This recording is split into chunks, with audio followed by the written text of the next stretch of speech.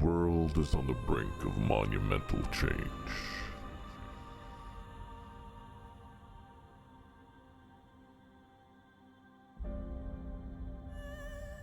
Before us stand four unsuspecting heroes, unaware of the destiny that awaits them. These individuals are destined to become part of something far greater, something colossal, something epic, something legendary. Perhaps even surpassing the gods themselves. These heroes will encounter allies and adversaries alike. They will cross paths with souls in desperate need of salvation, and others that are beyond redemption.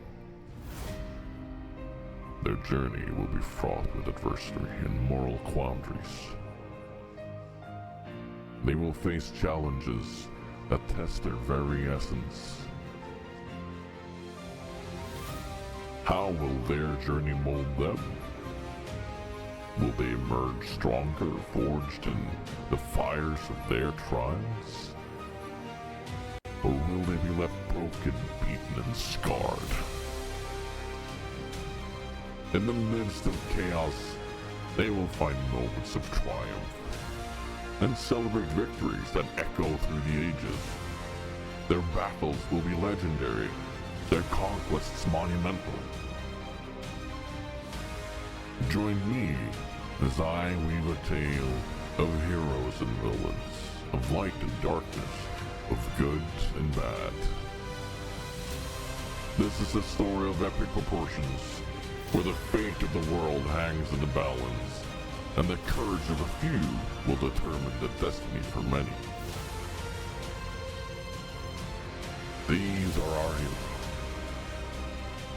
Who's gaming now? Doc Strangefruit, Lima Sula Tango, Grumbles the Dwarf.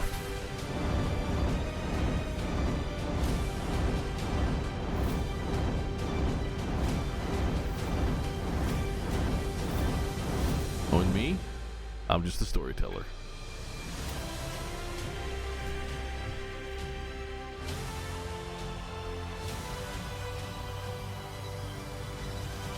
Welcome to Conquest and Cataclysm.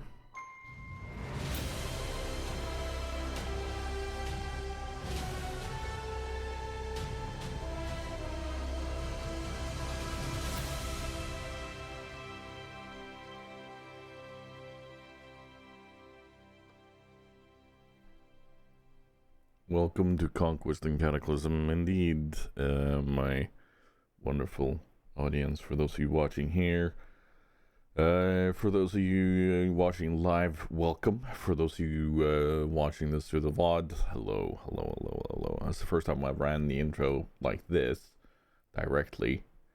Hi! We're still having some technical issues, and we are going to be trying to correcting that as quickly as possible. I just want to jump on here and actually address that we have people here. Bag and Foos joined. Hello, hello, hello. We are in quiet mode as always, and that means no notification, no interruptions or anything. Well, there are sadly going to be ads for those of you watching live, and there is sadly very little I can do about that, and I'm sorry about that. We're going to hope that our players are ready soon, TM. Mostly because it's I need my players. I need my players. Let's see here. Are there any players I can speak to? Are we speaking? Buongiorno. Buongiorno. How are we looking? Are You're looking ready? I'm ready. I'm live. I'm talking to chat. Okay. And how's Mr. Who's Gaming doing? Not good. Are we still rebuilding? Yeah, I'm trying.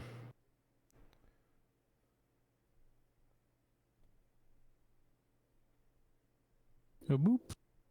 And there is a Grumbles. Hello. Hello. Hello. Everybody ready? Good to go? Damien is still regretting his expert decision. Ah, okay. For those of you watching at home right now, Is that a bonus action? the only thing It's a free I'm action. It's a free wondering object is interaction. how is the balance Okay. between my audio That and doesn't theirs even right help me at all. now? We have tried to help you though. No. I actually asked for help this past week, the past 2 weeks. Last time, I said, can we try working on something this week? And Sure. and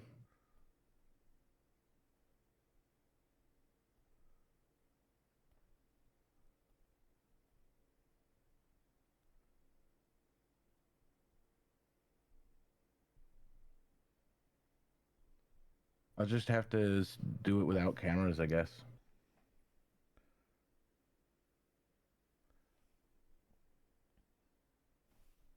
That's fine, but could you turn on yours so that we can see that everything is balanced and working? Oh, Mine is balanced because I've including the non-camera participants. Yeah, I can't do that because then I'll include myself twice. Okay. I see. Yeah. I'm looking for 4 people in my scene. He's alive. Let's see how this looks. Would you look at that? For those wondering what Doc looks like today, Doc is a dragon today. No, he's not feeling quite himself, so we are letting him, of course, rest and do the thing that makes him feel comfortable and just stay off camera. So he'll be a talking 5-headed dragon. Is that a 5-headed dragon? That's a 5-headed dragon. Oh God. Tiamat. What the hell is happening? Okay. This Tiamat, is Tiamat, the spicy dragon. This is weird. So in the Discord preview that I'm looking at, you guys, you are facing and okay. I need to record this with my phone because this is obviously not showing up in OBS. Holy crap! We're facing. Wait, is something wrong with my face? Well, the face not okay. So, if you move around, oh God, oh yeah, that. It's not wrong, Lima. It's just not right. Jungles, grumbles. Give me. Oh, okay, never mind. This perfectly shows what the hell is going on. This is scary. Oh God. Jungle. Also, just a heads up. This is my first ever D&D session on my new meds, so I hope everything works. But if I am different, I apologize. If I am slightly more energetic, that's great. If I'm I'm different in any way, I apologize. As I said, You sound bright and energetic. that's fantastic. That's what it's supposed to do. Yeah, I mean, like for like the beginning of Sunday morning with probably less coffee so far. Yeah, and You sound very like, hey, I've been 6 hours of sleep. I'm ready to go. So yeah, hopefully it stays around. there you go. Fingers crossed. Okay. I have major cotton mouth though, which is the most common side effect of my meds. There is a video in the sharing channel right now. Okay. It's vertical, but you don't need to watch long to make it apparent what the hell I'm seeing on my screen. But I can see over on my laptop that it's not. That is not accurate. Oh wow, whoa. Uh-huh.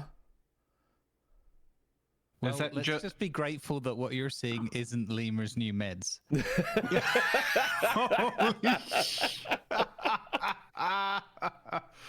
Yeah. Wow. I might show this to the audience at some point too, but Yeah, it's, please do. yeah. I'm just saying that if my meds did that, there is a dosage adjustment necessary. Yeah. It's so hard for me to explain what I'm seeing. What do you but it's- mean, not 200 milligrams? What do you mean, 20? Just empty the fucking bottle of all the meds. What are you doing? I'm making soup. I'm making soup. My brain wants its fast juice. And then behind you, there's like a huge vat and like 100 Yeah, bowls exactly. of soup that are already made. But yes, Lemur, but are you making soup for a year? Yeah. Komma fel på medicinjusteringen. Uh-oh. Anyway, hello everybody and welcome to Conquest and Cataclysm episode 5. I have preemptively named this episode Saltflats Redux. Because we're not done in the Saltflats. Who wants to describe to me and recant what we did last time? What happened last time? Who do we talk to of the players, huh? Anyone in the audience want a recap from someone special?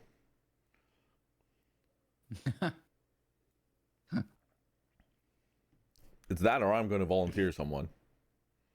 As long as you don't volunteer me. I've done recaps before. I'm just saying that we have people here who have never done them. Yeah. Yeah, I've done one, but since Damon's come back, all my cameras have moved. Hey. Great. So I'll be sitting here mucking around with those for the first couple of minutes.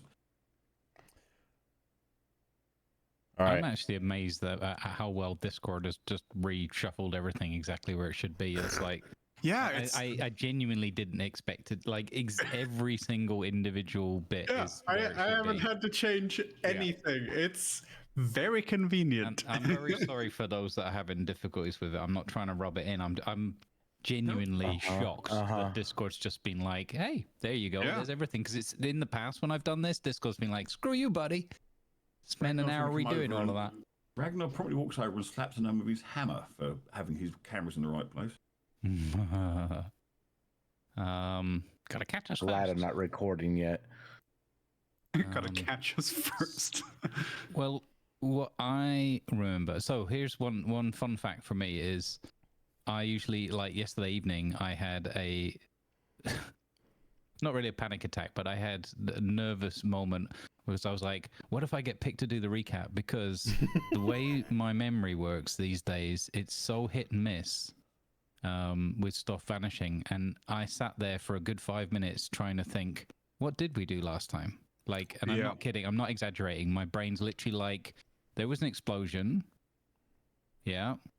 And there was some bugs. Okay. What else have we got? And there was nothing. And I was like, oh God, don't pick me. I'm I'm exactly in the same boat. Yeah.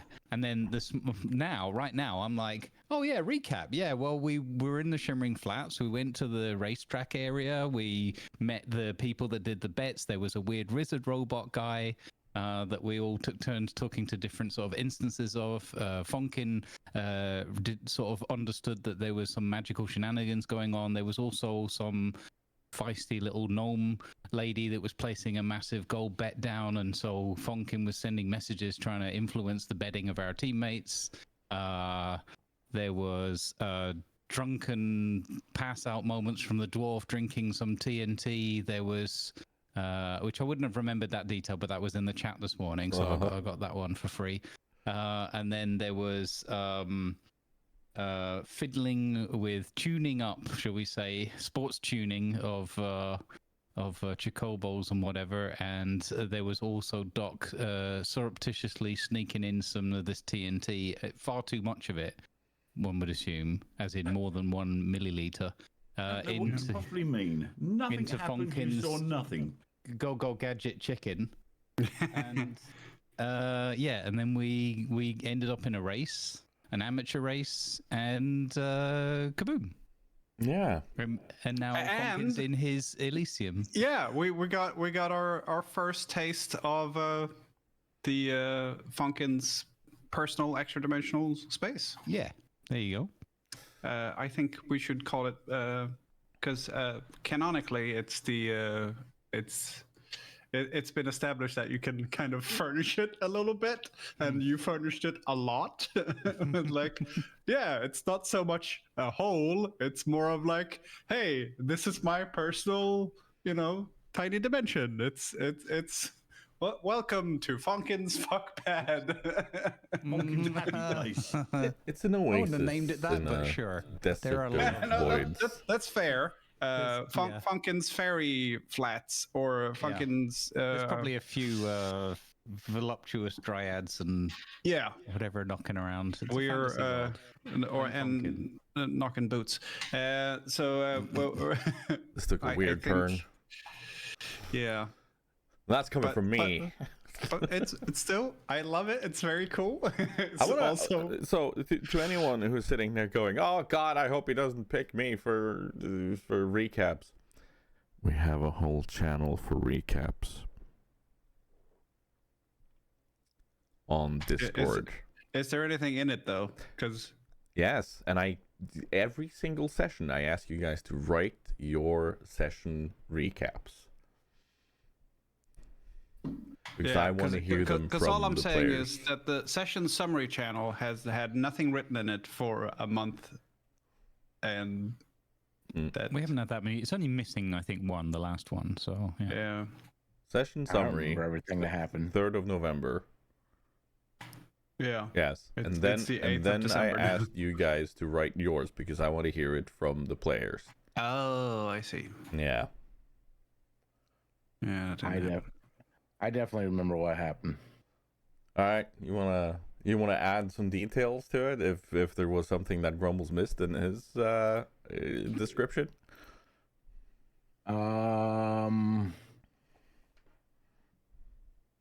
Well, there was the creepy betting girl. I don't believe he mentioned her. So like that was one of the first things we did when we went in was, people were thinking about betting or drinking, some of us. And that little girl definitely threw me off.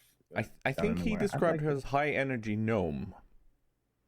Whatever, little high energy gnome. Gnomes can be girls. Yeah. My, you're a tall one. It's I thought there was some flirting. I don't know.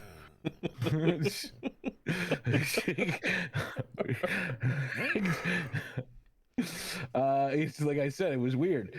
And then he didn't, my complete rejection. I don't think he mentioned that, or I got the You got up. Yeah, that was something. Dunbar is not used to being up. Dunbar's not had an easy go.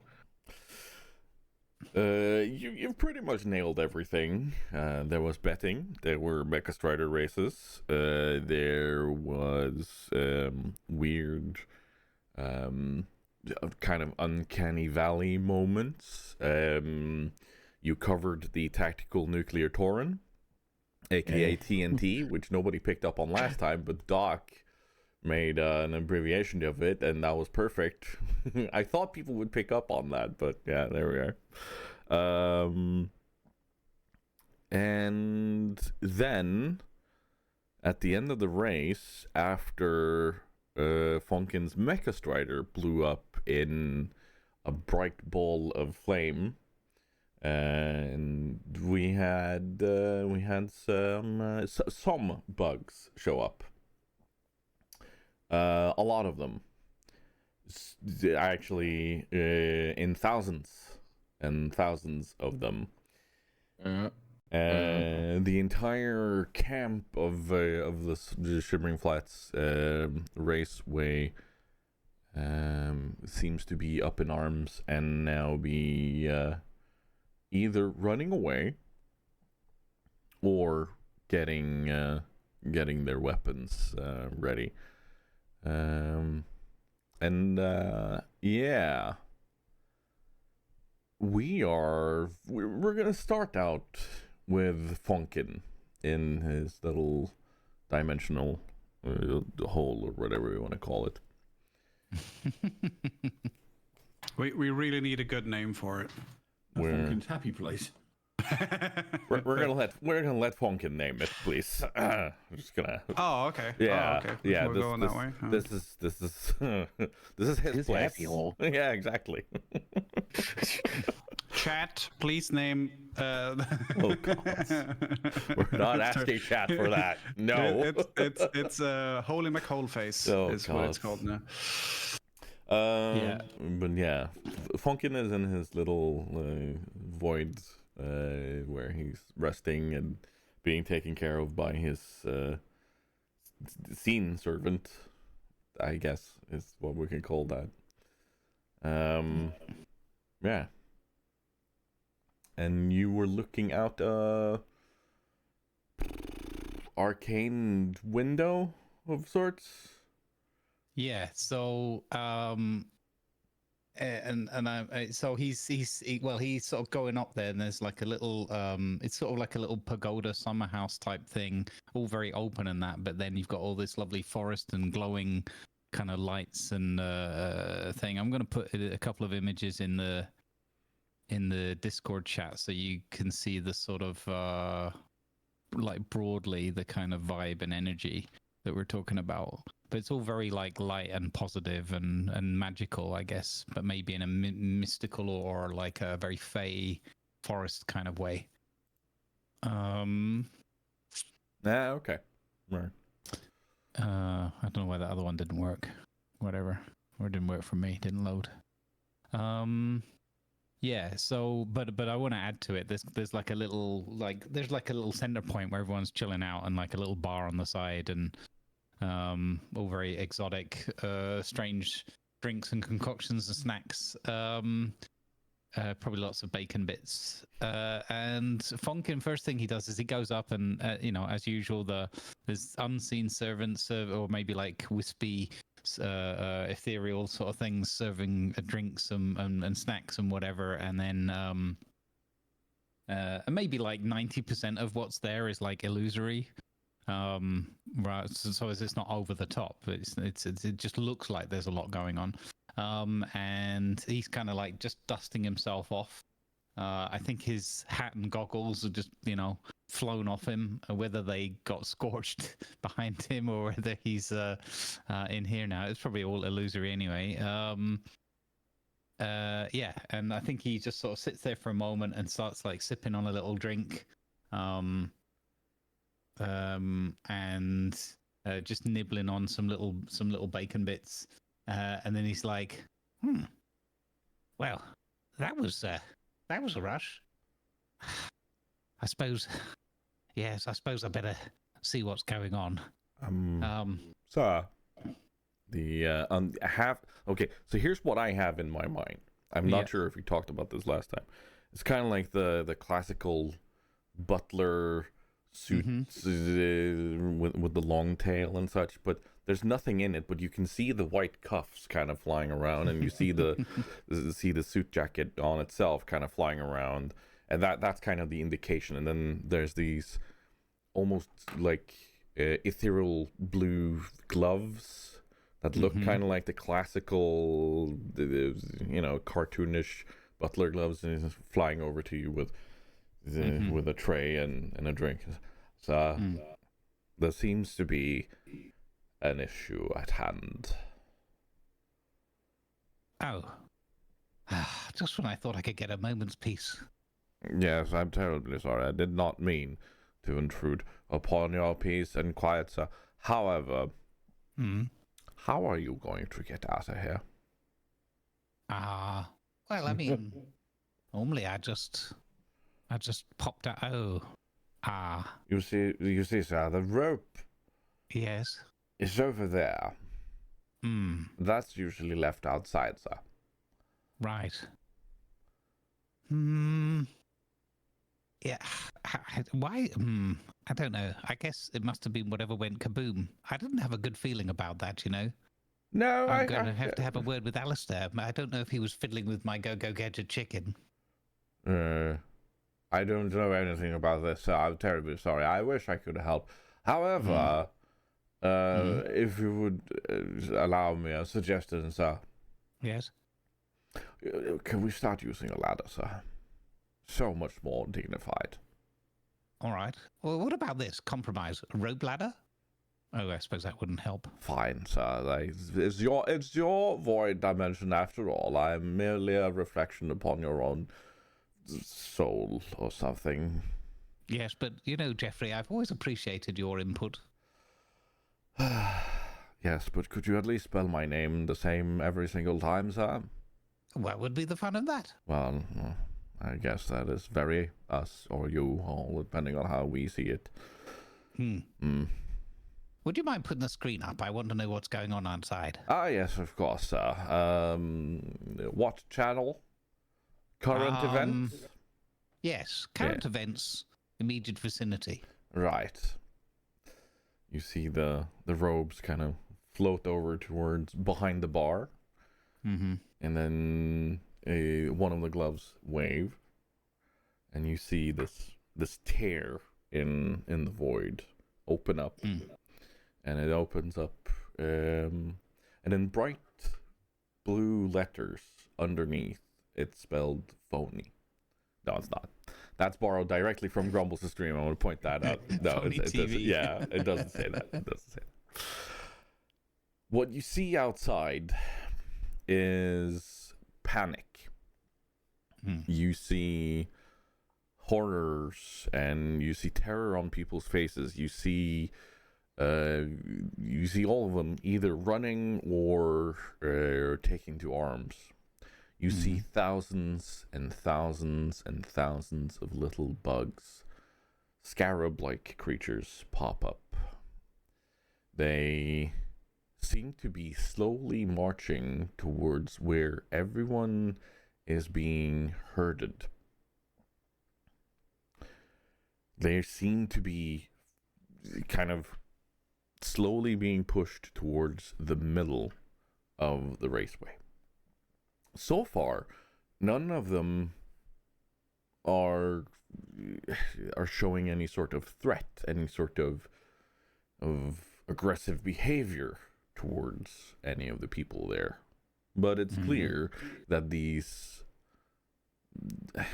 bug creatures, or silithids, as you've heard them talked about, or the Keiraji, you've also heard them mention that, they are very clearly showing interest in the people directly, and people are very afraid of them. Oh, that's not look good. Yeah, that's not good at all. I don't know what we can. There must be a way. I guess I can. I don't know. Do you recall if I ever walked over and just kind of threw myself at the entranceway? If it repelled me, I can't remember. I've got a vague feeling of a recollection, muscle memory of a bump on my head. It's worth a try, sir. I do not know. I've never seen the rope inside here when you've been here before. You know, we need a backup plan, though. Here's an idea. Yes. New rope. Bar stool. Tied to my ankle. I'm going to pop my head out. Right. Actually, I'm going to pop... No, I can't pop your head out. I know. The piece of rope, I'll grab it. Yeah. Dangle it out. The instant you grab the rope, you see the opening that you first came in through. It's there, but it seems almost intangible. It seems almost like you can't interact with it. I have an idea. Yes, sir. He scurries back over to the bar and pops himself up on a stool. Gin and tonic and more bacon bits. I've got to think on this. Right. Righto, sir. Coming right up. Would that be emphasis on the gin or the tonic, sir? Surprise me. All right. Double of everything. Well, very good. You know, there's a reason you're always employee of the month, Jeff.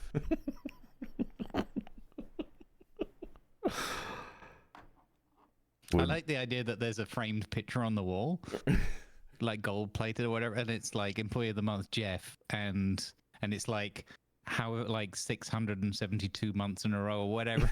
No, I'm not doing the math. Right? And it's a picture of him, but it's just the suit and everything, and there's no face, and there's just the cuffs. He's holding a little trophy or something. I think but the trophy he's holding up is like the plaque he gets awarded. It's like a picture within a picture within a picture. So he's just holding up a picture of his previous month's award. Jeffreyception. I like this. So All it right. would appear from a Yep. out of character point of view, Funkin is just under the clear impression that he's stuck here right now. He can sort of see what's going on outside, but he can't do anything about it. Yes. So I'm guessing he would have the thought of something needs to be fixed or / repaired / interacted with in order to retie this rope to the reality so that it can actually be interacted with. Yeah. So I think he's going to sit there like ruminating on that and trying to like use Arcana and his intellect to try and think through and be creative about what ideas he could come up with to somehow fix or reattach the rope or create a new one or whatever that's what he's going to do. He's going to sit there pouring over his double gin and double tonic and his bacon bits until he comes up with a solution. Indeed. We are going to go back to the Saltflats. And we're not going to hold back. I'm not like it would be a lie to tell you guys that this is going to be an easy and safe session. Because it's not. It's not. So I think we're gonna start with Alistair in full flight on his Mecha Strider. Yeah. Also surrounded on all sides last I checked. Yes. So I think I haven't even started Roll20. I'm very sorry. I was completely distracted by listening to Funkin, so I haven't even started up Roll20. I'm very sorry. I'll be on there in a second. So I'm going to show something on my screen now, where we are going to bring the party here very shortly. But let's see here. This would be part of the Saltflats, and I randomly found this with some Google searching and such, and I just love this little part here in the middle because this kind of looked like the trench that Dunbar left with his landing. So I was like, ooh, this is perfect. We are going for this. So we are we're actually gonna go ahead and move the party here. Uh-huh. I gotta change scenes. We're in the Saltflats and we've got Dunbar's Divot. Dunbar's Divot, yeah, there you go.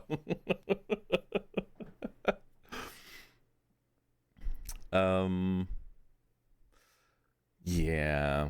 I always encourage chat to come up with silly names for things, and I like that we're keeping this tradition going.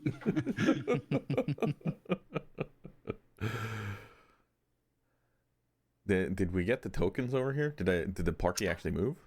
I don't think so. No. Okay, how do we do that? Move party here. Let's try that again. I think when you pull people over, you pull our view over, not necessarily the tokens. Okay, right. I don't know. I've never DM'd anything on Roll20, so. Let's see here. Well, I have, but it was very sloppy. Well, in that case, we're gonna drop Alistair in there. We're gonna drop Hey, look, it's me. Dunbar in there. And Ragnar somewhere in the middle. Actually, Alistair, you are probably so okay. I want to point out the scale Well, of things definitely here. have the wrong HP. Do you? Yeah, you all my do. HP is 24. Yeah, mine's 36, and I'm down on 24. So I'm not sure what's going on there. Oh, okay. Then that is the tokens that I like. I dragged it from the compendium, so we might need to do something there to There we rebind go. them. No, there. Okay, yeah, we got 2 now. Okay. Yeah. So just We could just drag our yeah, own tokens in as well. just adjust the tokens and do your thing. But yeah, no, Alistair, you are in the shit, I think is the you're about like out here ish, I think. Where do we get our tokens from? I can never find my tokens. That's the compendium. the path. Is that the racetrack? No. Okay. It's just an old path. Yeah. Well, I mean, we can kind of use it as part of the racetrack, I guess. Yeah, I mean the Silithus excavation and stuff. So there was at one point there were civilization here, so Yeah. they probably had a road. Yeah, that makes sense. Oh, I forgot. I'm in race mode still. Oh yeah, you are in full on flight. I'm just gonna very temporarily. I'm just gonna hide the screen because I need to go to the GM layer. I'm ready. Let's see here. I'll have the hat for next time, hopefully. Let's And I see. added clear lenses now, so I can see without everything turning into a dark room.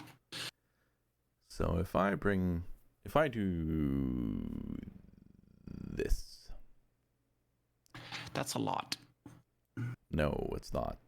And you're gonna Control C, Control V, and there's gonna be more footballs of nasty things. Ugh. He did it. That's fine. You can stop now. Yeah.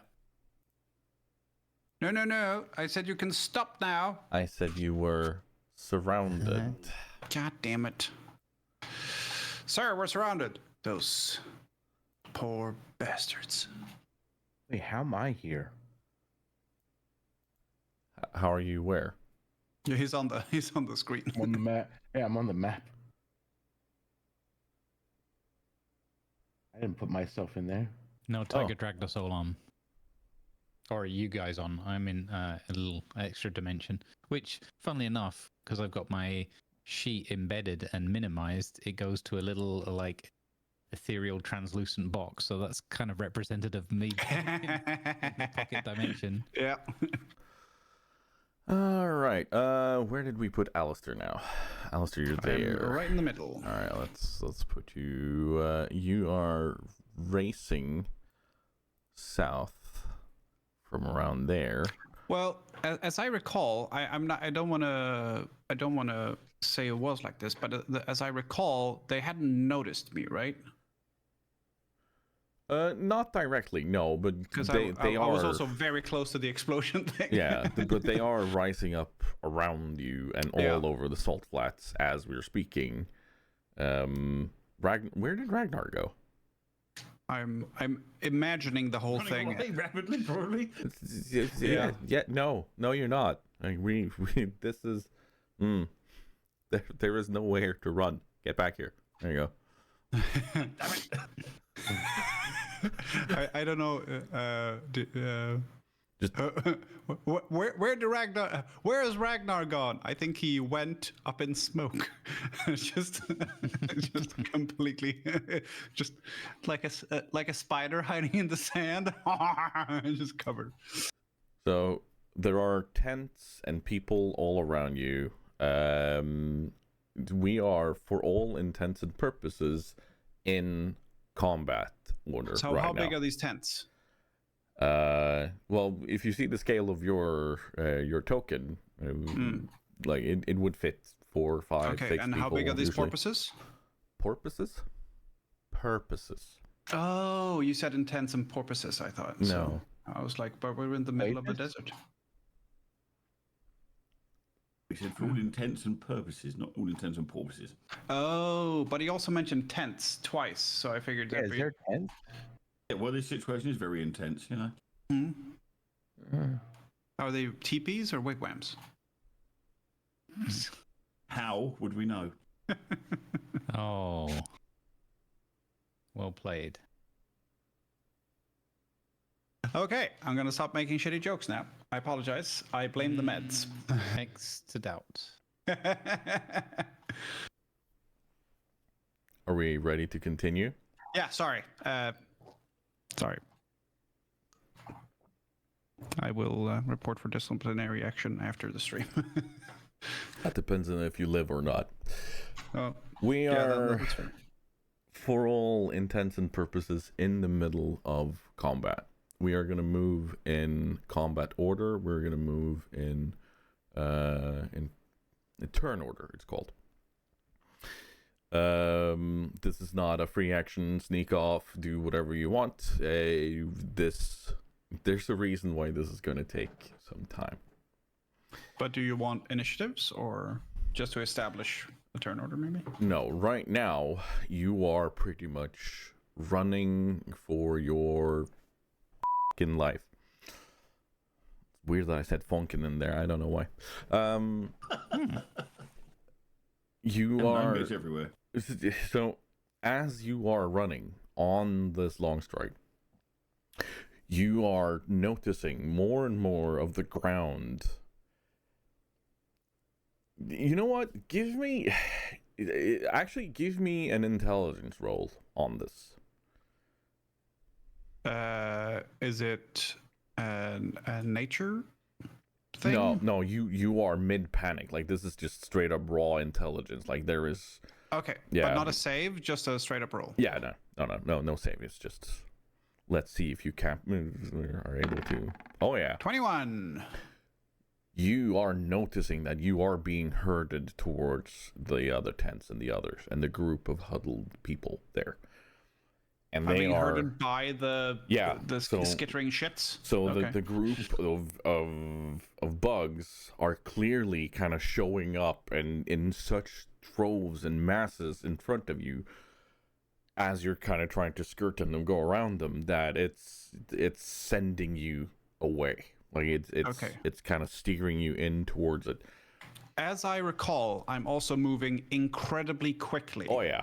Because I'm doing long strider and Expeditious retreat, wasn't it? yeah. Yep. Yeah. So basically, I'm running twice as fast and also slightly faster. You are fucking hauling. On top of that, you are on a mecha strider that is in full flight. So yeah, that's and I don't mean flight as in literally people. Calm down. No, but that would be cool. That maybe that's the Swift mecha strider. I can get that to fly. Maybe. We'll see. Robo Pelican rather than a Depends. ostrich. Depends on how much TNT you feed it. But no, it's you are literally being herded. Okay. And we're gonna do a couple of rolls here to see how well you are able to avoid barreling into some of these bugs as they are kind of I would squaring very much off like to against you. avoid that if possible. Yep. So let's do. What did you use last time? You used. I think I used Arcana because it's a mech strider, and I specialize in mechs Yeah. Let's go as an ahead and do that. artificer. By the way, for those in chat, if I had the 2024 version of the rules, there is another version of Alistair that I would have done. which is the Clockwork Sorcerer. But we didn't know that was going to be a thing, so and also this is the closest I could get. Not that we're gonna say so much about what the company's doing right now, but we might be pivoting away. Yeah. But so Anyway, yeah. Arcana is what I did before. Yes. Do you want that again? I think that makes the most sense. Like you were in kind of in the middle of doing it. You're still in that mindset. So yeah. Do I get any advantage for all my tinkering and my spells that I've added, or just straight up? Right now, where you're kind of attempting to avoid things, I don't think you're gonna have the clarity of mind of going for that at the moment. 15. Yeah. That is pretty good. The first group that pops up in front of you as you're kind of looking back, we're kind of in slow motion here, where you are turning. You've just seen the explosion. Funkin is gone. Bugs are popping. You've ran. You're turning back towards the camp, and a massive group have just popped up in front of you. You know what? I think we're actually going to pop you there for now. Oh shit! Right. Okay, on the wrong side of the group. Okay. Yeah, but there are bugs behind you. There are bugs to the left of you, but this is the main group that you are dodging right now. You said they were kind of hurting me towards the other people, right? Are they the ones in front of me? Are they moving aside to let me through? More so that they are making a wall so that you can't go through them, but you need to go in a specific direction. Oh, okay. But there are some in front of me. And is there an opening in the wall, or is it just they're hurting me into their friends? No, they're hurting you towards where the rest of the groups, the group of people are. So they're kind of they're almost making a track for you. Like they want you to be there. Like they have a purpose for you to go there. That is kind of what you picked up on in their movements and such as you were running. But I bet you there's a Sarlacc pit around here. To place them a bit more specifically. Okay, so the grid is fucking with me a tiny bit here, but I think you can also isn't there a setting to kind of ignore the grid? You can turn it off. Yeah. But I kind of need the grid too, so I'm just gonna have to live with it. You can hold left alt when you're moving them, and then you can put them wherever you want. Oh, okay. Well, there you go. Well, there you go. Well, in that case, this is basically what you're having right now. Cool. I didn't know about the alt thing. That's perfect. That is actually kind of cool. Oh, so it's a procession now. In which case, I think they are paying homage, and I don't slow down, not for a second. Yeah, they are hurting, and we're gonna need another roll to have you navigate without crashing into the wall of bugs. My goggles are in full race mode, since I imagine with the explosion there's a bunch of dust and stuff in the air. Yeah. And I think Alistair has also taken his little scarf that he has and kind of done this with it. So the only thing you can see under the brim of the hat are the goggles and the nose sticking out. That's pretty much what you see of Alistair now, and he's bobbing and weaving and trying to not get munched. Another Arcana check. Yes, please. There we go, 22. All right. Yeah. You like even as you get closer to them, and your mount kind of skitters or skits a tiny bit. Skids is the word I'm looking for. Thank you. Yeah, it's Saltflats, right? They kind of rear up a bit to make sure that you understand that, oh shit, need to go elsewhere, but you're able to keep this Mecha Strider fully on its legs and maneuver, you can easily move along the wall without even touching them. I will 100% attribute all of this to the Mecha Strider working and not failing to my tinkering with it.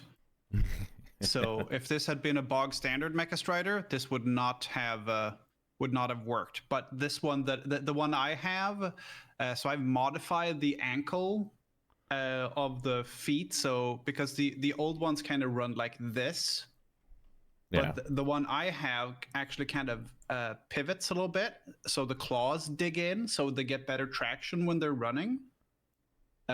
It does slow it down a little bit, but I've compensated for the speed by tweaking the engine of the thing. So it's running just as fast, slightly faster even, but it's also getting more traction. It does wear down the battery though. The battery. Yeah, it's like Ron Weasley's invisible car. It can go invisible, but that does wear down the battery. Ron Weasley. Yeah. No, you. So I am between all the brush and stuff around here and things crawling out of the ground, and like completely like Irish jockey on the back of a horse, glued to the saddle, head down, sprinting at full speed. And I imagine that the Mecha Strider has also got its head slightly down and pointed forward to make more aerodynamic.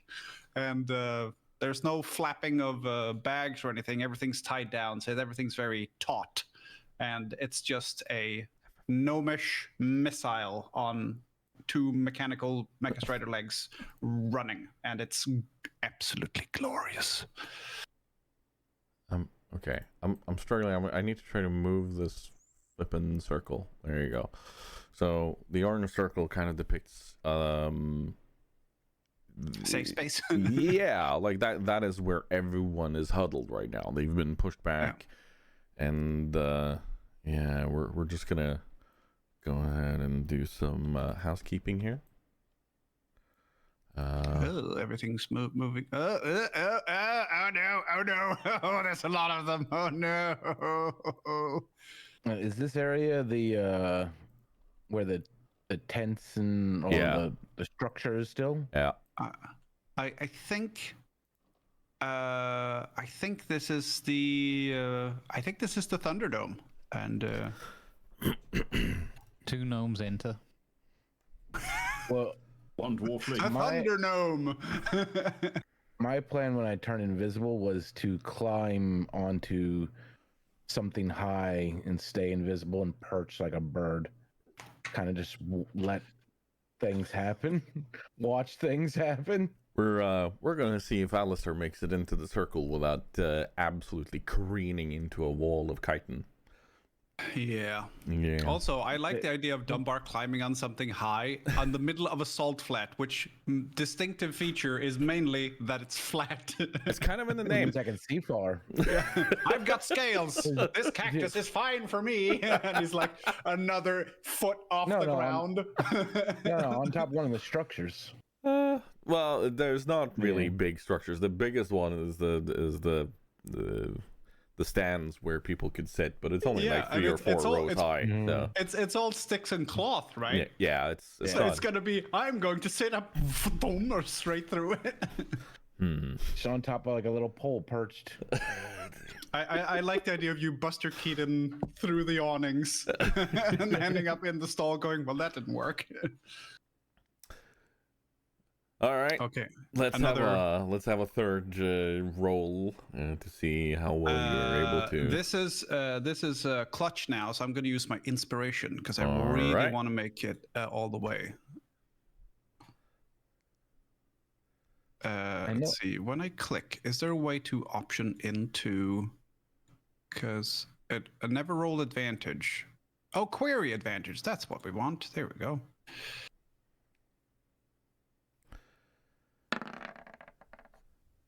$17. I'll take it. Yeah, 14 would not be quite as tasty, so I'll take the 17. To put it like this, the 15 you had earlier was border. Yeah. Yeah. Yeah. So I mean, I'll take the 17. That is a well spent inspiration, I think. as you're running forward, you kind of tuck in your body, you really hunker down, and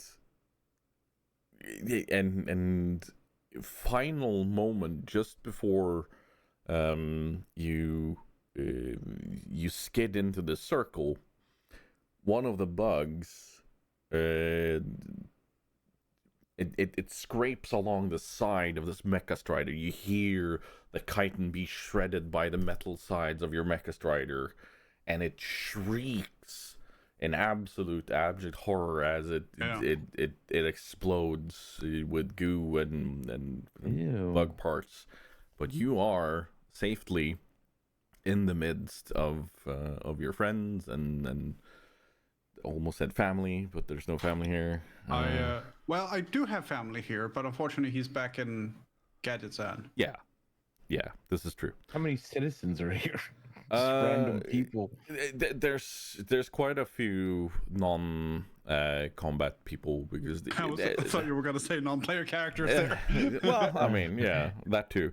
No, there's quite a lot of NPCs, but most of them are they're not Panicked. normally doing combat or anything, but there are a few that have taken to arms and armor. I mean, this is a huge spectator thing, right? Yeah. So I guess people come from near and far to watch the Saltflats races.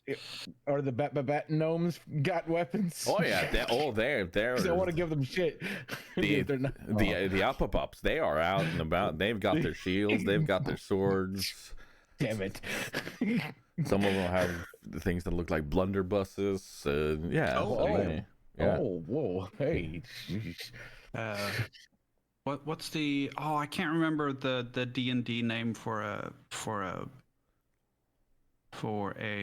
blunderbuss. I think it was a blunderbuss, or might have been a flamethrower, but I think it was a blunderbuss. Flintlock. Yeah. No, it was okay. Well, it might have been a flamethrower then. I can't remember. Anyway.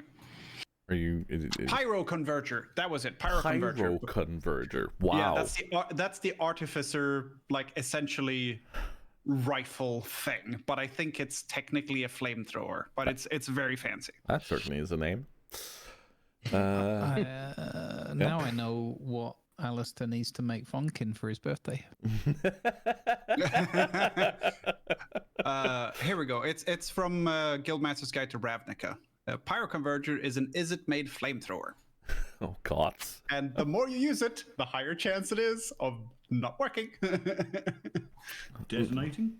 It's detonation is a small chance, but there's so when you use it, you roll a d10 and add the amounts of time you've used it, and if you get more than 10, it goes badly. But you can be resets when you do maintenance and stuff.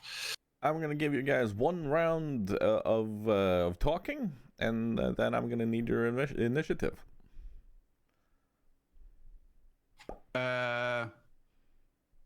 I will sprint up to Ragnar on my bipedal mecha chicken, and basically shout at him, because I imagine these bugs aren't exactly quiet. I imagine there's a lot of chittering and shit going around, and people are panicking and all kinds of nonsense. Loud. Yeah. So a dust-covered Alistair comes up to you, Ragnar, at Mach 4. Oh, sorry, it's clock 4, and puts his goggles up and just goes, "I don't know where Falcon's gone. There was a boom and I can't find him, or even bits of him. I think we have a bigger problem right now." Or looking around, going, "Or several." Well, yeah, we've definitely got a problem. And he opens up his tankard because I'm out of bloody beer again. Oh no, yeah, it's disastrous. We should take it up with management. So you were saying Funkin's vanished? Well, I heard an explosion. What's he tinkering with his fireballs again? Doing magickery? I don't know if vanished is correct. I jump off my Mecha Strider and fold it up into my bag. I don't know if vanished right. I think it's not. GM's note here. You all saw the explosion. the entire I imagine it was went quite big. silent. Yes, I mean, was he heading towards that sort of mushroom cloud that's dissipating in the distance? That strange glow. I mean, Yes. I think he was. That's definitely has something to do with it. So either he's disappeared and he's fine, or he's dead, or anything really in between. I can't tell. well, he's probably been juicing up his spells again. You know what he's like with these flames. I mean, that's quite a flaming explosion. Oh Maybe yes, that's true. a way to improve his spells, and it's gone a bit AWOL. I mean, you've not seen his body parts over there, or any bits of his mecha strider? No, it's poof gone. Actually, boom gone. I think is more Well, accurate. hopefully he's missing a couple of eyebrows and maybe his beard. You know, might be calmer. Anyway, where's the beer tent? We seem to be in trouble, and I'm not going out into a battle without a beer. And with that, he wanders off to find the beer tent. I go into my bag where I have about, I'd say, still 80% of all the food I gathered from the original feast with the dragons and Thrall, because I still have stuff from there, especially the stuff there that was salted, like salted pork and stuff, that keeps a little bit longer. It's all in my bag, and then refilled. But also, the journey here from Gadgetzan took a few days, and I've eaten some of it. But there is beer in here, and there's a wine skin. Wine, you can keep that. If you've got beer, I'll have a beer. Yeah, I imagine there's a couple of bottles of like the brew.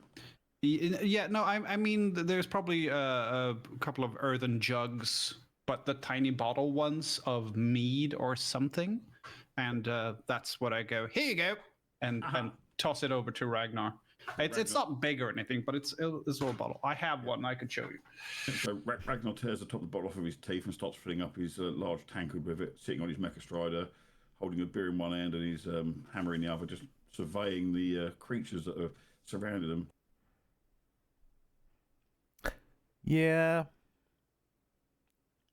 You have a sense of urgency about you. This is not something you've ever seen. This is not something you've ever. One of these is what I was thinking. Yeah. This is a completely new setting. Like, you've never seen these bugs before. You've never interacted with them, and they, like, judging from how people around you are reacting, this is severe. Like, this is even unnatural for them. Yeah, I mean, end of last session, you did say I had two of them in front of me wherever I was. So yeah, like they were hurting you. So you've kind of been pushed towards the middle together with the others here. So right, so they're not in a circle with us. They were just pushing me towards it. Yeah. Is this circle wide enough that even like me, that's like hiding, can tell that they're surrounding us, or do I need to check if I understand that we're surrounded? No, it's very clear that you guys are surrounded. Like, because you see, you like, it's not just you three. Like, there's a lot of people in here with you, and they are pretty much being held within this circle. Like, there's probably about 120 people here together with you.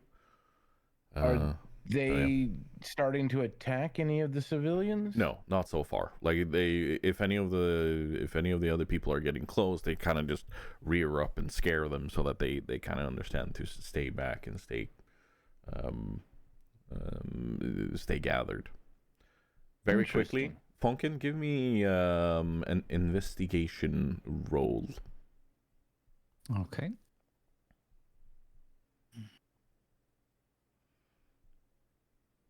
Oh, you're good at that.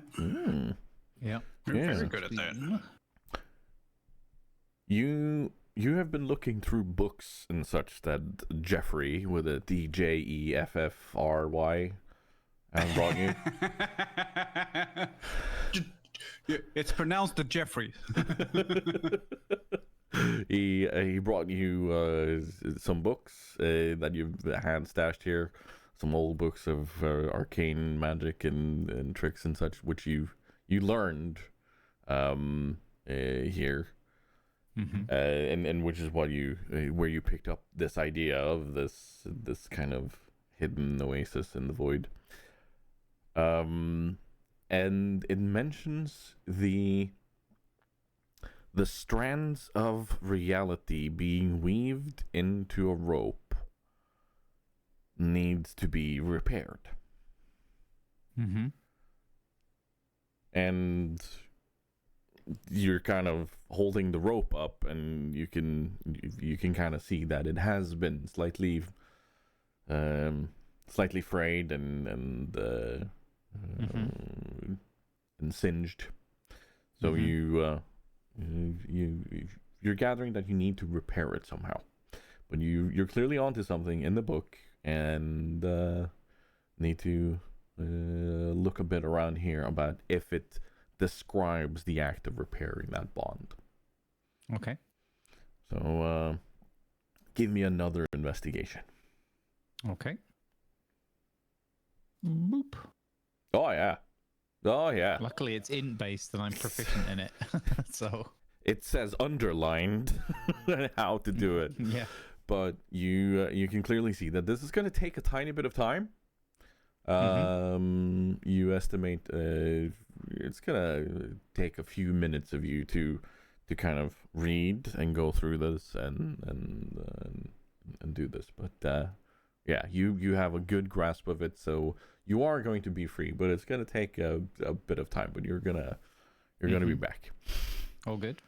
While he's doing that, Ragnar's going to talk to the guy on the Kodo that's been with us most of this past few days, and say to him, "Have you ever seen these creatures do anything like this before? And what the heck are these things? I've never seen anything like this. They're smaller than me, but why are they surrounding us? You got any clue?"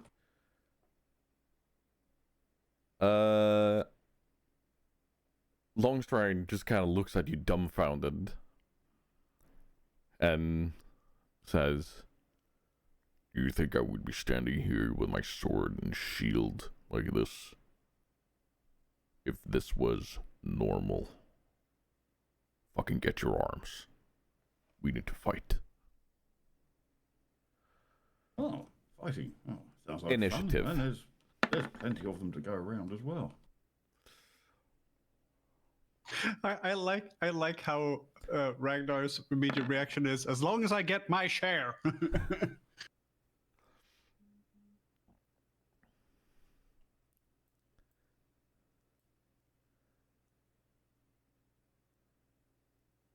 Why do I still have Funkin in the turn order? Oh, you need to reset it before we do our rolls. Okay, so Well, remove all turns. Or you can remove the individual ones if you... I'm not showing him. I'm Oh no, showing my two of us. sheet disappeared. Hang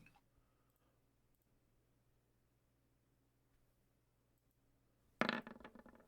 Hey. I'm gonna set him to be 0. I imagine Ragnar basically doing Iron Man and Captain America when they're chopping wood, but basically going, "Don't take from my pile."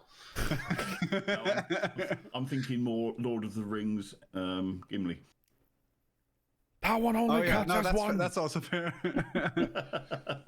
There's plenty for the both of us. May the best dwarf win. So, basically. Tiger, in order for me to see myself on the turn order, I need to roll something with my character clicked. So I'm going to do that, and then you can change the number on it. Yep. That's still only one, is what I'm thinking of. That still only counts as one. I'm seeing Alistair twice now. Okay. A 20 is the one that I have. How can That's I my remove latest one. one of them?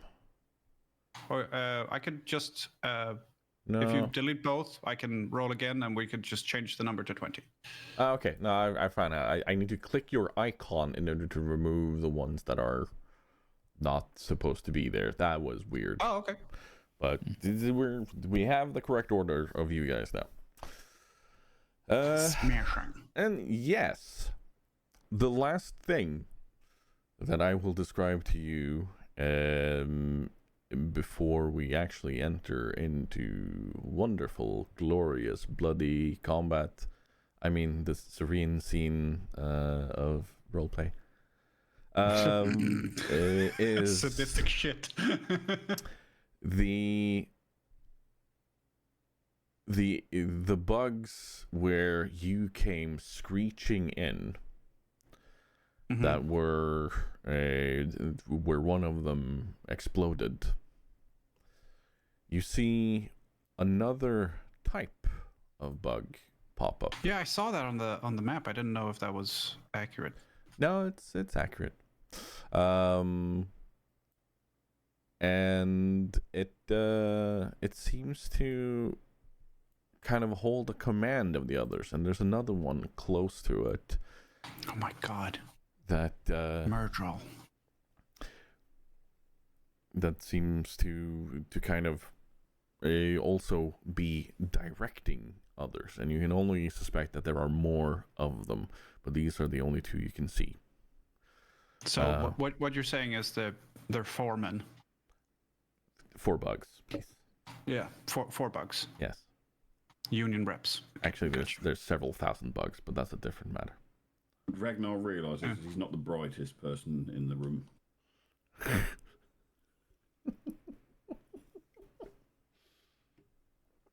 All right. Alistair, Yes. it is you. Yes, it is. Have they made any actually offensive action apart from their smell and noise? You know what? Because I'm not from your country, and I don't want to set them off. You know, if we're battle for Helm's Deep again, I don't want to be the old man who can't hold the bow and releases the first arrow, and that triggers all the fucking orcs coming on. Mm-hmm. So I'm like, if I can delay this by anything between a second and infinity, I'm good with that. So I'm not gonna set them off. Okay. But if they have already made offensive action, or made offensive action, then I will be offensive back. You hear a wizard that is clearly chanting something. And okay.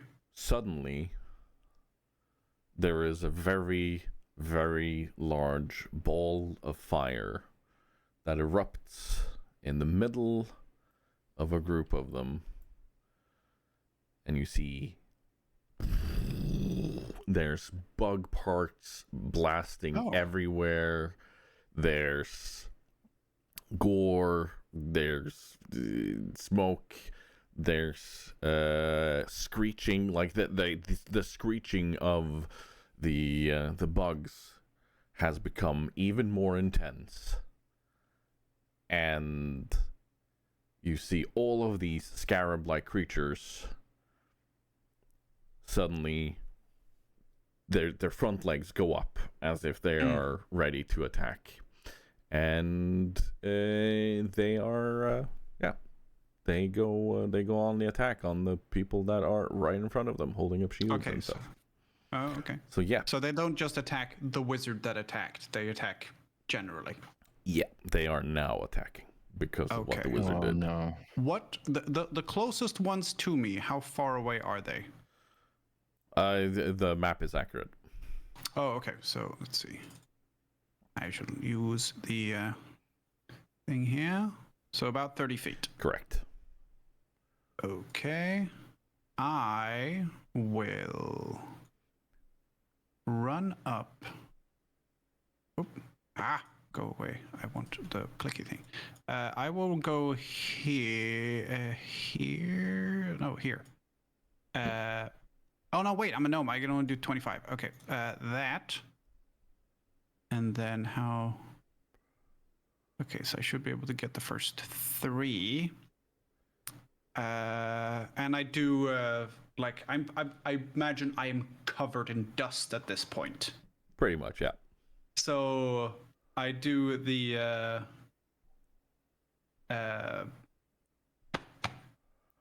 Has anyone seen the Ballad of Buster Scruggs when he comes into the tavern and it just does this and there's just a cloud that stays where he was?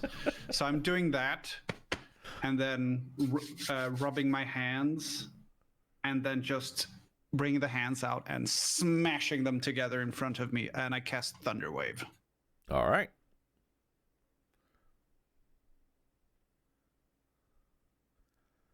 So they need to do a save, Constitution saving throw. How far out does that go? 15-foot cube. So I didn't want to be close to anyone because then they are in the problems. But the first 3 of them, and oh, nice, and one from the one above as well. All right. Well, there and there they dissipate. There is bug gore everywhere. Nice. Let's. I need so.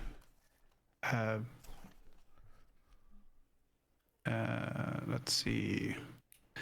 On a successful save, half damage. So the least damage they can take is 1, which means these guys have no HP. Correct. So yeah, so that worked. Cool. And for everyone around around me who hear this thing, it's not like a thunderous boom. It's it sounds like grinding gears.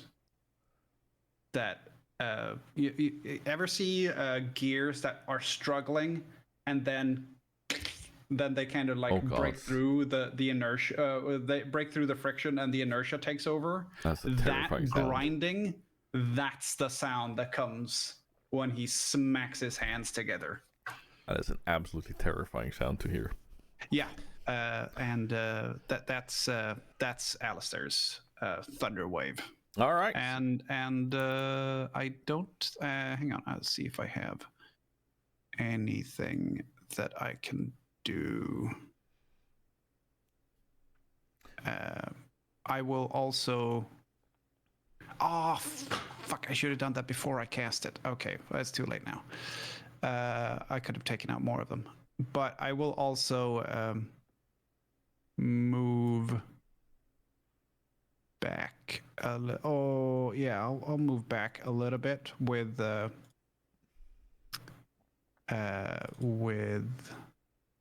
Well, I don't want to use. No, I'm done. I'm not gonna cast Expeditious Retreat as well to retreat. It's because that means I could have taken a dash action. So I could have done bonus action to get closer with the dash and then gotten more of them in the boom. Oh, right. Well, That was what I was thinking. Okay, I'm done. Dunbar, it is you.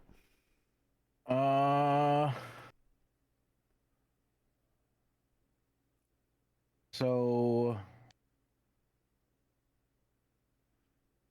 I'm gonna try to see.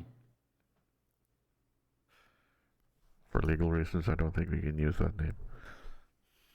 Oh no, it's.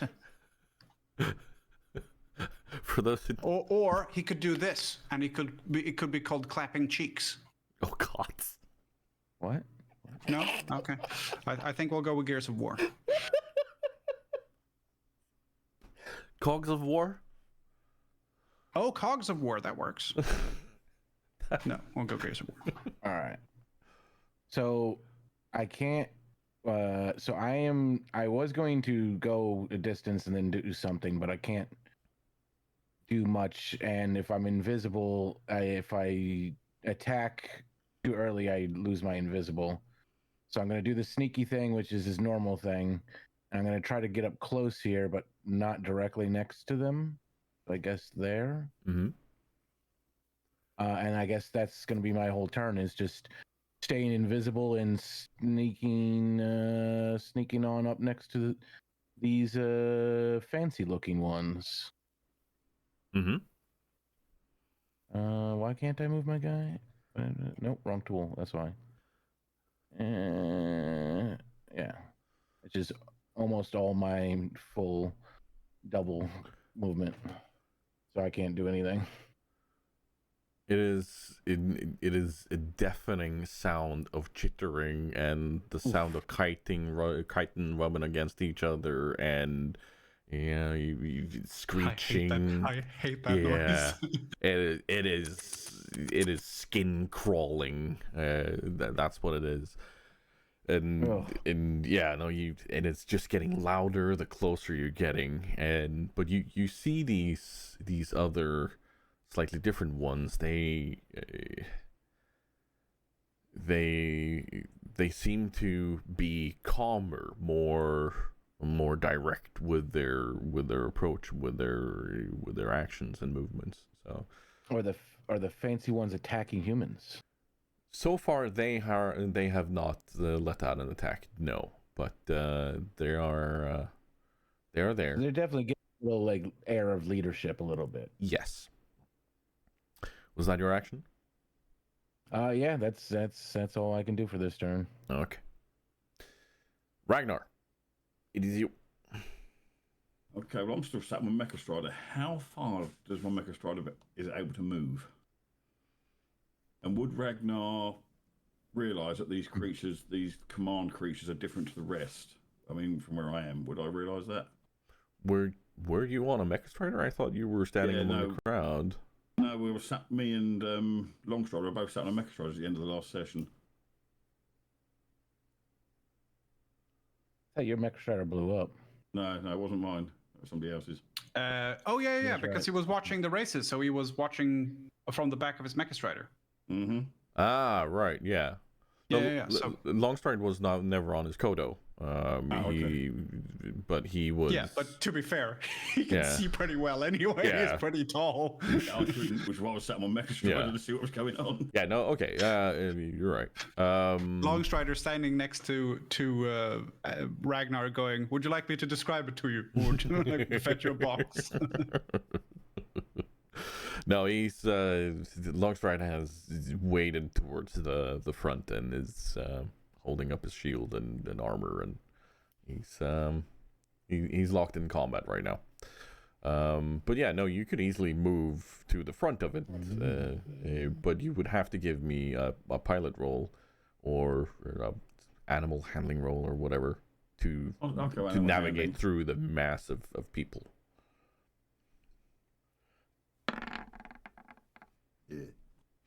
Yeah, no, you're only going to get about halfway with that, sadly. That's decent though. Yeah, it's just like people are standing in the way. It's not like it's the panic. There's a lot. What's the wording they use? Is it 5 for easy, 10 for normal as a difficulty challenge? I can't remember. But like 30 is impossible or something like that. I can't remember. Yeah, would Ragnar realise that there's command creatures there? Because, like I say, he's not the brightest. Give me a perception on that to see if you actually see them first and foremost. You do see them. Now give me an intelligence on that. I was gonna say perception is wisdom based, and Ragnar is a warrior, so that does make sense. He has to see them first. Yeah. No, I get that, but I was just saying perception. That would also maybe allow him to use his battle one. Oh, never mind. I'm not gonna fucking say anything. Yeah. Nat 20. Does that help? Yes. So your time reading books about the leadership of armies, the movement of large masses, clearly always states the need for command, and you see that the way that they are behaving, that even though the scarabs seem like they are purely primal and wanting to go further, with these other ones standing there and not doing anything, but every time they seem to have someone rush up to them and try to attack them or make a move on them, the scarabs seem to be moving in front of them and holding off. So it's very clear that they are they are in control. Yes, so you clearly see that. So I'm going to start with a bonus action first. Mm-hmm. I'm going to cast a spiritual weapon and drop it on this guy here. Mm-hmm. Because that gets an automatic attack on him. I've got a hit, obviously, but I get a bonus weapon there. Mm-hmm. And then as my action, I'm going to fire my crossbow at the one over here. Mm-hmm. I'll do the spiritual weapon thingy first. I've put on screen for you. It's only standard level 1 spell. By the way, Tiger, I sent you a message in the Discord. I'll attempt to hit the In first the hit. sharing channel, I think.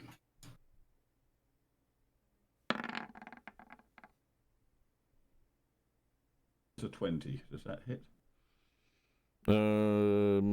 Yes, easily. I'll roll for damage then.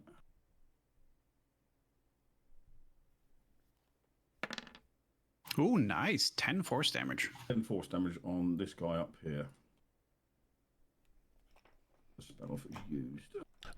Give me another ping on who you hit. Him, right? Him up there. Yeah. He pops. There is no more bug there. Well, there's a bug, but dead bug. And then I'm going to fire my crossbow at this one, which will probably miss. I'm not good with crossbows. Or not. Well, All right. I think you've used up all your 20s now, Doc. Maybe not Yeah, roll yeah. anymore for the rest of the show. So I'm going now. That's the end of me. Yeah. I'm leaving. I wonder what your game this afternoon is going to look like when you can't roll in the double digits. Doc, give me another roll on that one. Or another attack roll. Yeah. Yes, please. Okay. It's a crit. Oh my god. For that much damage? Nice. That's just a standard. That's just a standard 1d8 piercing. Yeah, it's still a crit. Which you want a second dice, do you? No, I automatically do the times damage from the crossbow, which I do believe is times 3, Ouchie. if I'm not wrong. It's normally double dice plus your modifier. Yeah. So you roll the damage dice twice, but the modifier doesn't double. Yeah, That's normally how it works. yeah. No, he's got a bolt through his innards and just slumps over. I have a quick question. Yeah. Does it when they die? Yep. The things around them, do they change their behavior? Well, it's funny you should ask, because we're just about to get to that. Oh, Find out when the I'm whole very mob- sorry. mob- I will be mob's quiet. raging on now for taking 2 of the leaders out. So, as these first ones suddenly die, the other scarabs here behind just start pouring in the most just horrifyingly gruesome, uncontrolled manner of fucking go. You know, they are pouring in. There is no control in them anymore. They are enraged, it seems, by their actions. Turns out the one that he killed was one of the parents trying to calm him down. Got daddy issues. Oh God! Don't make it weird. My. For legal reasons, we are not that kind of podcast or show or whatever you want to call it. Just so that's said. Yeah, no, they completely lose control, and then we are gonna roll a DM roll here, storyteller roll. I wish I could rename my roller. Ah, okay. Give me a Just play perception. vampire. All I think three of you. I think vampire. They're called storytellers. Yeah, I think so too. Which is why I kind of love that name. Yeah, no, it's great. It's a real cool system. What would you like off a Tiger? I would like a perception from all three of you, and actually from Falcon. Oh, Oh. since I'm watching on the screen. Yes. That's not bad. Ooh, let's go. My die rolled up against my my character sheet, so it stopped. I don't know if that was good or bad, but I'll take a 16. Oh wait, I rolled the wrong one. Yeah, you rolled persuasion. Also, why are you still rolling with advantage? I don't know. Where's the clicky for that? So if you go to the cog, Damien, you can there is in the right hand column. You can do query advantage, second from the top. So it'll ask you when you roll something if you have advantage. Okay, I'll find that. The cog on your character sheet, that is, Yes, not you've cog got- in the yeah. settings. So You've go got to your core- character sheet, core bio spells, and then the cog, and the rightmost column, second one from the top. Rightmost column. Second from the top? Yeah, it says It is for me. sheet. It's character yep. sheet type, then it says roll queries, and change that to query advantage. Query advantage. Perfect. That's it. Then you'll get a Oh, pop up just- on screen. yeah. It will ask you, do you want to roll advantage or not?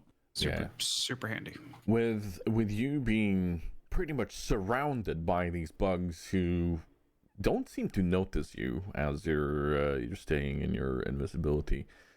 There's just too much going on around you. You are not able to see. You're more kind of like, oh, think thin thoughts. Just Yeah. It's more that. Yeah, definitely doing like a little dance, like tiptoeing like a ballerina. Do a little shimmy. Don't touch me, please don't touch me. Do the shimmy of Like no even though it won't break my invisibility right away, I still just don't want them to touch me. Yeah.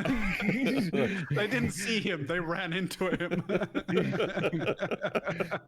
No, you just kind of go like, huh? You're just gonna stay still here, pretend I'm a stick. Yeah, no, that's kind of the thing. Insect stampede. Yeah. I'm a stick. The others of you, however, you and I'm just gonna, for a tiny moment, I'm gonna need to go to my camera here because there's a tiny bit of the map showing when I go to the DM screen.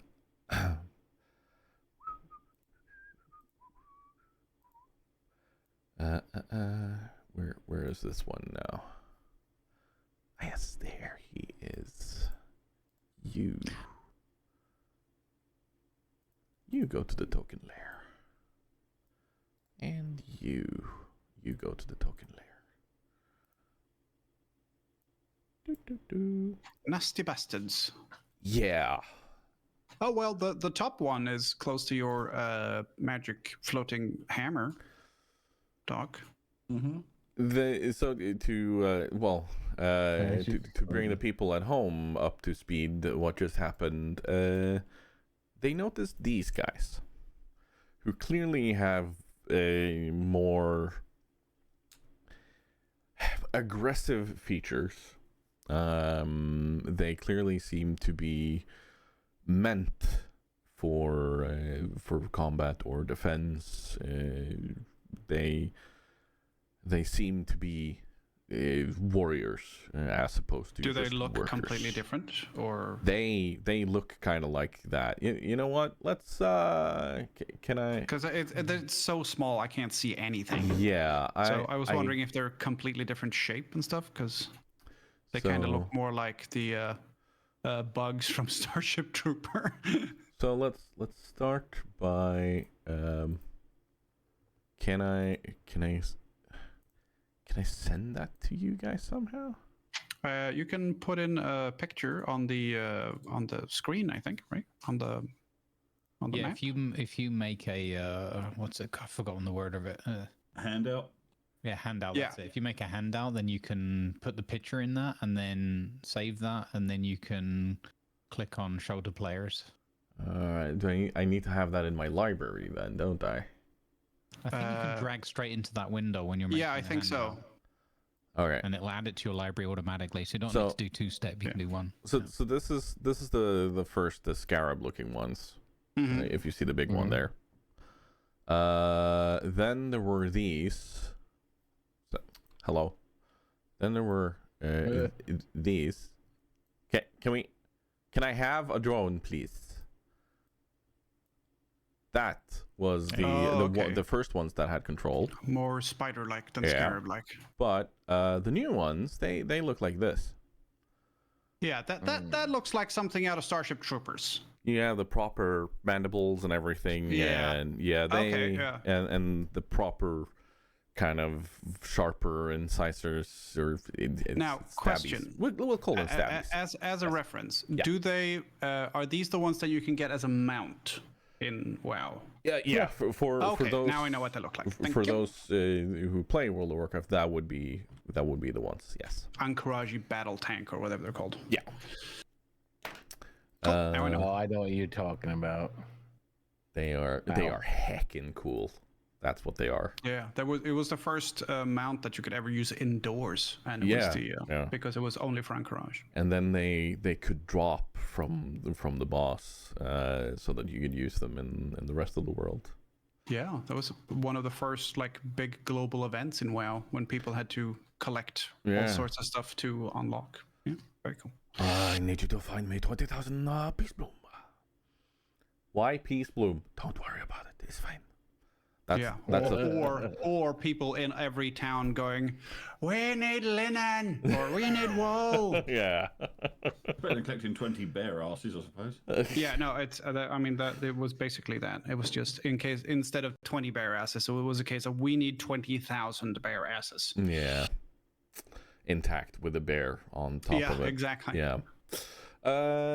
Yeah, no, you notice these, and with like they seem to have just appeared out of ground in the place where they have, and instantly as soon as they appear, the scarabs are they are being controlled again. They are being taken over, but with these, they are also clearly more aggressive because they are fully going on the attack.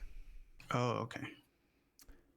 And we are back to doing another roll over at Funkins. Okay.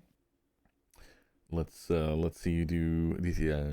It would Arcana make Arcana would make sense on this if you have it. Okie dokie. I will use my inspiration to get advantage on the roll. That's All right. okay. Go for it. They are So free I for you check guys that to off. use when you need. So yeah, that's Yeah. I just want to remember to announce it, so it was helpful that Lima did earlier. Because I usually forget it, and then I'm like, dang it. There we go. Yep. Hmm. You will. Oh, nice. That's very good. 21. You will appear back in the world in the next round because you have figured out just what is wrong and you know just how to fix it now. Let's go. All right, I spend the rest of this time, I'm like, yes. I'm like looking at the screen, trying to get a feel of like, quickly what's going on, like who's where. Yeah. I wouldn't go so far as to say I have like good tactical knowledge, but I have like just a bit of a bird's eye. Okay, I can see where they're being herded. I can see where it's pressing the most, and I presume I can see where my allies are. Yeah. Also, do I have a feeling of like how far? Because I was near Alistair at the time, right? I was just behind him in the race, so I'm guessing I'm up that channel that was there. Yeah, you would be further north than that because you continued on a tiny bit. So, okay. but you guys were way out. But the Alistair had been running for a bit before we entered in. However, Jeff, with a GEOEPH, comes up to you. PH, god damn it.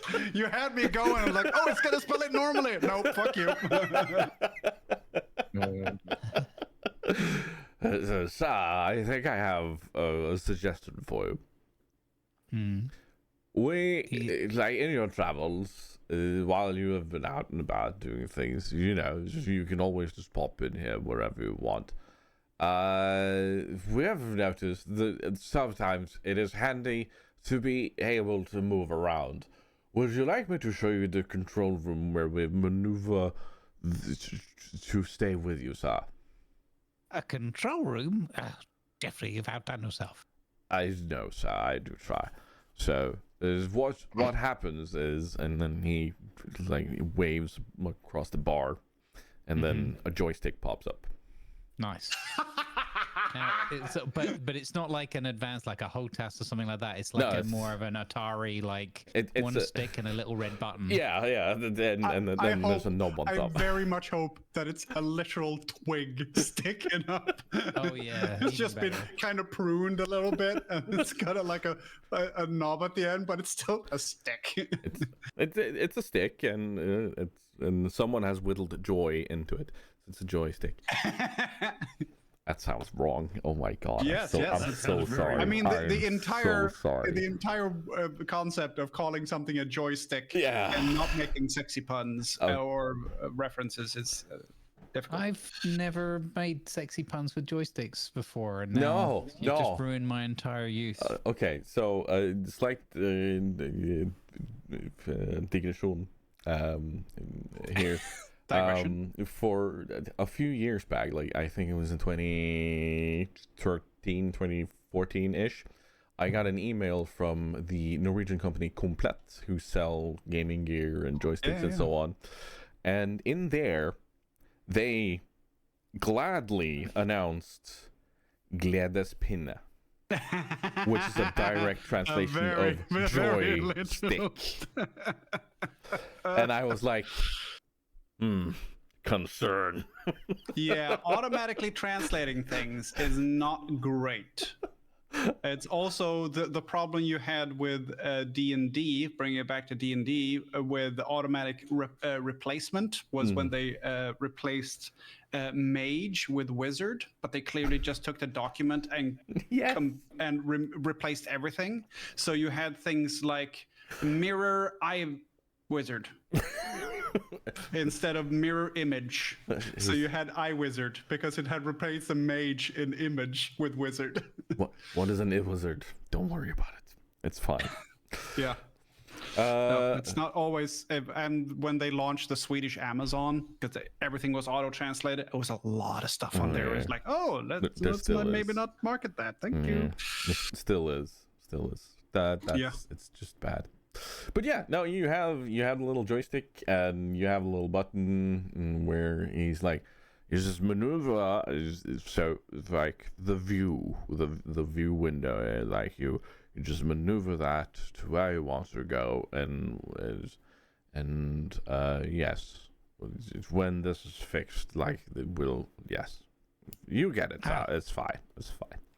Delightful. I think I remember reading about something like this a while back. What is it again? Up, up, down, down, left, left, button, button. I don't know what you're talking about, sir, but yes. Let's humor that, shall we? Let's be honest. If Funky did anything, it would be Hadoken, because it would be a fireball shooting out of the thing. Yeah. It is the Namco super cheat, isn't it? Something like that. Yep.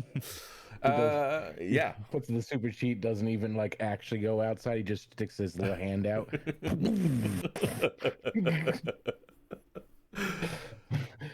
Yeah, no, you will be able to maneuver yourself a bit closer. And if you succeed on a roll, when you do, you will also be in a safe spot.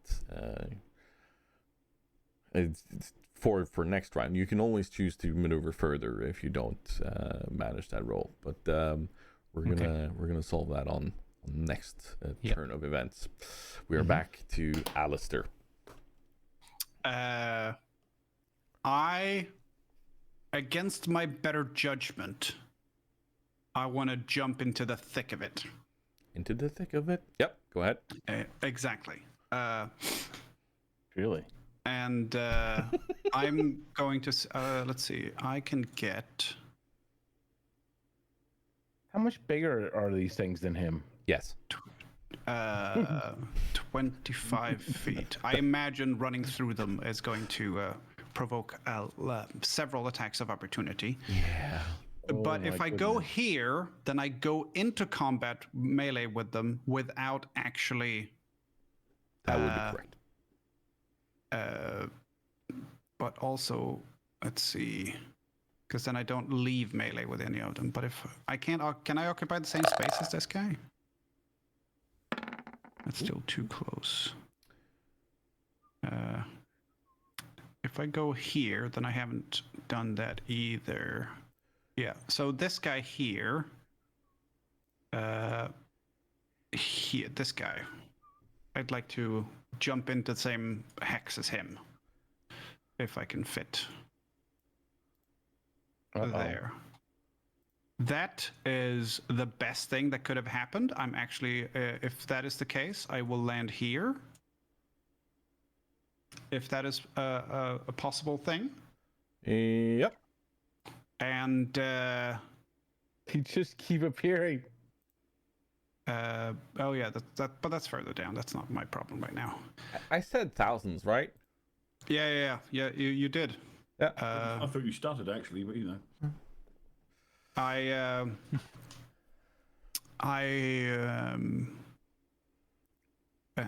When I kind of kip off the scarab thing and land here and go, it's more of you than I imagined. And then once again, Gears of War smashes hands together. And if you could see what is actually happening, it's not a thunder wave per se. It is a smack with a time freeze. And when the time freeze is happening, the entire world is now being what are they called? Modrons from Mechanator would be like, you know, the gearboxes with arms and legs and an eye, Modrons and Dodrons. They would be like taking things apart around him. I don't know if Modrons exist here because they're from Mechanator, which is, you know, back in our world. So here it's just a grinding of gears because essentially there's a component missing, which is the Modrons and Dodrons. So what happens instead is a massive noise and things around you take a lot of thunder damage. All right. I like this. I really like this. Yeah, let loose. So, Gears of War.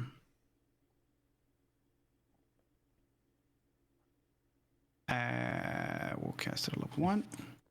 Hi, welcome in, Raiders. We're in the middle of combat. Sit on down, enjoy. 14 thunder damage and a DC 14 Constitution save.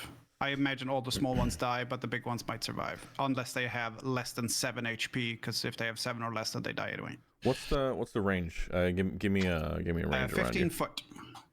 Where's... So the two big ones and the guy below them. Yeah. And the guy to the top right of the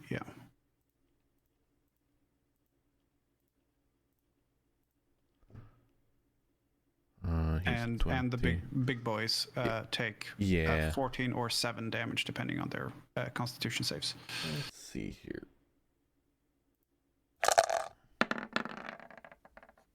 Oh, okay. Yeah, they are badly wounded. Did they fail? No. What makes you say that? Yeah, there's a lot of rumbling in the earth around you suddenly. Yeah, but technically it's a cube, so it goes down as well as up. Yeah. So if they're below ground... Did I mention the thousands? Yeah, no, I'm just saying that there should now be a 15-foot cube down as well as up where there aren't any scarabs or anything. You know...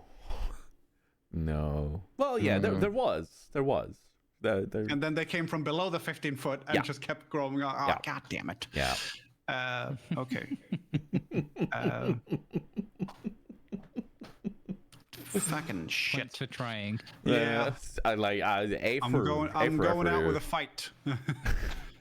So I wanna say to anyone raiding in or thinking that we're doing rules as written. No, we're not.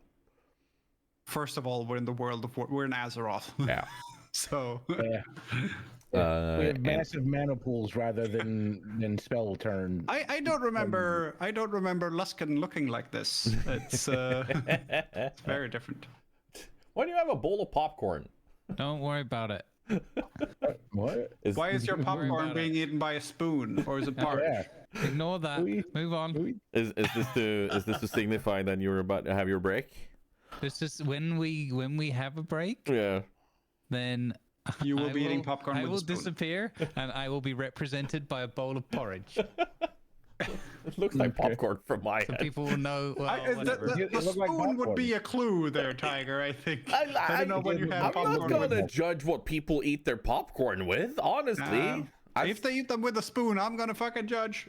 You know what? That's your prerogative. I will say that. That's fair. That's Maybe fair. it's too buttery. Ooh, gods. It's not a thing where like this hamburger is too big. I will use cutlery. No, if you eat popcorn with a spoon, you're weird. Oh man! Maybe If it's like there's that one guy out there that does right now. Yeah, he's like, oh. But then there's a big pile of popcorn all over the floor because Yeah. and he's like, I've been wrong my whole life. Yeah. Well, let's be fair. If that guy has had more than one bowl of popcorn and has eaten it with a spoon, someone will have told him before me that it is weird to do so. Well, I mean, there are those that maybe it's the cheese doodle situation where they just don't like the smell of popcorn on their fingers. Who knows? I'm not gonna judge much. But yeah, we are going to continue on here. Grumbles, how are you looking for break time? I'm good. We take the break whenever the flow is right. Okay, Carry on. let's I will not fade away. let's do that on the top of next turn then, shall we? Does that sound okay? As you yeah, either that or when the combat's done. Either way. There are thousands of them. So Yeah, okay. we're gonna be here if we're for- gonna be here for a half an hour of combat. Then yeah, I would probably need to get my. I'm just gonna go ahead and say this is probably gonna be a very big portion of today's Okay. episode, but so we're gonna rather take a break in the middle of it and come back. Sounds good. But yeah, so that was Alistair. Dunbar, it is you.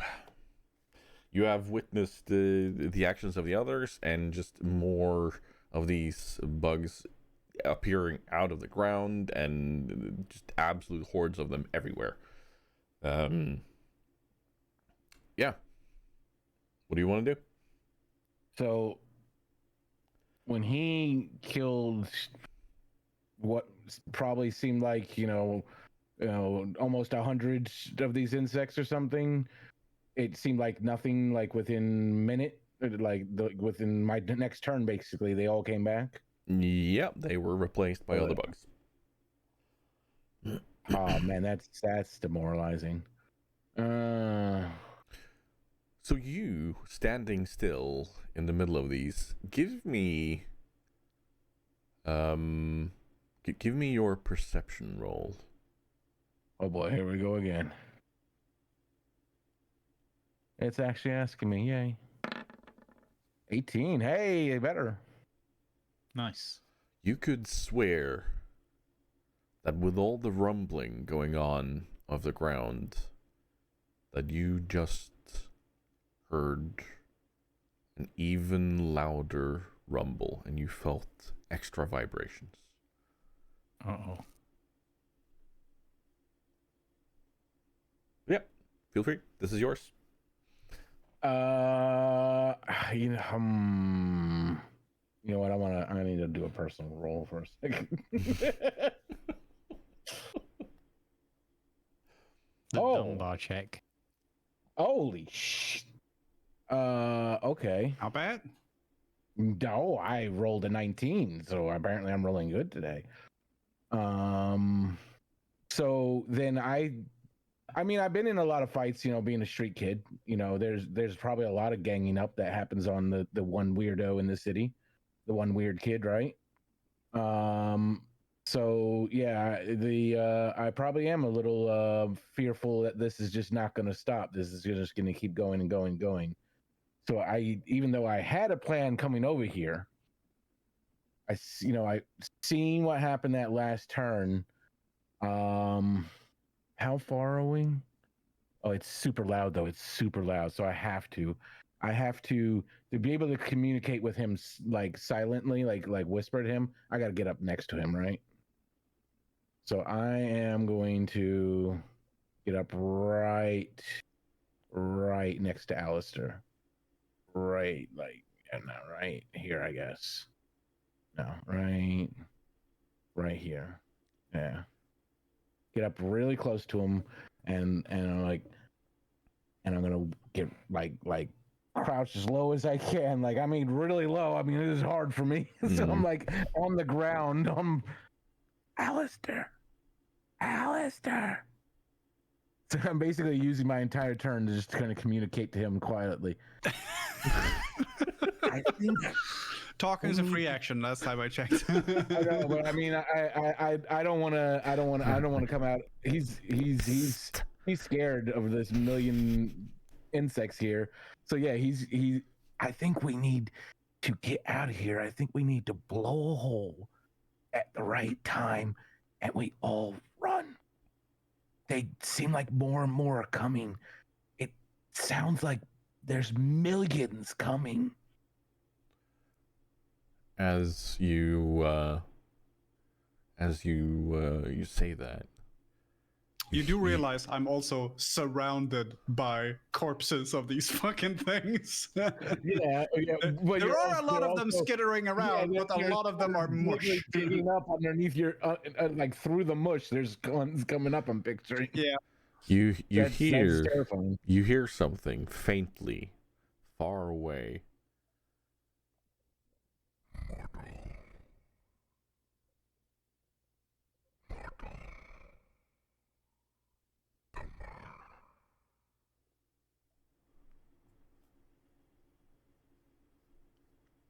Just he like lifts his head like a dog perking his ears when he's heard like his master calling or something. You know what? Like he's really like seriously like trying to tune it in with his ears. Ears on point suddenly, like, huh? Yeah. Food? Exactly. It's, Dinner time? it's like the Doberman in Up when he used the word squirrel. Oh, Yeah. And I'm on all fours actually at this moment, so I really do go. The master has told us squirrel. That I genuinely used that as an example to my psychologist when I was getting my diagnosis stuff. And I asked, "Have you seen Up, the film?" And she's like, "Oh yeah, you know that dog that does the squirrel thing? Yeah, that's me." Yeah. So I'm having a good conversation. Squirrel. Yep. That's me. And she's like, okay, I got you. And she just wrote down ekorre, which is Swedish for squirrel, on her notepad. That was very funny. I just thought of it now. It's amazing that you brought it up. Okay. Yeah, probably do like right mid sentence, you know, like we were just rambling because I'm a little scared, but whispering.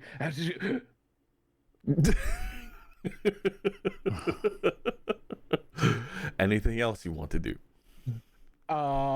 Yeah, concentrate on trying to like just listen for that again. Just like that's all I'm doing. Like completely lost in it. Like hello. It's been gone for a while, but there was a familiar voice on the wind. Uh-oh. Ragnar. Oh no.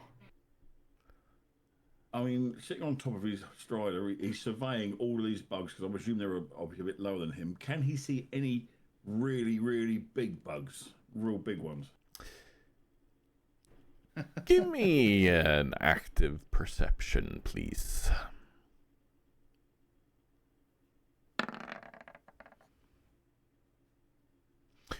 I'm going to give you a +5 on that since you are actively looking for something. And out into the let's see, I need the hand tool here. Out in the like southwest of where you guys currently are.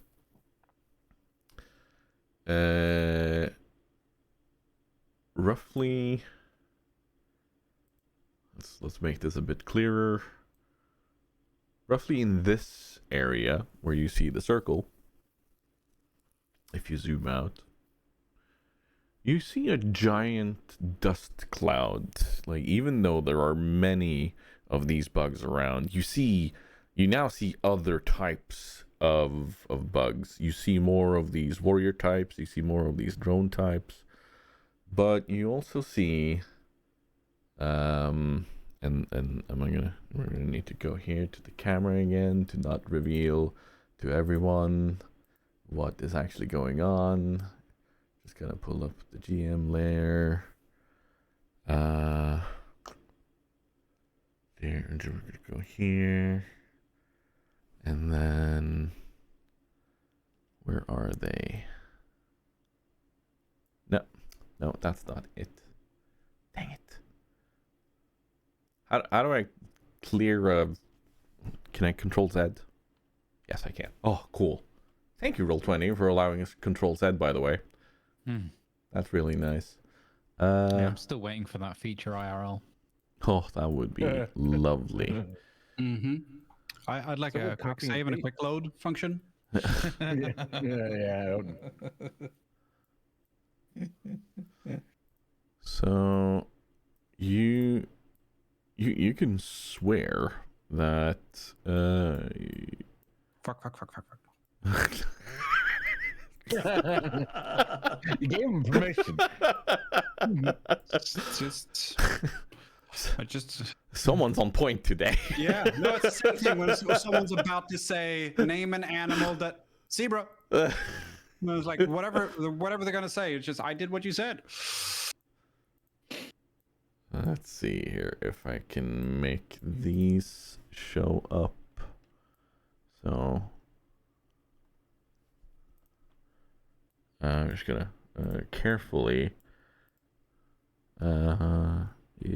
bring those in and those. Oh, not those. Not those. Those.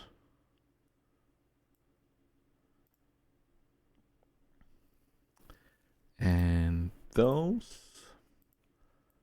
Yeah. There we go. And then we're just going to hide GM layer again. And then we go to tokens. Whose fault was this again? I mean, if you want to go all the way back. Deathwing.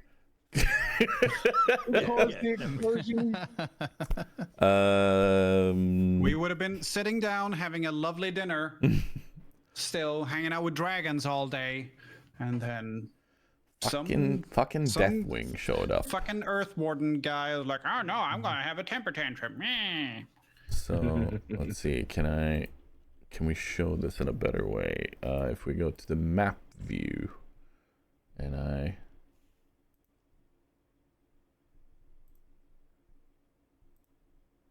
all right, yes. So what you see, nope, wrong map view. Token layer. There we go. What you see down there is something that looks like those. Oh, fuck. God damn it. Yeah. I would show off a print I have in my kitchen. It's a movie poster. Uh-oh. It's called "They Have Wings Now," and it's just like sharks and bears and lions and everything, and they've got wings now. And fucking, they've got wings now. So this seems to be an evolved version of the warriors, where they clearly have a giant stinger. They also have big wings. They seem to be kind of still in the air around where this giant dust cloud is, from what you can see. But you see an absolutely enormous dust cloud down there. And now that you are actively looking that way and looking for it, you feel like the rumbling of the earth is so tremendous from time to time. It feels like a giant creature is moving. Oh, marvelous. Absolutely smack. So yeah, what do you want to do now, Ragnar? Run away? Good luck. Let's see. I'm just going to move the map around a bit.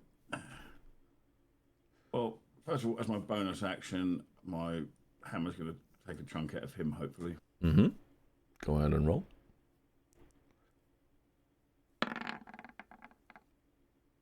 An 18 hit. Yep, it does. Is that an actual? Does that take your bonus action, or is it just that summoning it took a bonus action?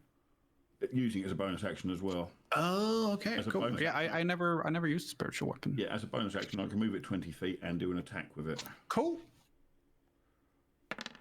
25. Oh, so close to landing on the 7. Yeah, no, it does like, and then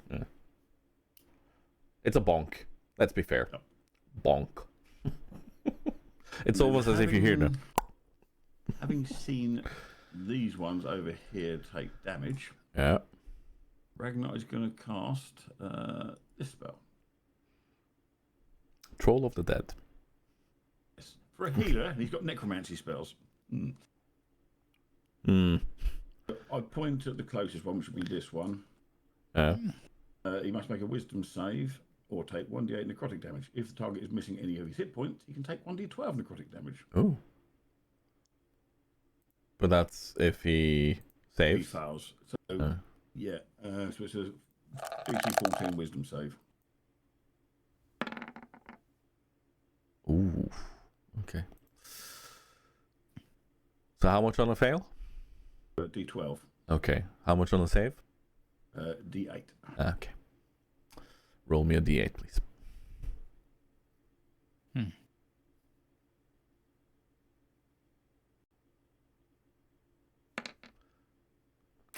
Nice. That is enough, however. He does I don't want to be picky. If he saves, he doesn't take any damage.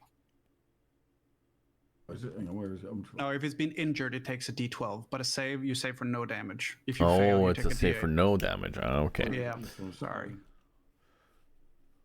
If this had been Acking, someone would go, same team. What are you doing? Same fucking team. He doesn't say if it does or doesn't. Yeah. Yeah. Yeah, no, it's the target must succeed on a wisdom saving throw or take 1d8.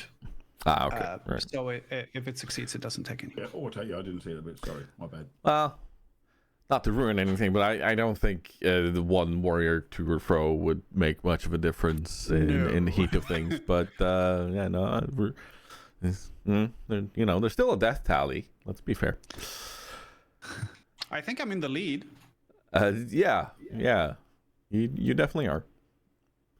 Except for that original wizard, maybe he's been blasting up some craters. Oh yeah, there's been more pyroblasts going off. There's been more fireballs. Like the others are also pulling their share. Like there's a reason why you don't have them up your wazoo right now.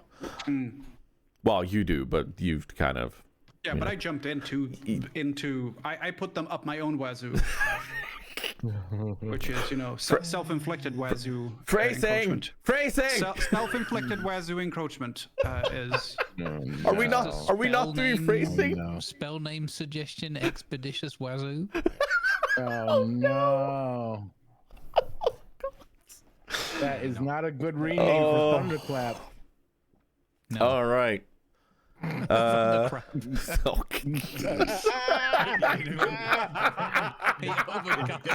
it and shouted. Oh no! Oh god! Pressure building in his latex pants, and then they burst, and that's the thundercrap. The shot of destiny. Oh no! God. Okay, So Tiger, you were saying we're stopping this shit right now. Okay. Sorry, I had to get one in. Anyway, anything else you want to do, Ragnar? No, that's all my stuff done. So I'm just gonna stay where I am. I'm not gonna move away. All right, Funkin. Give me a roll for this maneuvering. All right. Am I arcanaing this? Yes, and Okay. since you have the manual in front of you, I'm gonna give you Yeah. a +5 on that. Ooh, nice. Oh, oh, yes, there we go. You How you like pilot that this thing, shit? and you may place yourself exactly where you want, and describe to me what you see and do. I don't want to tell you what to do, Grumbles, but I suggest you but you place better. yourself back in Gadgetzan. It's kind of the opposite of what I was gonna do. Oh. So and like so I can move like anywhere kind of thing, or You can move wherever you want. wherever? Okay, awesome. Okay. So okay, having looked on the screen and seen the circumstance, I'm gonna. So if I put like a very small bit of the rope through and it's there. We're reconnected, or Yes. Yes. okay. So you. That's the status, and then we grab the joystick and we're gonna go zoop just down here next to the guys. Okay. And now it's like magically it's like a rope ladder because we talked about that with Jeff. Yeah. And as we go over no one can see this, right? Because it's a pocket dimension that's invisible, so they can see maybe a little bit of rope ladder just dangling down, right? And if you'll allow GM, Fonkin uses roll 20 saying I'm in interrupted connection, but anyway, hopefully it'll just recover as it usually does. Oh, yeah, your connection to the server has been interrupted. What's going on? They usually do that when they have Oh, maintenance yeah, windows. there but we go. Right now, there yeah, you go. we're back. You suddenly moved on my screen. Yep, you're back. Right. Yep. Okay. So I'm there, and there's a little bit of rope ladder, sort of slowly like dropping down or whatever. And if you'll allow, there's illusory sounds of. And it's playing the Ride of the Valkyries. I was just gonna say. I was just gonna go. This is definitely a Wagner scenario. Yeah, exactly. It was either that or, Bust the Tower music a la Top Gun. Yeah. So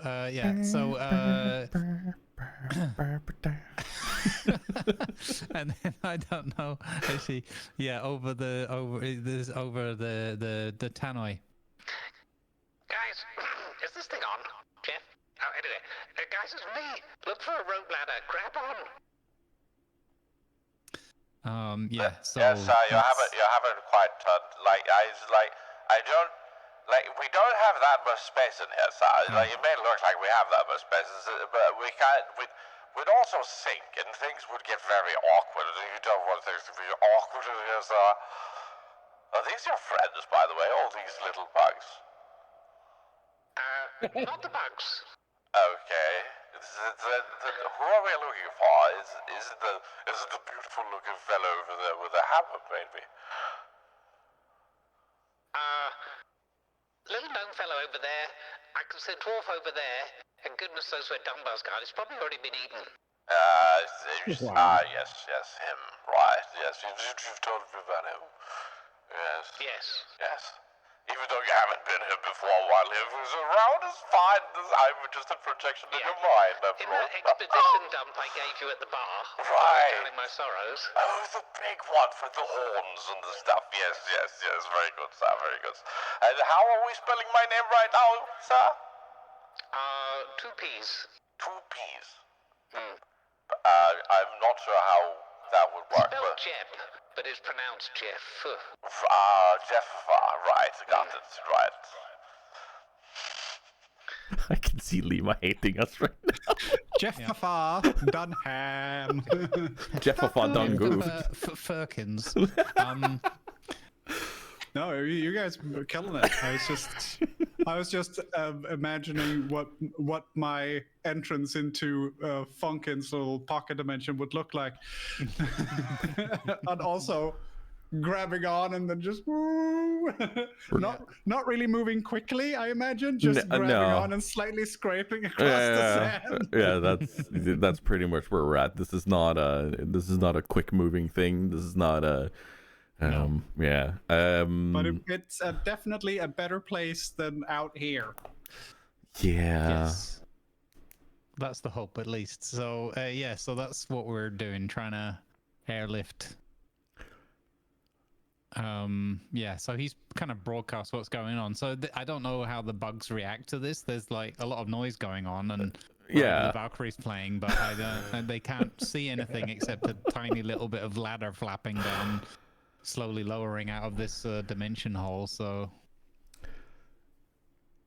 that's what we're trying to do: air rescue. Yeah. Air rescue. We are gonna come back from our break at the top of the turn to see how this unfolds. I know exactly what I'm gonna do. But to give a mental picture of what goes on to everybody, there is a horde of thousands upon thousands of these scarab-looking creatures. There are warriors, there are wasp-looking things, there are drone-looking things that are in here, and they are surrounding a big crowd of people of various types in the Shimmering Saltflats in the Thousand Needles. There's more going on that's not being shown or told, but yeah, our heroes are in dire need of a break right now. And, I have a question. That's where we're gonna do things. Yeah. Did we check any of them if they had tickets?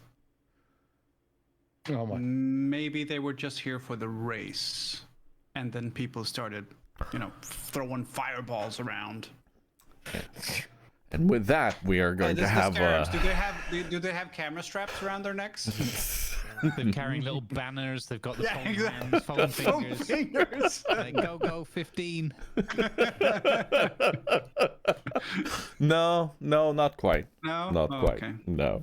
There's some of them chanting. They've got little gnome, like rubber faces that look like Alistair, really bad knockout, and they're chanting, "We're here for Alistair. We're here for Alistair." I was more thinking they were chanting something along the lines of, "We're rooting for number one. We're rooting for number one." Oh yes. Also, I was thinking they have appeared all over the place, but none of them have appeared inside the circle. If they were just buried everywhere, they're probably under the circle as well. So why haven't they popped up there? Because it's clearly it's not a case of they can't go inside there, because clearly they fucking can. So They're saving us. I'm not gonna say anything, but he's starting to believe, chat. What? I know exactly how I'm going to react to the to the rope ladder. All right, break. Tiny break. We're gonna have some food. We will be back very shortly. There's gonna be some chatter while we're on break, but stay tuned. We are gonna be here for a few more hours anyway. Back in a bit.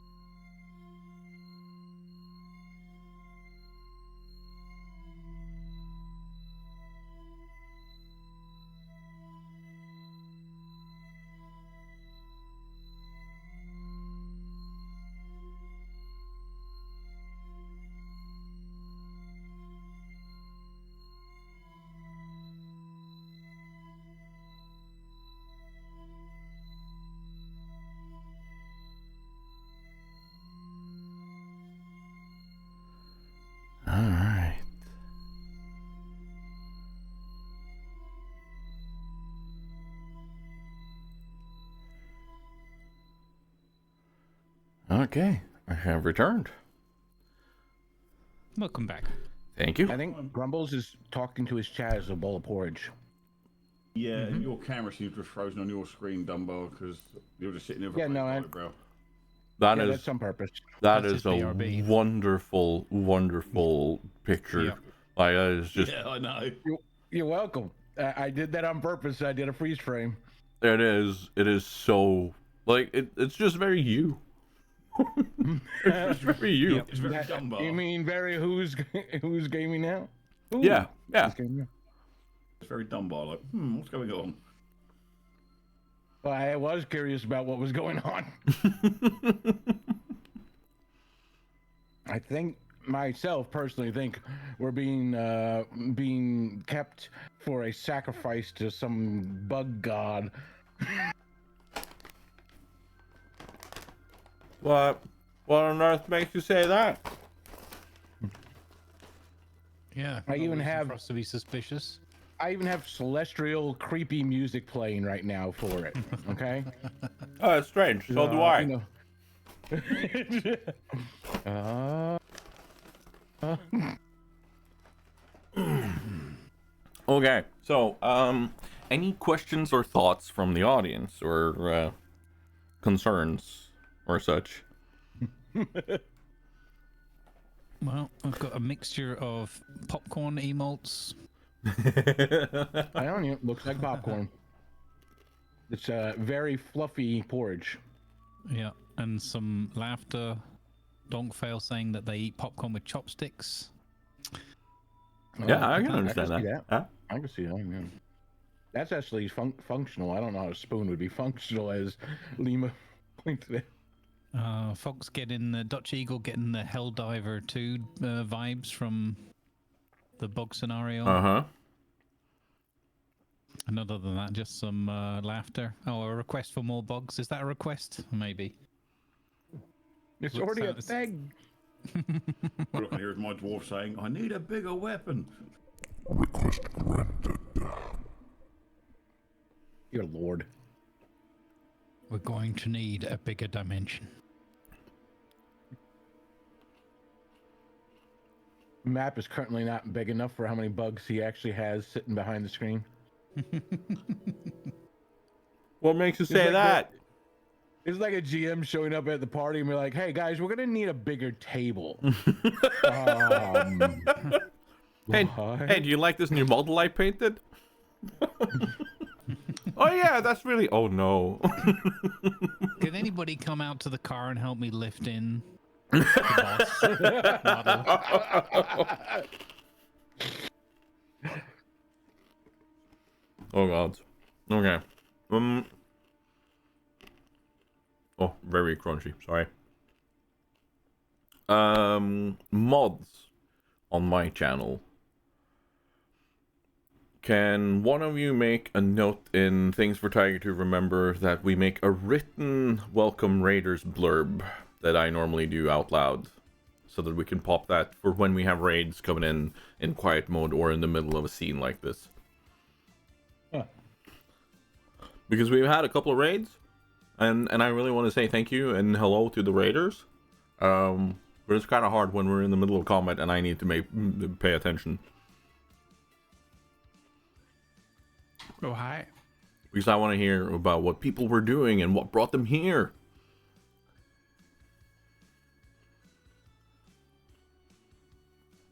What are we talking about? Just in general about the encounter, about what's going on. Cool. The Hey, problem, bug god. the problem I'm having is nothing is a quick bite to make when you're on keto. So I had to make a fucking salad. Yeah, no worries, no worries. Chopping cabbages and onions and making a dressing and everything. It's like, oh, it's gonna take a while. I actually literally just I nuked the baked chicken strips that you can buy. I literally, that's what I just ate for a snack, because I have to do like protein snacks is what I'm supposed to do. Yeah. So it'll be like Yeah, I'll heat up like a little fish thing, or I'll heat up a little meat thing, and then that will be my stack. Oh, a turkey sausage, because turkey's like the leanest thing you can get. Mm-hmm. I don't mind turkey, but when you do, like, generally turkey is done. When turkey's cooked, it's so dry.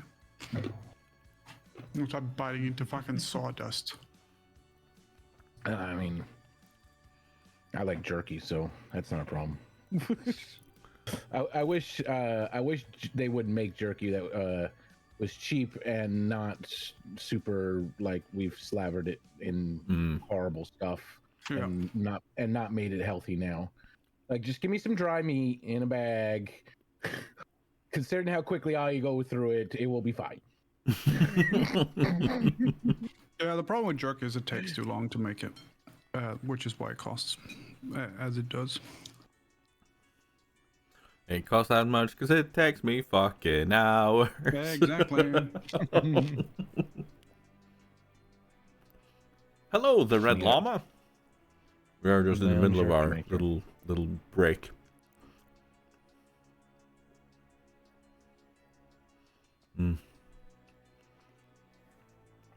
Let me show the battle map here while people are.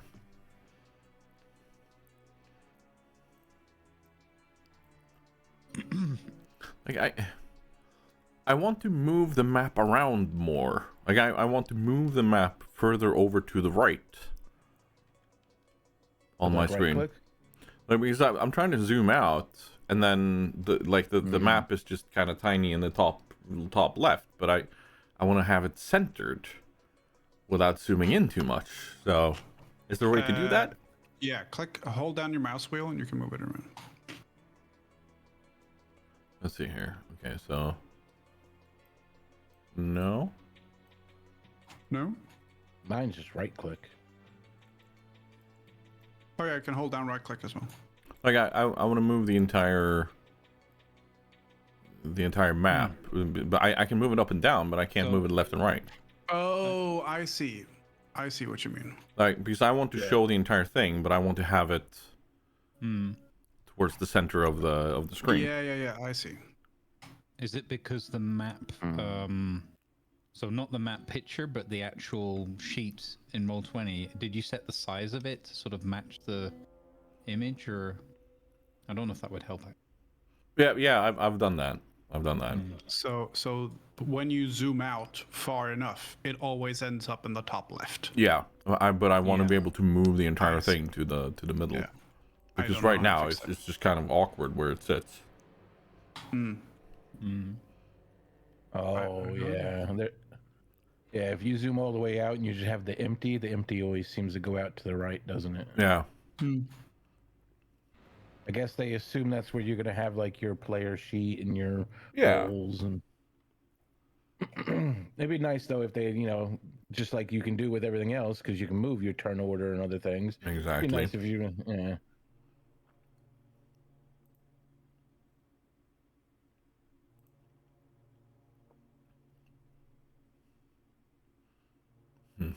They came out with a feature where we could video through Roll20, but we can. You had to. We can? Is it bad? Yeah. No, it's bad. Okay. Also, it wouldn't work for anyone on a 2 PC setup.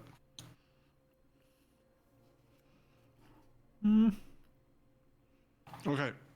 It will be a faff on a 2 PC setup. Yeah. Why are these video services so bad? It's current year.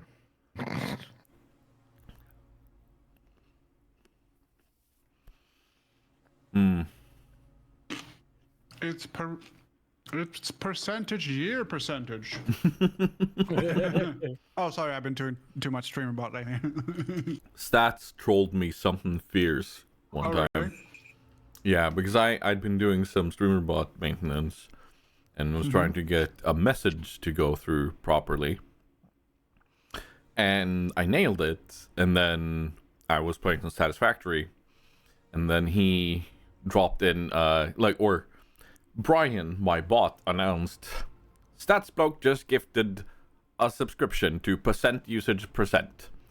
And I was like, no, and I looked over, and there is an account called %user% in Twitch, fully worded out, and that fully got me, and I sat there laughing for about 10 minutes. It was beautiful.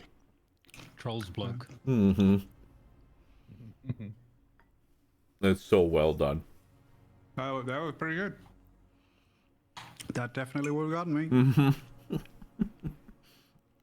I had to look at the actual name to kind of see, oh, you mother flipper. Because if I only had the audio cue, it would have got me.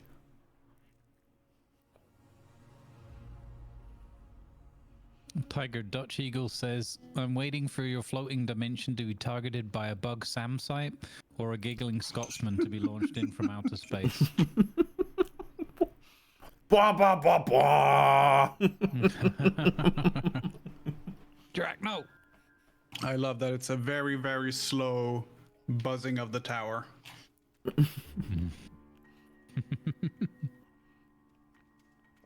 I told you when we were playing Enshrouded, when I use the glider suit, all I hear is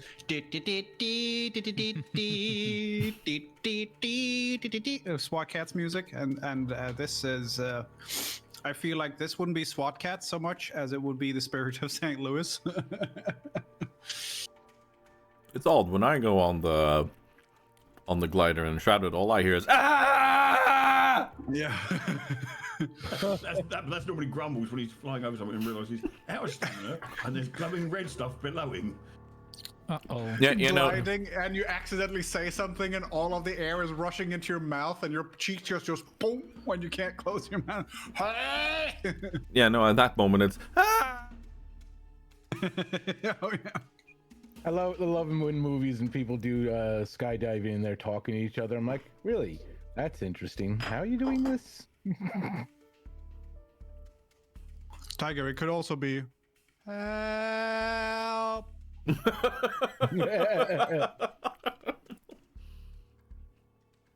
Dear GoXLR, give me a Doppler effect panning thing. Oh, That wow. would be amazing. Gotta tell me how to do that.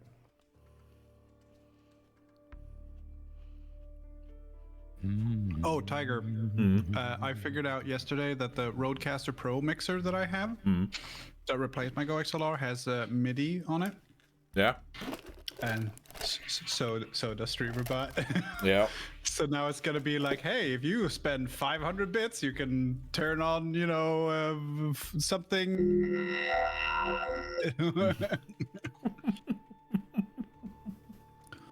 Do do do do do do do. All right. I have my clumsy cockstong. I will be right back in 30 seconds. All right. So I have snuck something on the map that I can't figure out how to get out and get off now. Uh-huh. Interestingly enough. Do you want to talk about it? I mean, you can see it, I'm sure. So I'm trying to figure out how to get rid of it now. For a minute or two, I'm just like, clearly I could just put this on real quick and just take it right off, and it wouldn't be a problem. But then it kind of turned into a problem. Go back. Yes. I don't think there is a way for me to remove it. So, chat, this is what we in content creation call foreshadowing. This is what everyone else in the world calls tempting fate.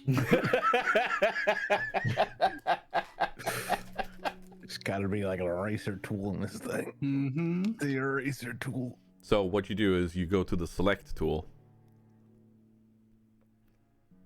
So that's the arrow pointer thingy.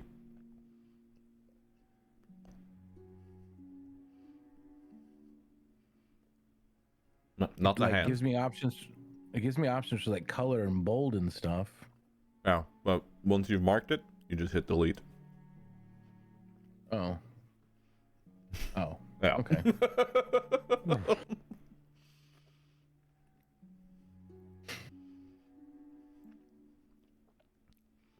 How are we feeling? Huh? Are we ready to go on? I'm just gonna get rid of my plate real quick, and then I'm ready. I wonder how many people were able to was close enough to see that. What that said. Well, seeing as I zoomed in on it on my end. Good job. Was it not until I said something that you noticed? Oh no, I saw something was written down there. I just wanted to. I was like, I just erase it real quick. I mean, since you called yourself out. Yeah, because after I tried every single button, one of these buttons has to have like a functionality. Just a quick one before you go on. I don't know if you can see my camera, but this is what the missus bought me for Christmas. Oh, we can almost see it. If you have to turn a little bit, you have to angle away a little bit. There you go. Oh, I like that. Stormtroopers badly decorating a Christmas tree. Oh no. They're mainly wrapped up in the stuff. You know what Stormtroopers aim's like. Yeah, is there a lot of broken stuff because they keep missing the tree? Yeah, basically. Yeah, I took someone to go to a massive shop she'd never been to recently, and I was in there. When I come back out, I said, "What's that?" "Oh, something for you." And then when I got home, she said, "I've got a little gift." I'm like, "She said, when you're streaming next weekend with your friends." I'm like, "Oh, thank you very much." That's cool.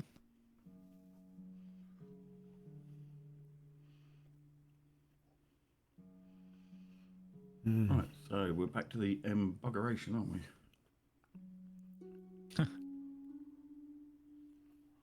Bugtastic.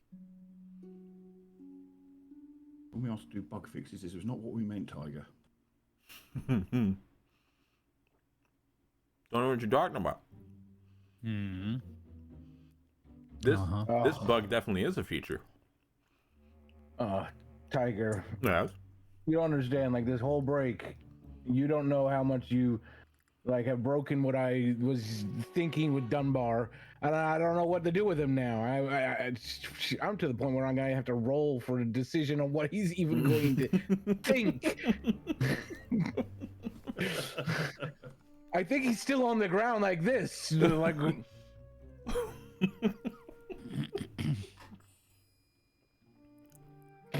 I don't know what you're talking about. I'm completely innocent. Broken Dunbar. I mean, I know it's not that hard, but he did like hardcore. Like, good thing nobody can see him, unless the view screen somehow sees through invisibility. So Funkin's like, why is he? He thinks nobody can see him. That's the thing, isn't it? Yeah, like Funkin doesn't even know you're there. He's just calling out to Alistair and generally like everybody who can hear within earshot. I mean, he's assuming you're there somewhere, but he, you know. Well, it's assuming nobody can see him. I think what he's getting mistaken with, he thinks the bugs are making like a chittering noise. It's not. They're all laughing as they walk past and go, "What's he doing?" Another guy thinks ballet that dancing around them. Works. All right. Reckless Rat said, I was supposed to go for Stormtrooper target practice, but I missed it. Oh. Actually, not Morning, bad Ratty. for Reckless. It's not actually not bad for Ratty for a change. Wow. Is it even Wow. technically a pun, actually? No, to think about it, I think that's just a proper joke, not a pun. Yeah, I know. We might Yeah, get away yeah. with that one. That's what's so Yeah, unusual. I It's a know. proper joke from him. Yeah. There was form and structure. Talk about He the was telling a backhanded story. compliment Raddy's getting right now. He does normally get one right about once a year, doesn't he? Did anyone catch the number on those 17 buses that just ran over Reckless Rat over there? Oh, well, that one's just backed up as well. Oh God. What is he doing? Oh no, he's put the handbrake on. It's bad as On his face. When somebody was doing that Star Trek thing the other night, me and Tiger were doing the thing against the Borg, and somebody mentioned, "Oh, Grumbles would enjoy this." I said, "Yeah, he could be 6 of 9, couldn't he?"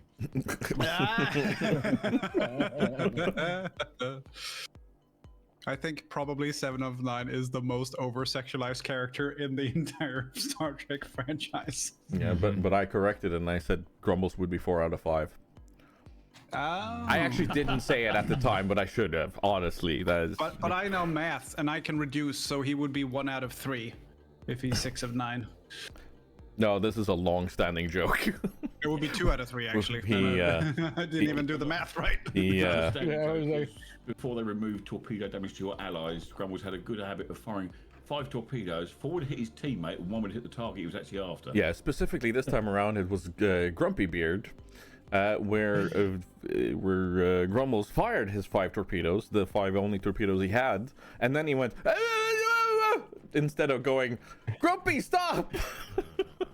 Well, and then Grumpy in my went, defense, I what? fired 5 very slow torpedoes. Yes, From the however, USS, and he was in, I think, the Terrible, very fast French, and he sped up into them. However, do you remember how close you were? I mean, we were throwing sandwiches back and forth between the boats. Wait. You people give Grumbles explosives and expect things to go okay? I know, right? It's not my fault. Whenever I find the hand grenade stuff in Enshrouded, it's always gift funky. And the worrying thing is, they've just put flamethrowers into Icarus. Oh. No. That's a problem. That is a problem. But it's got to be, oh, look, I've got a pyro converger. You barely have a roof as it is. This is not going to go well. It's not going to go well. All right. I'm killing the music, and we are back in the scene. Grumbles, since you managed to pretty much super duper navigate last time around, I'm gonna allow you to insert yourself in the turn order where you want to. Oh. Where would you like to act? I mean, I guess I could just act now. Okay, so you are going to be top of the order. He's got a 21 somehow. Yeah. So, yeah. So I guess while we're like in hover mode above these guys, and the ladder's slowly lowering down. It's got to lower down quite a long way for Alistair. Well, where is Alistair? You know, you're on foot now, aren't you? Oh no, you're still in your Mecha Strider. No, I'm on foot.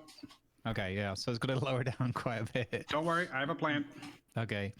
I like the idea that because the ladder's not going to be super long, I imagine, but so he's lowered the dimension pocket, the dimension Huey down a little bit so that the ladder will reach down where Alistair can reach up and grab it.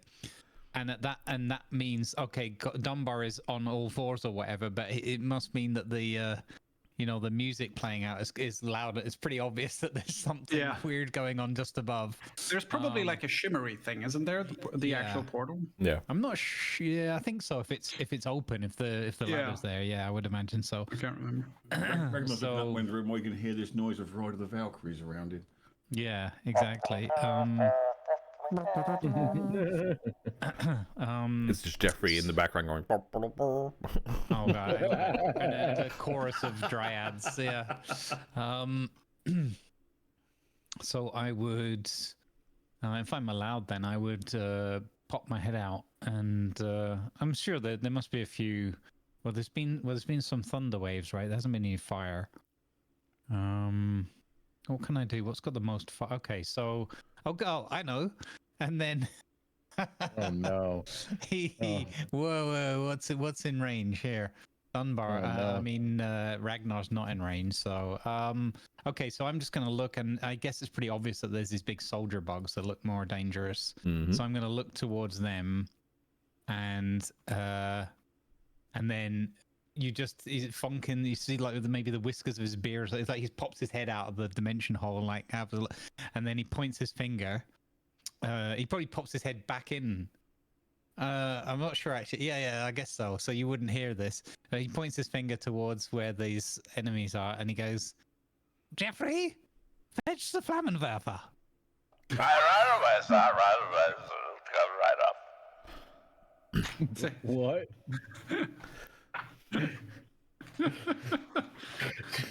And a 15-foot cone of fire just comes out the bottom of this entrance, narrowly missing the rope ladder.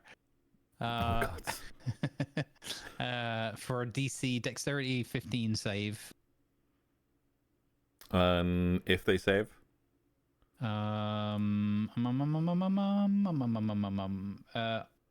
Creature takes 3d6 fire damage and fail, or half as much damage on a successful save.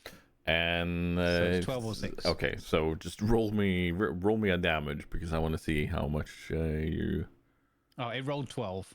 There we go. One flame and worth of cone. Well, okay. Well, in that case, you're just gonna floop. How you do this cone thing?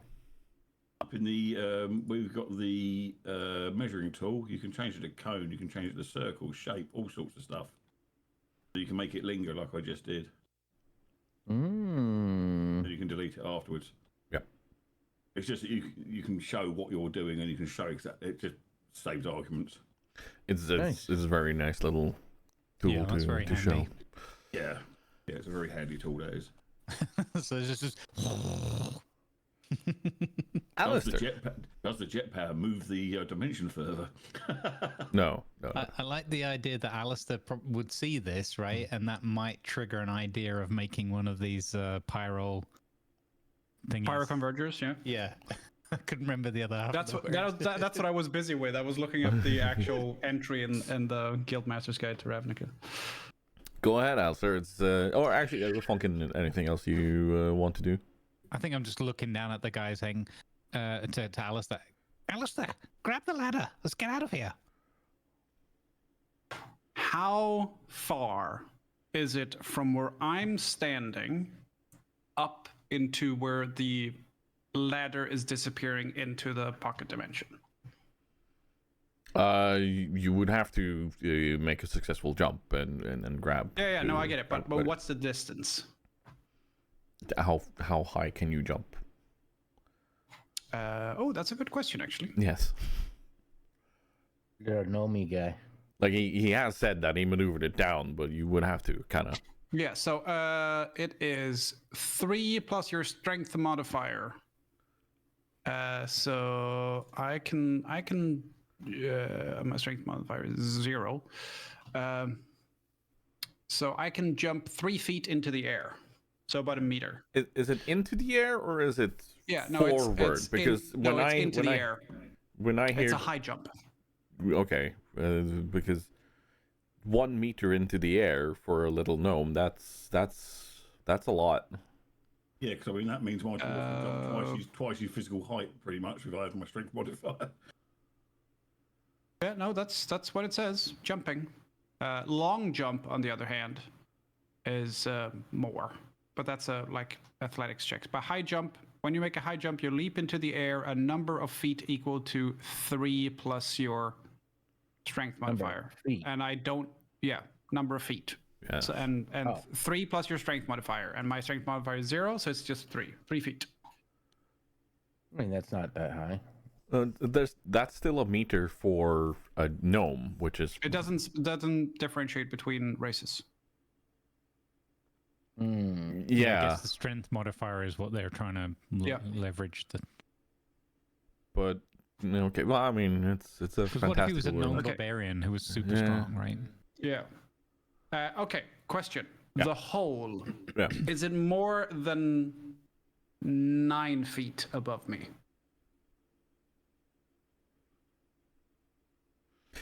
The way I kind of imagine it is that you see the hole, and then you have this ladder come down, like 3 or 4 feet, maybe more, all depending. But So from me to the entrance of the hole, it wouldn't be more than 9 feet. It would, if the ladder's hanging down 4 or 5, yeah. and it wouldn't be. And I don't know how tall I am. I am 3'7". So Wow. Tall for a gnome. yeah, it's not bad actually.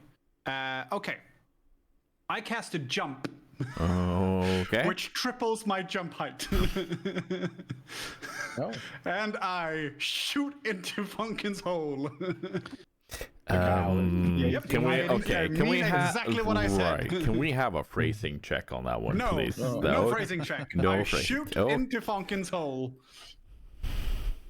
I Right. do a force jump a la Yoda and just go twang into the hole. Chat, he's trying to taint my hole. Yep. It's okay, guys. It's a little tight, but I'll widen it for you. Okay. Well, at least that's what I do. I cast jump with my final spell slot and boom into his hole. Yeah. No, give me an athletics on that. Let's see, athletics. I don't know if there is an athletics for high jumps, but it's, well, whatever. I will. Oh, I don't have inspiration anymore. No, it was so close to a 17. Nope. Can I grab the ladder at least? No, not with a 7. So I cast the high jump, jump, you should and shoot off then somewhere. fall on my face. Well, you jump really high. But no, sadly you miss it in your launch. Jump right over it. I hate when I do that. Hang on. Mm-hmm. I want to see if I have. I got nothing that can help you. No, I was thinking I might have something that could help me. I was wondering if I had like a reaction or something, but I got nothing.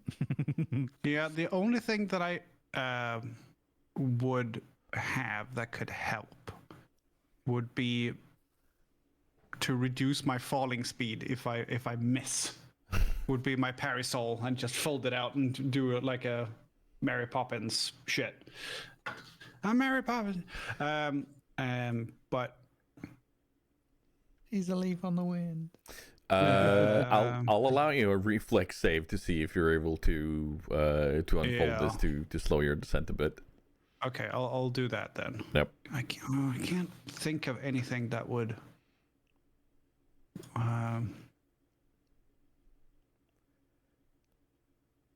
Well, I do have.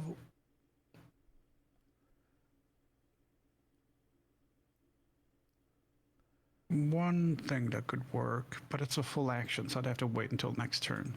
I should have just jumped up and grabbed the thing normal. I did a fancy jump and I fucked it up. Take your deck save, you might end up dangling with your feet from the ladder. Yeah, I have a +2, so it's something at least. Okay, deck save.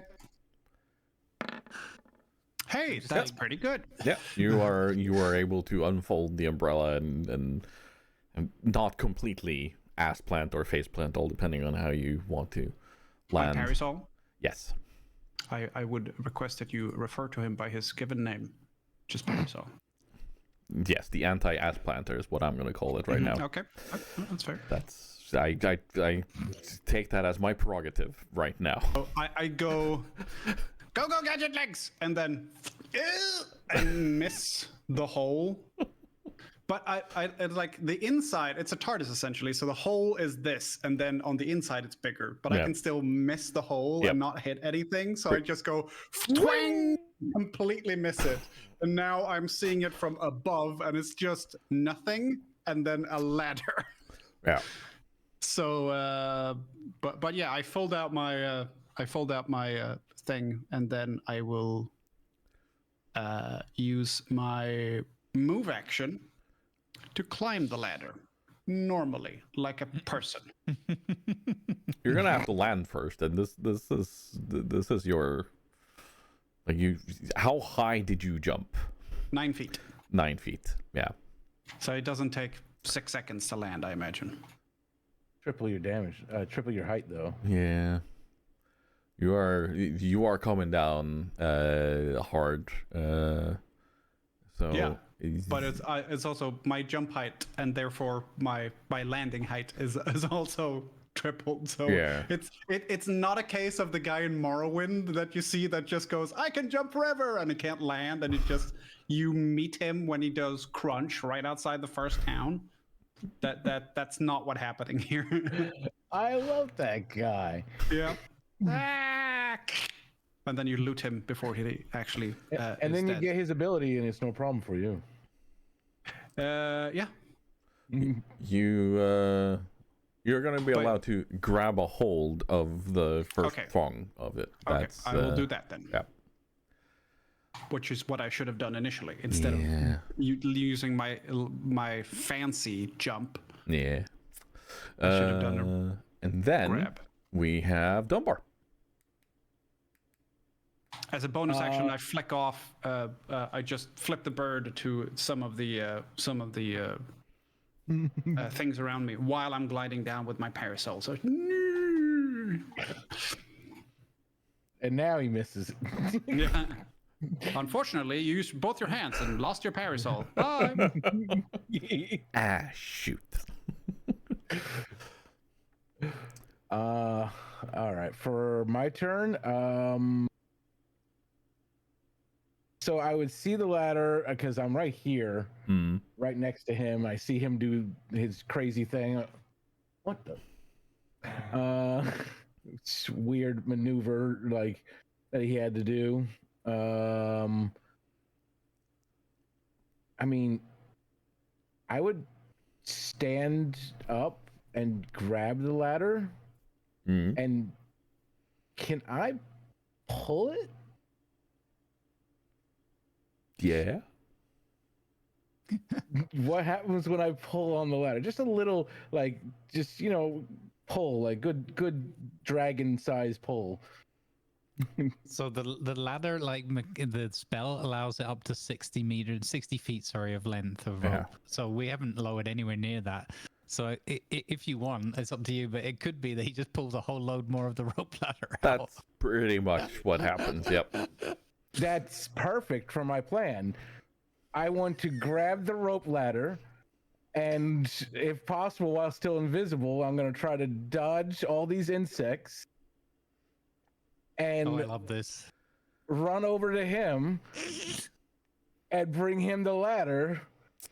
And then we're gonna Hail Mary this. If you need some rolls for my dodging skills or these this thing in between us. There's gonna be several rolls happening right I now. have a problem with this. Too I late. have a serious problem with this. I'm hanging off the ladder, which you have now bad. extended. I gotta- so I'm and- no Gotta longer grab you hanging on the and throw ladder. you in. I'm dragging through the salt. Yeah. So, Which first means thing, I am entering and leaving melee combat with a lot of these fucking scarabs, which means they get attacks of opportunity on me. We're- Congratulations, definitely- Damien. You just fucking killed me. we're gonna I start. definitely have to grab him and throw him in because Because they can't see you. The only thing they can see is Alistair being dragged across the fucking dirt. We're gonna start with the athletics of you holding on, Alistair. Thank you. I would love to do that. Uh-oh. Please be a good roll. How about a 2? Oh. Nope. The instant Dunbar takes a grab of Pulls this. As you are flipping off one of the bugs, you feel a whoop, and you see this ladder be dragged away. Dunbar gave me You bastard! a stealth roll with a -5 because you now have a rope ladder in your hand as you're trying to sneak away. Okay. Wait, Please I fail. saw him. I saw him land on it. So can I try to grab him? Do you want to grab him or the ladder? Well, like the ladder in one hand and him like football him into under my other arm. Okay. He's only like 3 feet. This is where I need to ask Alistair if he wants to be American By football. an invisible ghost lizard? No, thank you. This is a stealth bug that has grabbed the ladder and is now trying to eat me. I will fight tooth and nail. Oh no! Did Dunbar say Also, anything to Alistair it's yet, or not? clearly got scales, and so have everything around here. It's got a exoskeleton of some kind. This is a dangerous bug. I would like to whack it with my stick. Oh no! So, but one question: didn't Dunbar say something so Alistair would know that he's there, or has he not spoken to Alistair? Oh, I did, yeah. Yeah, but I don't know if Alistair would have noticed. Oh, okay, that's fair. Yeah. There's a lot of fighting and chittering, and he had just whacked the Yeah. Gears of That's War. true. Yeah. So yeah. There was no active kind of reply from Alistair in this I couldn't situation, remember how so much. Yeah, whether they'd had so I don't dialogue or think not. he Okay. noticed. Yeah, that makes sense. If you had spoken to him and kind of gone, oh, blah, you know, I might have allowed it, but no, right now, sadly, Makes sense. yeah, no, you have a reactionary effect on this. Feel free to whack it with your stick. I would like to whack him with my stick. Also, good thing, he's not dragging me into melee combat with all the bugs. Yeah, So, probably this one, I would say, because I'm trying to hold the ladder with one hand. Yeah. 11 to your AC. I imagine that doesn't hit you. No. I imagine it hits you, but it doesn't do any damage. Yeah, so no. it's just a tonk. it's one of the extra armored plates on the shoulder or something. I don't know. It's Yeah. it's nothing. Yeah, no, Dunbar, give me a stealth roll on this to maneuver yourself stealthily along, but you have a -5. You are also being bonked by one of your friends. I like that he's stealthing whilst Alistair's shouting and screaming and cussing at him and flipping off everything around him. Yeah, I might need a Also, disadvantage. the Valkyries He might playing be in the pointing out to background. something. This might be with disadvantage. Yeah. I am the hand I tried to with hold him on. being making noise too.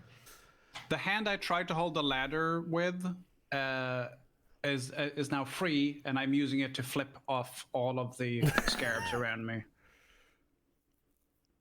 Yeah. Wait, No. What was the total? Well, I gave you a -5, so you're down to a 12 on that. Oh yeah, with just disadvantage. So you're not just rolling with like you have a normal Yeah, roll, but it's a definitely -5. So it's like if we were rolling with disadvantage, you'd roll twice and take the lowest. But yeah, this is just simply there's so much going on. There's chaos. So yeah, no, you are suddenly being bitten and stabbed at by bugs. Yeah. Actually, no, we're gonna see if the bugs notice you first and foremost. Oh, okay, yep. Then we're gonna see here. We're gonna do, nope, stop it. And another. That's a miss. That's a hit. You feel a jab in your side. You take 1 HP of damage. Wait, which direction did it come from?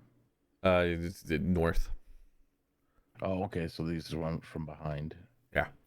Or side. And no, also a miss. Right. But you have been jabbed quite nicely in the side by one of these bugs as you're trying to sneak away. Actions.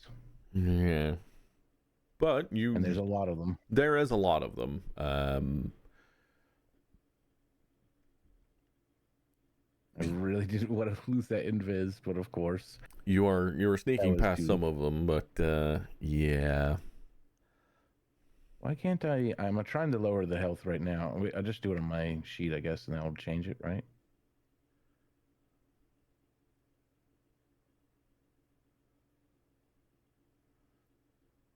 Oh, that's a good question. Do you have is invisibility a concentrate thing? Like the It's, typical spell is, but I don't know for Dunbar because he has it special. Yeah. It says no attacking and no other spells, but I'm able to move around and do some things. You know, I would assume it's got to be. You have to have some concentration on it to hold it for an hour, right? Yeah. Yeah, but it doesn't have the qualifier concentrate, because that means you can't do any other spells, basically. Yeah. No, so as long as it doesn't say concentrate, then you're pretty much golden. Yeah. No, you may move up to Ragnar. Or for how long you can move. Far. I think I checked it before. 30 feet, I Yeah. imagine. Yeah, right next to him.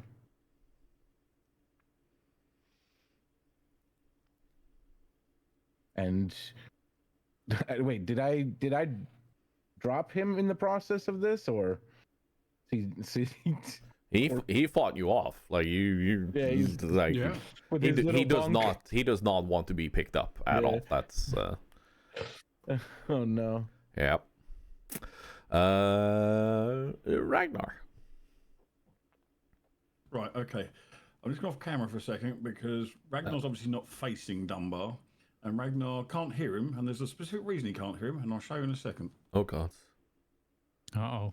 I am His beard has grown so much it's joined up with his ear hair, and it's plugged everything, and nothing You can is. still hear me, but Ragnar has pulled his combat helmet out. Oh my god! Oh.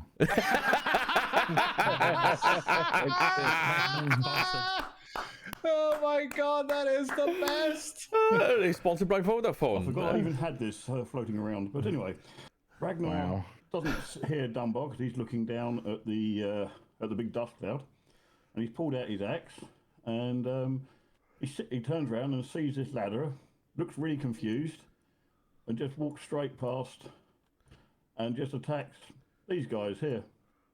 All right. I think something like this might fit you better. Yeah.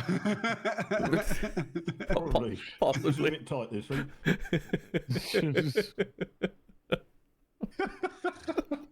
Well, it's lovely. It comes with Bluetooth. Does a 10 hit this fella here? I gotta think. Where was this? There's also a big axe here. For you. Yes. Yeah, just his battle axe. Yep. Nice. And that's Splop.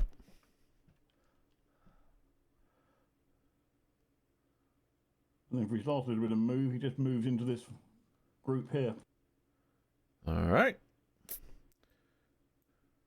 And then his as his bonus action, his weapon, have another pop at this guy up here. All right.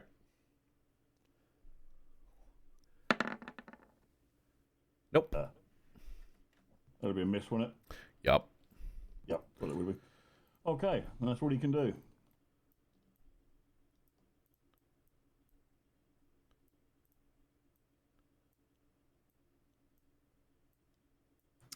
Yeah, There's a lot of these bastards around.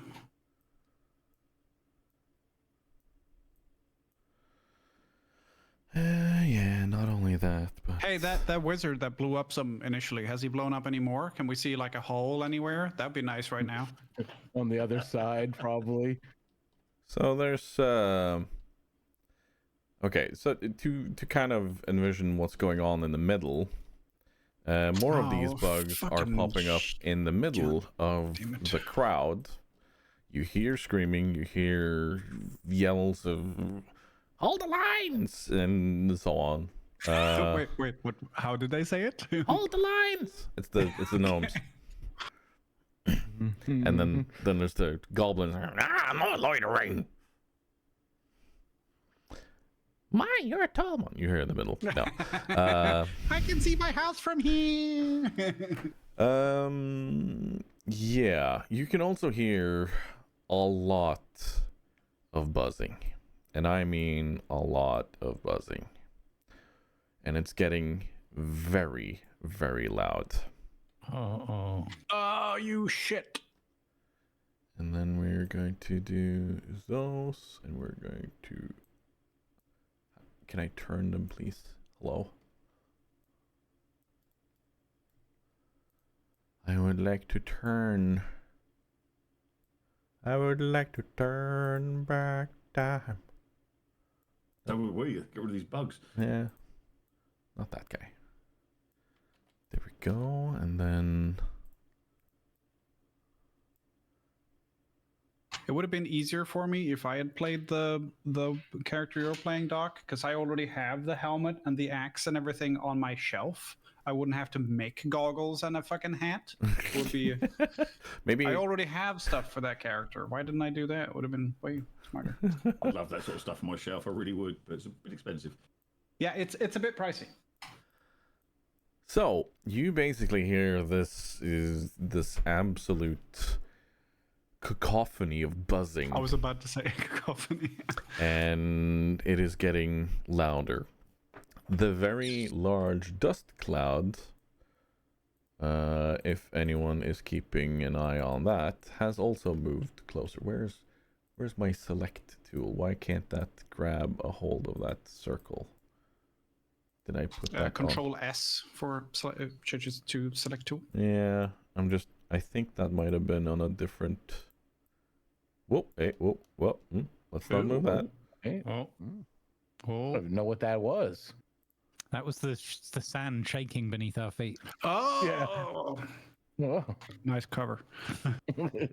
Shai-Hulud! Shai-Hulud! Yeah, Blessed are the makers. Blessed are the makers. let's move that one there. I would like to delete, please. Can I? Okay, I can't delete that. Yeah, whatever. The cloud has moved closer. Imagine a dust cloud. The cloud has moved closer. That's how simple it is. More bugs have appeared, not just in the middle, all over the place. They are absolutely everywhere. And we are back to Funkin. You see your rope ladder suddenly be pulled out something fierce. You hear some angry gnomish shouting from Alistair. And you hear this terrifying buzzing from what sounds like very large wasps. All right.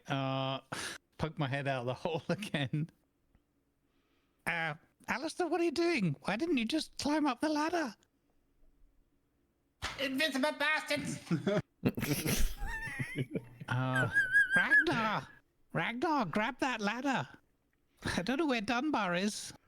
See if you can fight off whatever's got the other end of the ladder. I will. I'm visible now, actually. Oh, are you visible? Yeah. My Oh, okay. visibility Oh, broke then I know before. it's you. Oh, good thinking, Dunbar. We needed a heavy weight at the end of the ladder. Hey, Basically, I'm the Dunbar, weight. you are a fucking anchor on something that we do not want anchored. Yeah. So, remembering that I had some other rope that was tied to my ankle that's tied to like the bar stools or whatever, I lean a little bit out with both arms, and I'm. How can I do this? I got to go back to the joystick to move the. Okay. Get Jeff to help you. Yeah. Okay. So I call. Well. Okay. Okay. I put my head back in the hole and I go, Jeffrey, now's your time to shine. Steer us slowly towards Alistair, or carefully towards, not slow, carefully towards Alistair, and I'm going to try and scoop him up and pull him into my hole, I guess. Anyway, Right, sir. let's get it. We need to increase the number of gnomes in this bar by 1. Right, sir. Like I've just been trying to tell you, we've been having some issues ever since we arrived here. How do I tell you this? You've been kicking the tires again, haven't you? Yes, we have. So right now, I can't explain it, sir, but there's barely room for me and you here, sir. Oh. Oh goodness. Yeah, we're trying to fix it. However, we're working on it. As we will be so quick about it. I promise. Yeah, I was kind of missing the echo in here. Yes. Yes. All right. Well, Terribly okay. sorry New about plan. that. Yes. We'll. Okay. New plan. I take the other piece of rope, and I untie it from my ankle, and I start feeding it out through the hole, and pop my head out, and I say, "Alistair, grab this one, and don't let go this time." I'm spending my action just feeding down an extra rope because okay, just hang on to it, don't climb up. We just need to get you off the ground. Did that so well too. You know, just for that, I'm gonna give you a +5 on the whole grab and hold on that. So yeah. Yes, and more like Yep. in the sand. Yeah. Okay, that's your action. So that's what I do. I don't think there's anything I can do magically to. Give me 1 second. Let me just check. I don't think there's anything I can do magically to sort of enhance it or. There's one on my hex. Firebolt his ass. No, yeah, that's what I'm doing. I'm trying to secure a. Because it's a choice between I could attack something or I can try and help you out of the situation. So. I just imagine Alistair shouting up, "It's a hot LZ! It's a hot LZ!" Kill everything. But I don't want to be I don't want to do too much. So I think trying to work out and come up with a way to get you out of there is more what he's thinking rather than because from Fonkin's point of view, if he just burns another 5 of them, there's 15 more just right behind it. So yeah, you're just gonna have to survive the odd nibble. Okay. And I'm gonna start maneuvering a little bit, we're moving the thing a little bit, but not at a slow speed, so we can still grab Alistair. He's just got a rope in his face now. I will allow you the option of holding onto the rope with one hand and using your staff to try to bonk and defend yourself slightly. Since you are being piloted very carefully to help you hold on here. So there are immediately 3 bugs around you, but Alistair, it is your turn. Awesome. I grabbed the rope. Yep. That's it for me. Dunbar? No, I grabbed the rope and I would like to climb up. And even if there's not room in the hole, I want to be as far away from the bugs as possible. So I want to be at the top of the rope. Yep. And I can still jump very high. So I'm not going twang, I'm just going Okay. just rapidly climbing a little bit. So that's what I would do for my move action, is climb up the rope. Yep. Good to see you're in one piece, Funkin. It was quite the blast. Oh God. Yes. Yeah. That's you. Goggles on. Yeah, there you go. You scrunched up too. You do that thing where you raised your legs and everything. Oh yeah, absolutely. He's in a fetal position, hanging off of this thing. Let's see. These are quite nasty. Let's see if there's anyone biting at you. Nope. Fonkin's hanging out there with his 2 arms. One he's giving Alistair the thumbs up, and the other one he's flipping off more of the. He's following Alistair's lead from before and flipping off the bugs. What's your AC, Alistair? Oh, my AC is 14, I think. Okay. Hang on. Yes, 14. Oh, you take 1 nibble. 2 damage. Okay. You might take another nibble. Yep, another damage. And oh shit. So There's there's a big guy. yeah. And he Before he attacks me, Yep. can I, because I haven't done my action yet, I've only done my move up, Yep. can I shoot him in the face area? Sure. If you manage to hit and kill, then you will negate I don't know if 4 I can damage hit and from the last kill. attack. I'm hoping to hit and more distract, Yeah. or hit and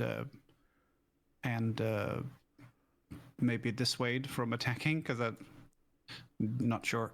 Okay, so I'm gonna blast him in the face with a firebolt. Yep. No. Didn't think so. No. Sadly. Yeah. No, he managed just to slice at you, and he sadly digs into you quite a lot, and you take another 4 damage from his attack. It's okay. I can do my false life thing. Went so well for you the first time you did it. Hey, there are no necromantic fucking sarcophagi around here. How do you know? How? Yeah, that's a fair point. Look into Funkus' little pocket, and it's a sarcophagus storeroom. like, oh, you bastard! I'm not going in there. Oh, that's quite nasty. These, oh, don't worry about that. There's just a few trinkets I'm keeping, keepsakes. Keepsakes, yeah. From all the vampires you've been murdering. Dunbar. Et tu. Oh man. I guess I would. I would run up, kind of side by side with Ragnar. Let's see. Oh, I'm on the right tool. That's pretty much just a 5-foot step. Yeah, I'm just. Wait, that is the closest hex, really? What? Just use the alt thing to maneuver yourself closer, since we're not fully grid aligned right now.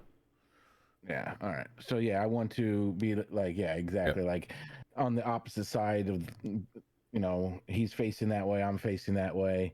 I want to yell to him as I'm running up to grab them and get them out of there.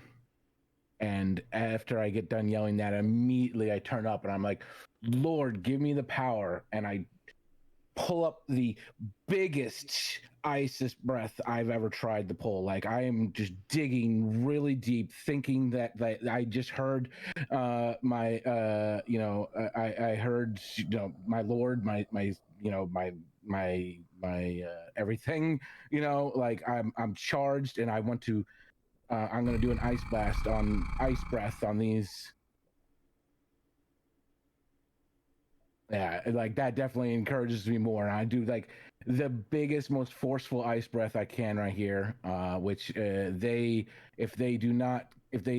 can't beat a DC saving throw of 10, I get 2d6 on, and I get to do the little Coney thing now. I get to try that. Yeah, so that's little Coney thing. Yeah, that's on the measuring tool. There you go.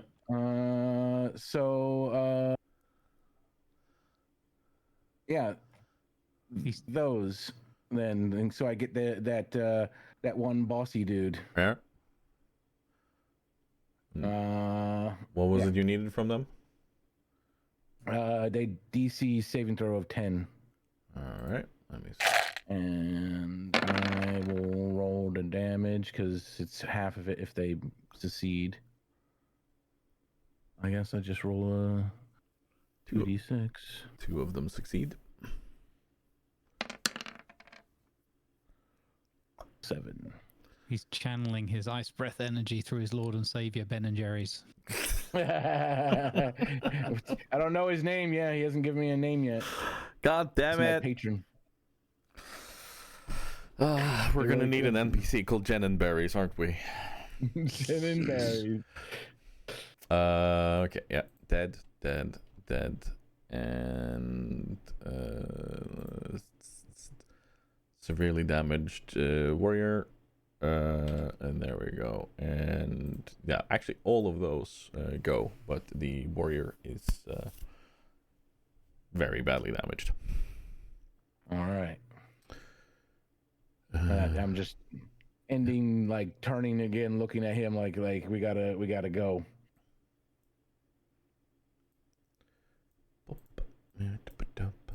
Giving Ragnar that like battlefield like eye down. Oh, it's Battlefield now? What? I said nothing. Yes. What? What's going on? Pardon? I used to work for them. That's horrible. And then Battlefield. It's, yeah. Yeah. You, Ragnar, all you hear is just a.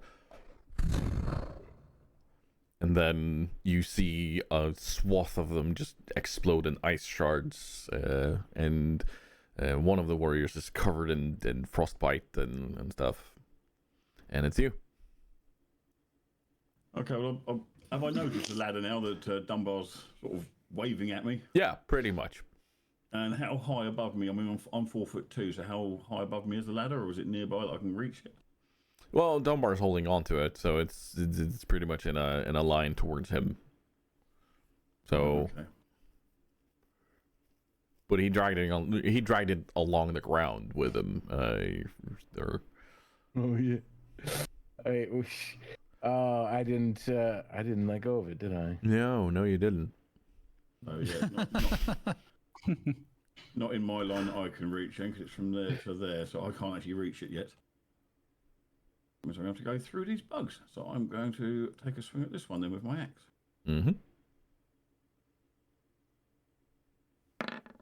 Oh, hello. That's your third 20 today. Holy crap! This is some baby back bullshit. Did I get fucking it? 2s and you get 26.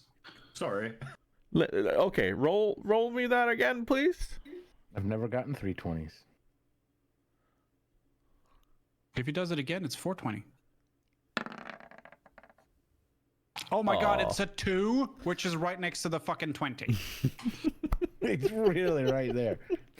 Yeah, no, that's gonna be a normal crit. Yeah. You may roll.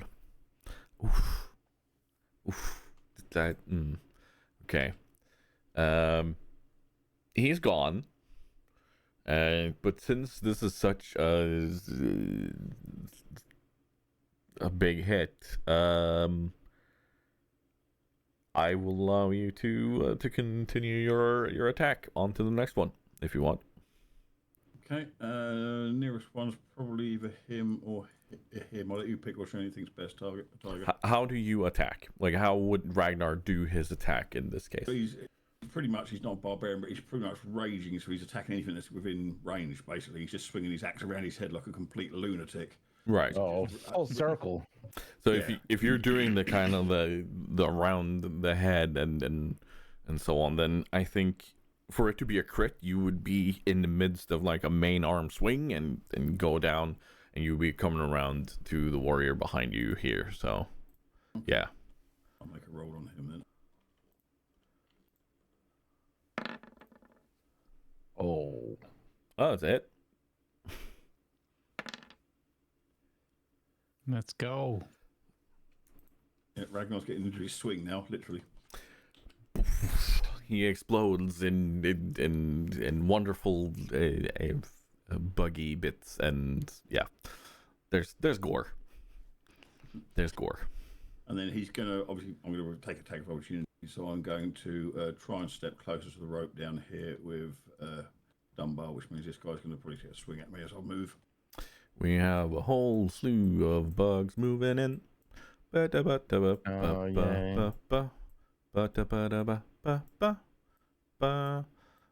of the wasps has made it all the way up, and warriors are closing in. Da, da, da. Do, do, do, do, do. Do, do, do, do, do, do. Do, do, do, do, do, do. he's just What? just keeps going. Yep. Oh, where'd those come from? Oh, they've been Damon. around for a bit. Damon Raddy says this is Battlefield for 2069. Then we are gonna roll. That's an 8. No. Ooh. What's your AC, Doc? 18. Oh, okay. Jeez. I'm going to use my one-handed axe at the moment. I'm not two-handed, which won't up to 16 otherwise. You feel a couple of attacks kind of hit your armor, and you bounce them off. And then Dunbar. Well, I want you to be taking charge. What's your AC, Dunbar? 11. Oh, okay. You take 4 damage.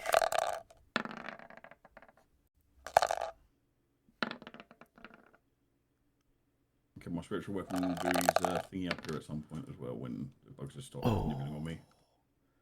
One of the bugs, the warrior, digs his mandible quite deep into you. You take another 8 damage.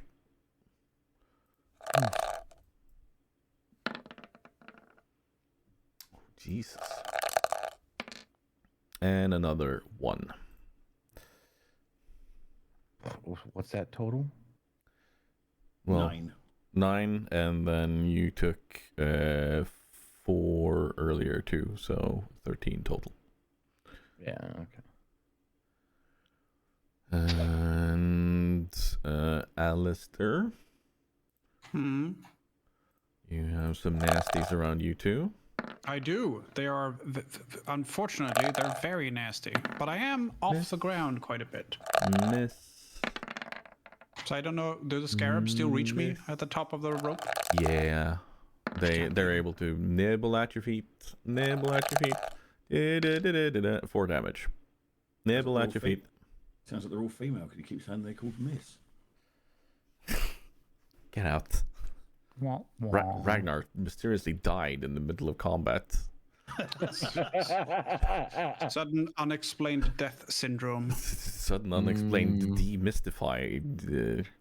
No. Mystified. It turned into mist. Oh, right. Yeah, okay. Very mysterious. Yes. Now, let's see if any of these stingers actually have an effect on you. Oh, yep. Those are healing stingers, right? Yeah. They heal the bugs. Oh, damn it! I tried. Yeah, no. Ragnar, you feel an immense pain in your right shoulder. That bloody Fonkin, he's not hit me with another firebolt, has he? No, this is deeper. This is starting to dig into you and seep through your body with a racking pain, and you will be sickened for 4 rounds. Is this a poison? Yes. Because I am where is it? I get resilience to it because I'm a dwarf. Yes. Whether I do here, I don't know. Obviously, different realm. What would the resilience give you? You have resistance to advantage on saving poison. throws against poison. You also have resistance against poison damage. I have an advantage on saving throws versus poison, and I have a resistance against poison damage. All right. Well, give me a resistance roll on this to see if you. What would that be? Con save Yeah. with advantage. I think resistance. Yeah. Oh, that's not much of an advantage. Resistance is half damage, and Yeah. vulnerability would be double damage. Yep. Yeah. But there is no damage. This is just how long. Okay, this is an effect. Yeah. yeah. So this is about him, whether how he handles the effect. Yeah. But Cool. you are not able to shake off the sickened feeling. Sadly, this is nasty. It's just a hangover from the TNT. This is normal. He's used to this sort of effect.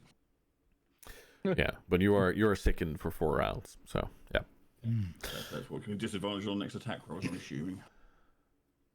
Funkin, Yes. Give me a perception. Perception check. Yep.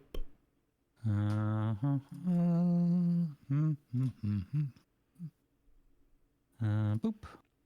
Normal roll. How about a nat 1? How does a nat 1 do?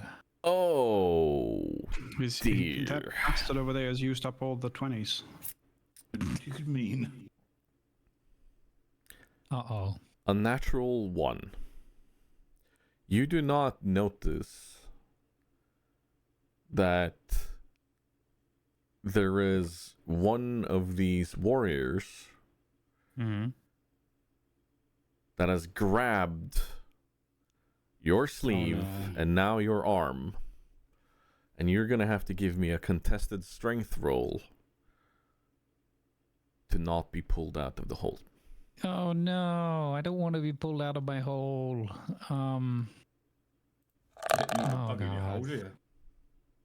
I contested strength roll. So is this a strength save or it doesn't matter actually? Okay. Oh, whoops. Okay. Well, I just want to say, Oh my god! Does he send it flying? Does he throw it through the air? What do you do, Funkin, to this thing? Because apparently, I love the idea of you wrecked it. yanking the rope and pulling him out of his exoskeleton. so Funkin, You did something to him. what do you want to do? Like, how do you want this to Okay. play out? So okay, this is I don't know if you'll allow this, but I know that this isn't part of this spell, but later on there's another spell called I can't remember what it's called now, Magic Mansion or something like that, right? And as part of that spell, you can, and I don't, you can allow or deny who can go in and out of the door. So I like the idea that there's like a budget version that comes with my pocket dimension. So this bug grabs me, I grab him back, and I go no, and then it's like, oh wait a minute, have you ever been to a gnomish bar? And I allow him in, lift myself back up, pulling just like his head in with me. And then I go, actually, a second thoughts, you don't fit in around here. And deny him, and it just severs his head off, and the rest of his body just falls down. And I've got a trophy head in my pocket dimension with me. Are you thinking of Galder's Tower mansion thing? The one where you summon a tower? Well, it might be that, but I don't know that one specifically. But there's a spell later on. It's like level 7 or something. I think it's called like Magic Mansion or something. And Yeah, this place will evolve. I'm just gonna say that. Yeah, That's how simple it is. so but this is just like a security thing where Funkin has to allow people in. So he always just when he casts it, he allows whoever his party members are. So there's no issues there. But so the enemies can't just like stumble into the pocket dimension or something. you know what? I'll allow it. You have a giant toxin spewing mandible and bug head inside your goblin dimension. Ah, very good. Goblin? Jeffrey, Gnome. make a note. We're going to have a trophy wall. Yes, quite. Where's the trophy? Right here. It might need a bit of cleaning up first. Oh, that's dreadful. So are we sure we wanted to show this off? Yeah, there's like ink all over his hands and sleeves and that. Sir, if you don't mind, I'm gonna take it to the back and clean it up. Yes. Sure. And then you hear Jeffrey go as he's floating away. Your name's not down. You're not coming in. Yeah, exactly. He basically takes times it behind the Jeff bar stumbled and on just that kind of list? stands there and washes it with a little scrub. And, oh God, this is awful. Oh God, yeah, it's that kind of thing. Yeah, he's not a happy camper right now. Quiet down, Jeffrey. Don't make me mute you for another month. Sorry, sir. Right away. Pocket dimension, put Jeffrey on vibrate.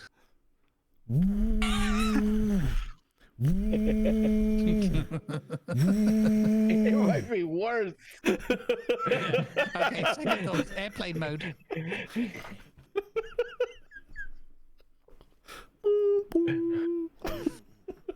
Your flight's delayed by 4 hours. Altitude. Yeah. But okay. That was fabulous. Yeah, you're just pretty much back to your normal action now because of that. Okay. So yeah, go ahead. Thank you for letting me do that. That could have gone so much worse. Yeah, I was expecting to get pulled out. I didn't expect a nat 1 from the bug and a nat 20 from me on a strength check, which is, by the way, a 0 for me, like modifier. Yeah. That's my, let's call it in air quotes, dump stat, not to trigger Damien. So okay, I'm just gonna walk you through this very quickly. If the bug had not critically failed, without a critical success from you on that, Yeah. I think he would have pulled you out no matter what. Yeah, I'm out on the floor. Yeah, exactly. But with a crit fail from him and a crit success from you, that is like we're just gonna have to roll with that and really enjoy the stuff that happens there. Yeah. Yep. Perfect. Yeah. Sorry, I didn't mean to say dump stat before. I meant to say dumba stat. No. Oh. Wow. Okay, so I actually wish I had that stat. I'm gonna start. Yeah, I'm gonna start trying to lift this thing a little bit, like start the slow ascent, because I know that Alistair was on the ladder, on the rope. Sorry, on the extra rope, and I know the other guys have got hold of the ladder, pretty much by now, or they're close enough to grab it. I haven't. I've been fighting trying to get to the ladder. Oh, yeah. But like that's a line of like 60 feet or like 30, 40 feet of ladder that Dunbar's holding. So we're going to start a slow ascent, but like going towards the other guys so that as it's rising up, it's not going to be like yanking it away from them or whatever.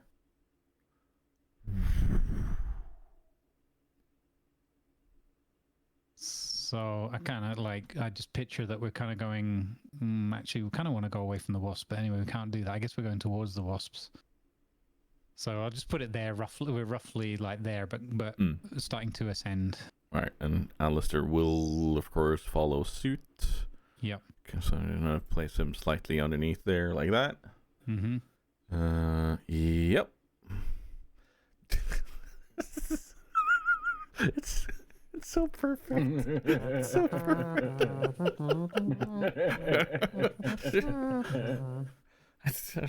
Hey there, there's a breeze! Yeah.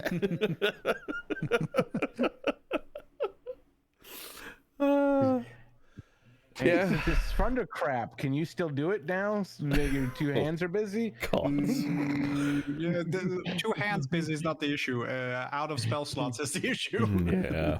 Yeah, that's more it. Right. Yeah, no, it's Alistair then. Can I climb up into these holes? Or you said there's not enough space, but you also said that that Jeffrey's going into the other room. I'm like, can I just? Is this a scenario of Fry moving in with Bender and Bender going, there's a window in the closet, and it turns out he's got a 6-bedroom apartment? Because if so, I'll leave it in the closet. As weird as that is. No, not quite. But So it's a magical barrier of maximum of just Funkin and his he sadly needs to be a bit more apt with his magic in order Would it to help if Funkin adopted me? Right here now. Or if I swear allegiance to Funkin, maybe then I could go in? Because I'll swear allegiance to a side of ham. I don't care as long as I don't have to Are you interested in the same airspace as these fucking wasp things. Are you interested in a position as a butler? Yeah, no, that's fine. I'll wear the sleeve strap cuff things at the top. I'll say "Osa" if you like. I don't care. I'm competing. I'm in a very, very restrictive airspace right now, and I would like to be somewhere else. We don't have the power to like make bits of you invisible and stuff, and we don't want to upset any of the locals that attend the bar regularly, so we can't. You have to look as close to Jeff as possible, so all we do is we paint you up We green screen you basically with chroma key, so it's just your clothes and your That's fine. cuffs. I'm good with that. Yeah. I'll change my name to Jeff Jeffrey Jeff. Okay. I You was know born what? on the Jeff of Jeff, 19 Jeff to Jeff. Give me a top or a bottom. Top or a bottom? Yeah, actually, as in high or low. Call it. High. Yeah, you climb in. Woohoo! Oh. Now, how many nibbles do you take? Uh-oh. That's 1 nibble. That's for 1 damage. That's a second nibble. That's for 4 damage. What was your AC again? 14. 14, okay. The attacker wins, so 14 or above. That wins. misses, and that misses. Cool. But yeah. You are in. A tiny bit worse for wear, but you are in. Yes, but also, I haven't used my action yet. No. So I've only used my movement. Yep. I'd like to. I don't know if it's possible. Do you have like a bar or like is there room service in here? Can I get some can we order out? Yeah. Can we Jeffrey So comes it's like a floating circular over. bar type arrangement, and there's like like all the dryads and stuff, Yeah. and so there's the people that would sort of dote on you and maybe could be considered waiting in a loose form. Yeah. I would like to jump up on a chair or a stool by the bar. I imagine there are some size for gnomes, seeing as the It's owner is a gnome. It's all gnomish proportions. So Oh, when that's Dunbar perfect. Gets in here, This is the best place. This is the best place ever. So I'm going to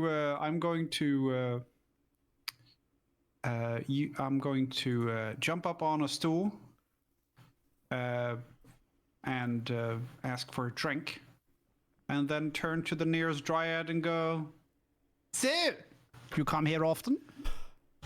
There's a set of butler robes and gloves that floats up to you and starts gesticulating and kind of explaining things, but you can't hear anything. Yeah. It's weird, as if someone turned everything to silent. I just say, whatever's on tap. Oh, sorry. I go, whatever's on tap. You see the gloves kind of 2 thumbs up and pours a little draft for you, and one of the dryads that you're talking to looks at you and gives you a wink and a smile and twirls their hair, and they're clearly speaking, but you can't hear anything because the entire thing is on silent. That's fine. Can I still talk though? Yeah. No, it's just okay, that Funkin has turned them all on silent mode. That's fine. I grab the drink. Yep. Is it the stools? Are they the spinny ones? Oh yeah. Okay. I grab the drink, turn around, and look at Funkin and go, "It's quite nice. We should spend some time here." Yeah, that's all right. The only thing is, if you have taller guests, you have to inform them when they arrive that it's a gnomish pub, so we don't serve pints, only shorts. Why would you do that? Don't do that. No. Ragnar can fit fine. It might be a little bit, Yeah, but riff-raff. reinforce one of the stools. Yeah. This is quite lovely. What's the square footage in here? It varies. Depends on the day of the week. I see. This is quite good, by the way. You see the phony also above the bar. Oh yeah, you can entertain yourself by having a look outside. Well, it's terrible out there. I wouldn't have wanted to be out there. I poke the joystick and go, "What does this do?" And then Okay. Okay. Well, in that case, it's a stick sticking out of the bar. oh, everything jostles, like glasses on the bar, like cling, cling, cling, cling. I hear what you're saying, but also this is very good news because this means that Funkin can focus on the entrance part. Funkin, who has a lot, and I can't stress this enough, he is mainly not me. So he can be near the dangerous things, and I can steer the ship. Because I'm very good at arcane stuff, and this is definitely magical. And also, I love to tinker. So I would like to, as my actual action, and not just enjoying my free actions. I would like to take control and steer the thing. All right. Let's have a And bit then of an. Jeff can keep, serving the guests and stuff. Let's have a bit We of a don't want roll to distract if him from you, his main duties. Okay. if you understand this joystick. It's fairly rudimentary, but you never know. Now, I have a question. Yes. This is an arcane device. I am an artificer. Arcane devices are very much my jam. I have magical tinkering as an ability. I have gnomish cunning, and I am a tinker, as rock gnomes are just general, like a racial is tinker. So we understand mechanisms. Is there a way that I could get advantage on understanding this machinery? No, this is purely magical.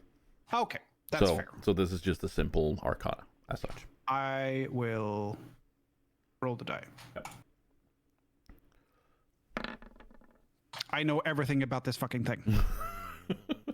Well, I mean, it's a joystick and has a button. It's not. Yeah. But I immediately figure out like the tilt, the yaw, Yeah. the pitch. I even found the thing for the flaps. And the ailerons. Yeah.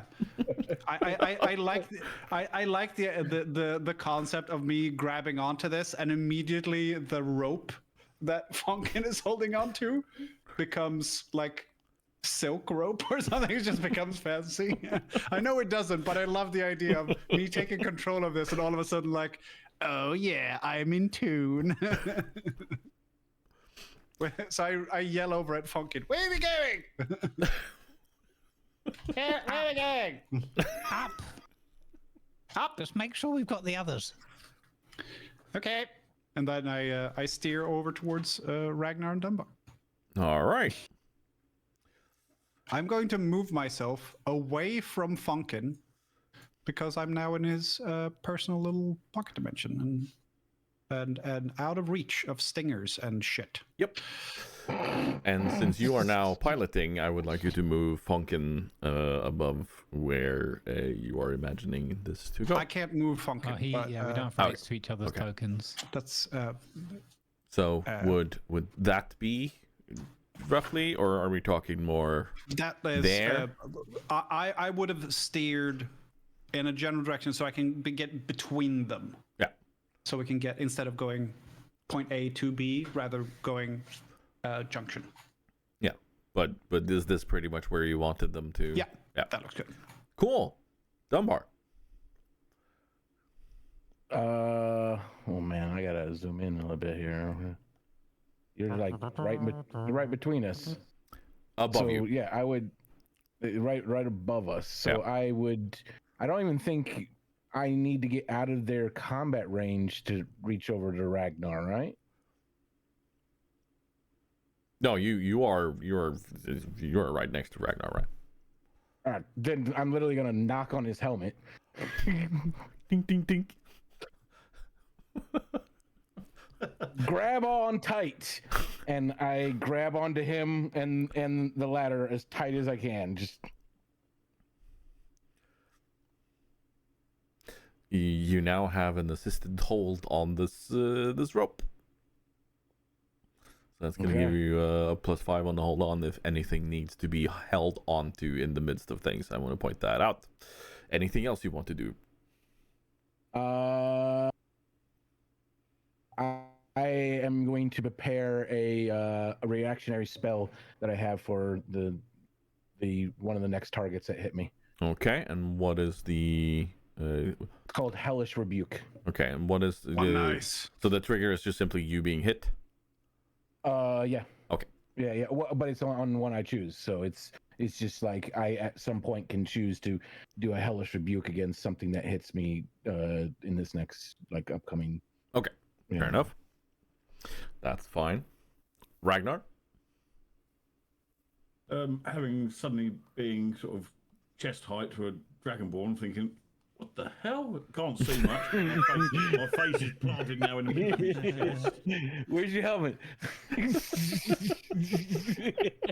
Oh man, I used to work with these people, so it's really extra funny. it's just suffering for his art. As a free action, you may go. Can't hear a thing in that helmet.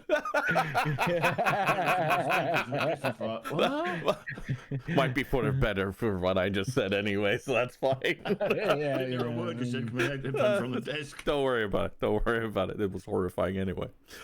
Yeah. I'm not quite that low down. All right. What do you want to do?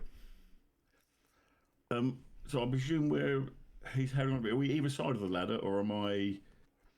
He's holding on to it and I'm held onto him. I kind of imagine you guys in like a one-arm embrace around each other and both holding on to the ladder right now. That's pretty much what I have in my mind, but feel free to correct me. I did kind of like push the ladder towards you. Yeah, so we're looped through the ladder, so a bit of extra. Okay. Okay, well, realising that we're in deep doo-doo here, and no matter how hard we fight, we're not going to get anywhere, I'm going to look up and just shout at... Well, I can't see Alistair, so I'm going to shout at Fonkin, get us the hell out of here! Up! Lift! And hope that they hear us and are going to do it, and I'll just try and bat away anybody that gets near me with my axe in one hand if anything gets too close. And it's at this point I zoom out and I go to the GM view. Zooming out, chat. We're zooming out. Go over to this, and then we reveal, and then we do control. Oh, good God. A, and then we do this, and then we do token layer. And then we do turn off GM layer. We go to normal tokens, and then we zoom in again. No, we don't need to zoom in again. I know I'm fairly safe right now. Yeah, but fuck you. Are you? We didn't need to see this. We're facing hell while you're having gnomish party. The gnomish hey, it's not my fault that this place have themed cocktails.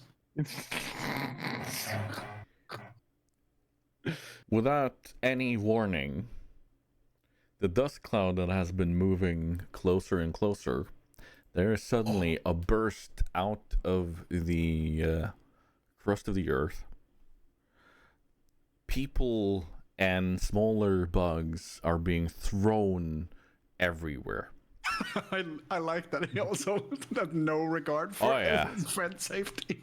There is venom dripping from this thing, from its mandibles. You can see large spikes along its back. Funkin and Alistair, you swear you hear boom, boom, boom, as things are impacting with the virtual window screen of this thing that you're inside of. Oh no, not the paintwork. And you hear the most shrill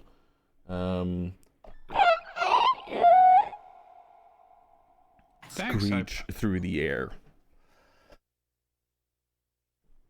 And it just kind of, all the bugs instantly focus down on where you guys are and the rest of the group is. But Dunbar and Ragnar, actually, no. We're going to make this a bit more cinematic than that. We're not going to force anyone to do any sort of perception or similar. You hear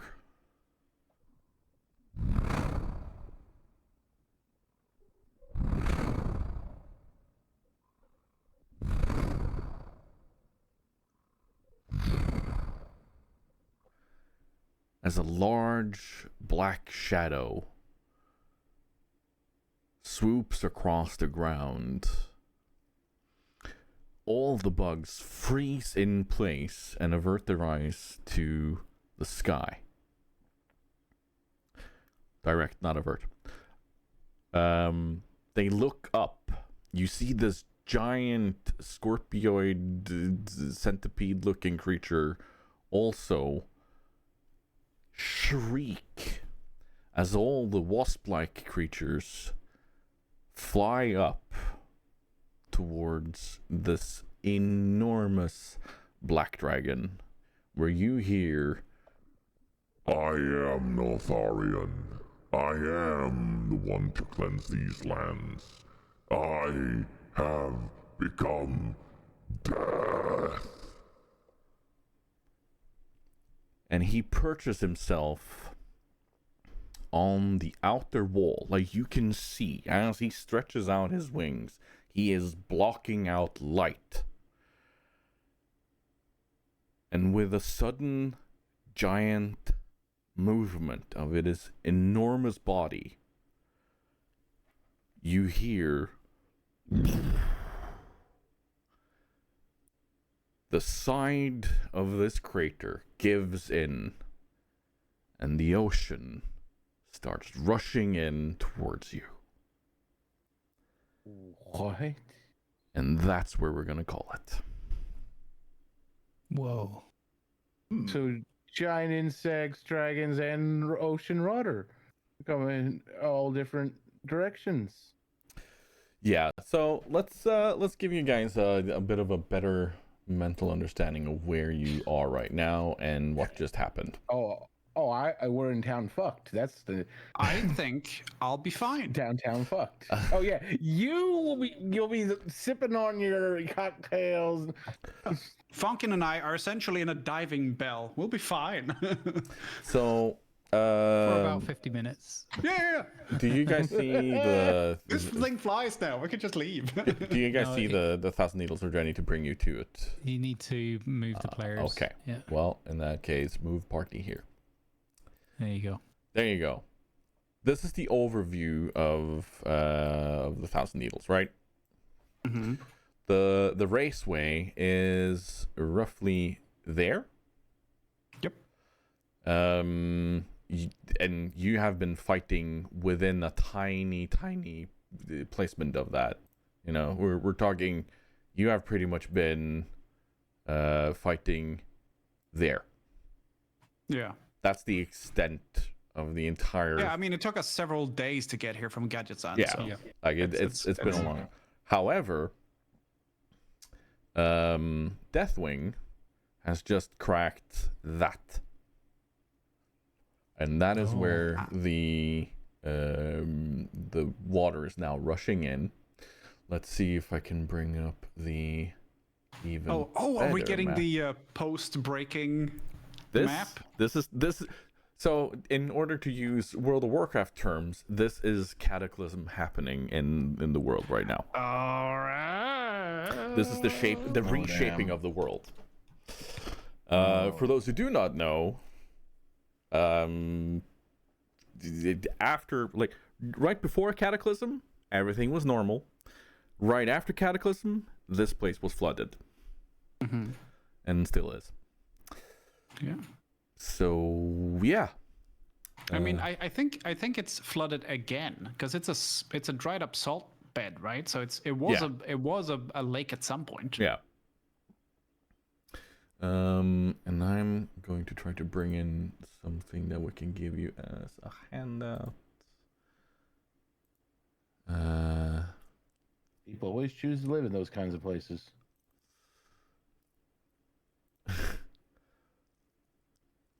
We have a place in the United States that we call Tornado Valley, and people choose to move there. Yeah. It's the joke from Weapons of Self-Destruction, Robin Williams.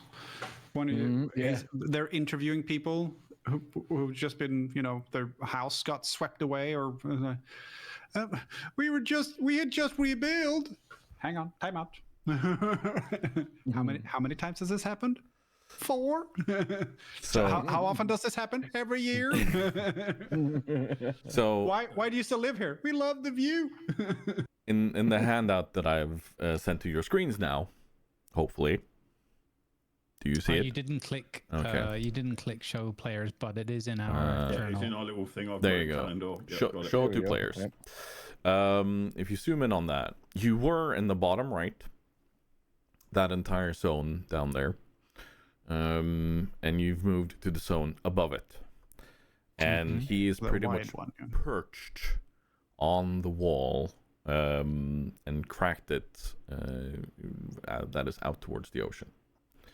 Okay, can we ping that? No, sadly I can't. No, you can't ping on That on would be handouts. that would be amazing. But yeah. if we right click when open a new folder and we can zoom the hell in, Yes. or open a new tab. So that's what just happened.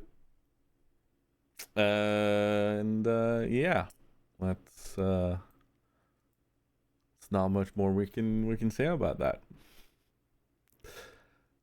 Any thoughts, questions, prayers? Yeah, I have a In question. Destination fucked. Yes, Lima. Do any of the drinks have umbrellas in them? All of them. Oh my. cool. I think yours automatically come with a little umbrella that looks like your parasol. Yeah, I was gonna say I would love for the umbrella to. I was gonna ask, can I get one with like this thing in it? You also see after a few minutes, Jeff starts putting up a sign along the bar that says "No tinkering." Oh. Oh, no tinkering with the bar's controls or something like that. Oh. Having because Funkin's not sure, but he's like, my go-go gadget chicken exploded underneath me. Who do I know around here? Yeah. Yeah. So those accusations are unfounded. He hasn't accused you yet, but he's mulling it over. I think "yet" is the operative word there. But I think there's also an element of like he's seen how excited you get about tinkering things, and it's like, don't tinker with this bar. It's perfect. That's fair. That is absolutely fair. I do have a question though for the GM, or a point that I think that Funkin would like once we've getting moving. I know we're not out of that yet, but we're like, trying to get everybody off the ground. I think there's also an element of looking on the screen and seeing if we see any sign of Longstrider. No, not at the moment. Okay. but I think we're It's gonna have not visible. to. Too much chaos, yeah. I think we're gonna have to Okay. deal with that next time. Yeah, no, that sounds good. Okay, so it's more to help me remember. So I think that's one thing that Funkin would look on the screen and see if he can pan around and see him. But the first priority is still to get the other guys at least off the ground and away from whatever's going on. But we don't know how these bugs are going to react. Yeah, another- that's kind of the thing. Yeah, go ahead. Another little one is just a small suggestion. That picture there that you put in the handout, I would recommend creating another map page, turning the grid off or whatever, and setting it, and then having that as like maybe the start screen, or maybe putting your Conquest and Cataclysm on it or something as a PNG. Well, and then you could always go to that when we're starting the session and you're setting the scene or whatever. Obviously, if we're starting in a story, but that would be quite good as like a starting loading up screen. I kind of want to create a better starting, more like this one, where you have the party, where there's a few more details about it, and there you go. Yeah. And eventually, when we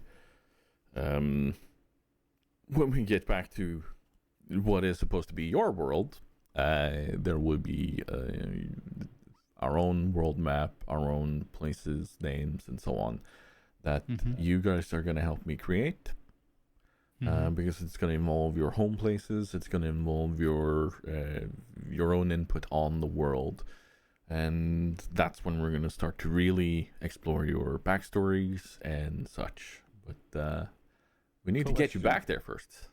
Question. Yep. Do you all own Baldur's Gate 3? Baldur's Gate 3? The players, that is.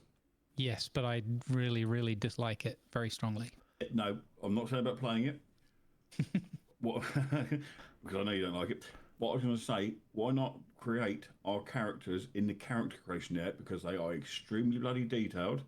We can use them for this loading screen. That would actually be cool. It's got really, really good customization on it. So those that you can only create it, those that don't, maybe me or Grumbles or somebody could create those characters for you. In what? What was the?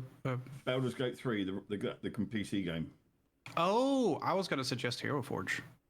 Hero Forge also works. Yeah, Hero Hero Forge, Forge. because Hero Forge you can add like props and stuff around you and change the pose and facial expressions and everything. Is that free for us to do? Yep. Download our character? Absolutely free. I do it in Hero Forge then. If you want to, you can pay for the STL files and you can 3D print it. Yeah. I don't have a 3D printer, so yeah. Yeah, no, but I'm saying you can I know, get extra. You can actually pay them to print it for you as well, That's or also have it another, cast in brass if you would prefer. So Yeah, it's they got super some fancy. really Yeah. But no, Hero Forge is free, and then we can. You colour them on there.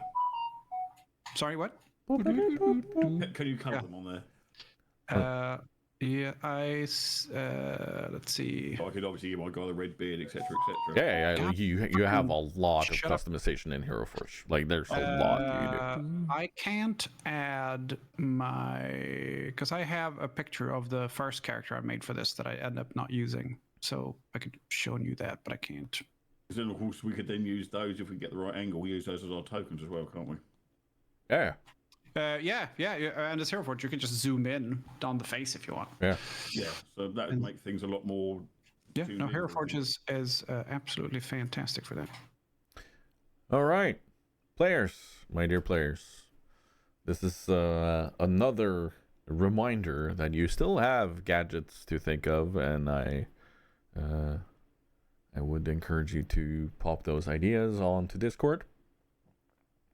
And again, I'm going to encourage you to put in your point of view kind of summary, if there's any character thoughts or such, because this has been very combat heavy. There's been action heavy, so we haven't really had time to explore the minds of these people this time around. We have plenty for other times, but yes, please do add that, and I would love to read from your point of view for the next session. Excellent work. It took a turn when Grumbles didn't get pulled out.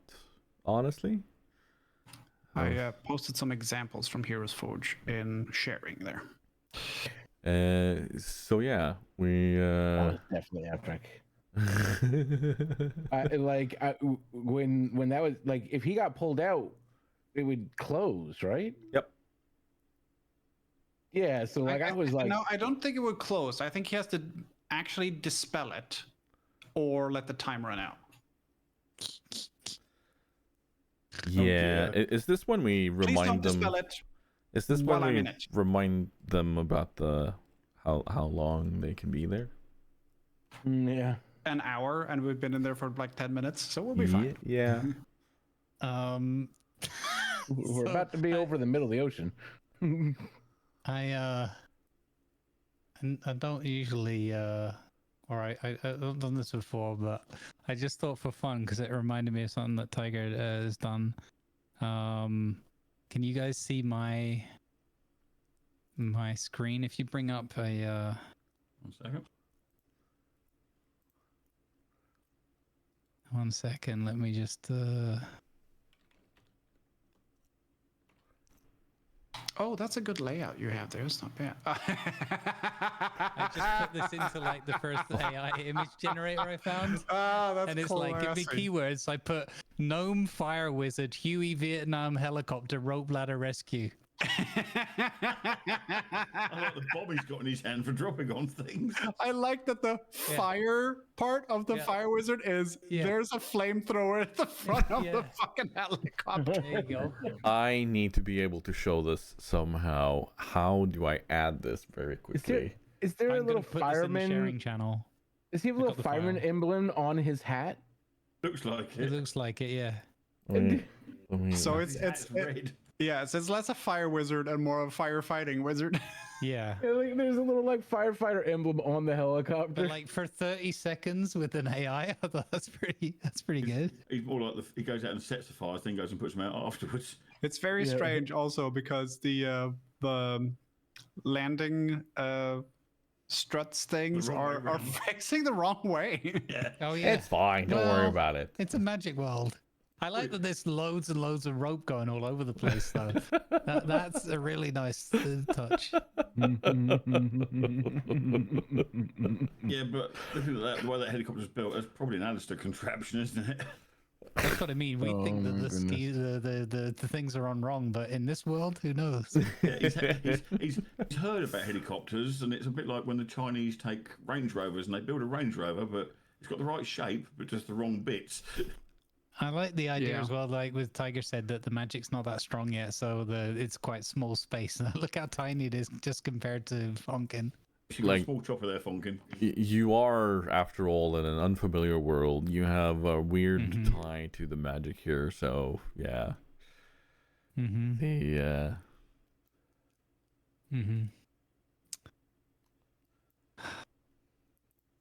Did you guys know that I've just joined a new fitness group? Oh god. Yeah. It's basically like Tai Chi, but we do it in mud. It's called Squelchy.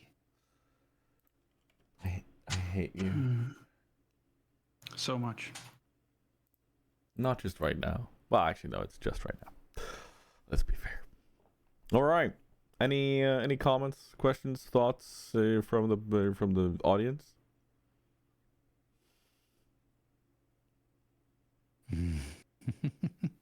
I have like you know when you were saying before we got to do that thoughts, like this time you definitely gave my character like thoughts, like my character's been like kind of lost, so I was like, oh, I'm gonna just write that he's just lost and confused, and like, but now like that whole like he heard grumbling right before he did that like huge attack that killed 6 bugs and stuff. So like I definitely got to like figure out his thoughts, because like, you know, I don't think his head's been right since he was on the ground and he turned into a little puppy. All right, his head's been flaky and broken since. We'll put that down to the brain trauma he suffered when he actually rocketed out of the tent and face planted in the terrain. Yeah, his head can't be right lately. He's still suffering for something along those lines. Yes, indeed. Now, if there's nothing else, I think we're just gonna ask the players, is there anyone continuing on for today? Me, nope. I'm going to get ready for my friends for later on. I'm going to put my crash helmet away. Hopefully you appreciated that. I'm not asleep. I don't know if you noticed. I can barely keep my eyes open half the time. You wonder where that came from. That was I won that in 2007. I went racing with a certain F1 star. Oh, nice. Wow. Yeah, Is that the signature on top? Yeah. I don't know if you can see it. But that's all signed on the top there by Lewis Hamilton. Oh, very cool. That's gonna be worth gonna be worth some money. I've got the full race suit out there as well in the same style, plus the gloves, plus the boots. I won a competition, and he took me around my local circuit, 160 miles an hour sideways in a £400,000 McLaren. Jesus Christ! Wow. That's pretty fancy. Yeah. The dark thing is they had over 10,000 entries for the competition, and they only had 78 correct entries. What? Wow. Oh, wow. Simple question: who did he race for? And they all put McLaren Mercedes, and it wasn't. It's Vodafone McLaren Mercedes, and most people understand the word Vodafone, who are the sponsors. So yeah, so they're not going to accept that answer. Yeah. Exactly. The clue is written like literally right on the helmet. Yeah. Yeah. Yeah. Yeah. Wow. I entered it. Yeah. Jokingly told my boss, I'm going to need Thursday off because I'm going to win this competition. You got no hope. Then I got to take the phone call the next day when the bloke from the Sun phoned up and said, can you make it to Goodwood? And do you know where it is? Yeah, it's about 300 yards from where I live. Oh, right. Okay, I'll walk across the road and be there in time. Oh no, I overslept. I'm going to be 34 seconds late. How about you, You all know Chris? what Vodafone is?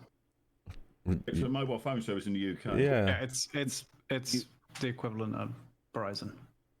Yeah. Well, yeah, it's the same company. Yeah. Yeah. Yeah, I didn't know that everybody knew them. I think Vodafone yeah, actually started in the UK, as far as I know. It's a massive, probably the biggest provider in the UK of mobile phone services. Yeah. Just don't ask about whether they pay enough tax. That's a different With a matter. lovely revenue of 37-ish million euro a year. Yeah. Oh, I'm sorry. No. 37 billion euro a year. Large company like They have that, they branches would in, like, never 100 have tax the issues, would they? No. Yeah, they It's have. always, No. it's always funny when they say the revenue for this year was 36.5 billion euros. Okay, but how much is that as net income? Oh, about 1.5. Oh, really? What happened to everything else? Oh, that's, tax free. Tax write-off. Yeah. Yeah. Grumbles, are you continuing? I think I'm gonna harvest my rice field. I'm not going to watch that. Ah. I've I've actually got about an hour or so, hour and a bit. There should be enough time to harvest my rice field. I've You just want to- bought FS25. I have You to want to get try to back with into our the help? Christmas market in town and see if there's cool stuff that I didn't see yesterday before they close. It was very funny because I was there yesterday and I was there before the stream and I'm like, that's fine. They open at 11. I don't stream until 1, so I can hang out for an hour and a half. And then it started snowing and I couldn't get home. So I was stuck at the market, which was a delightful place to be stuck at. I can imagine that.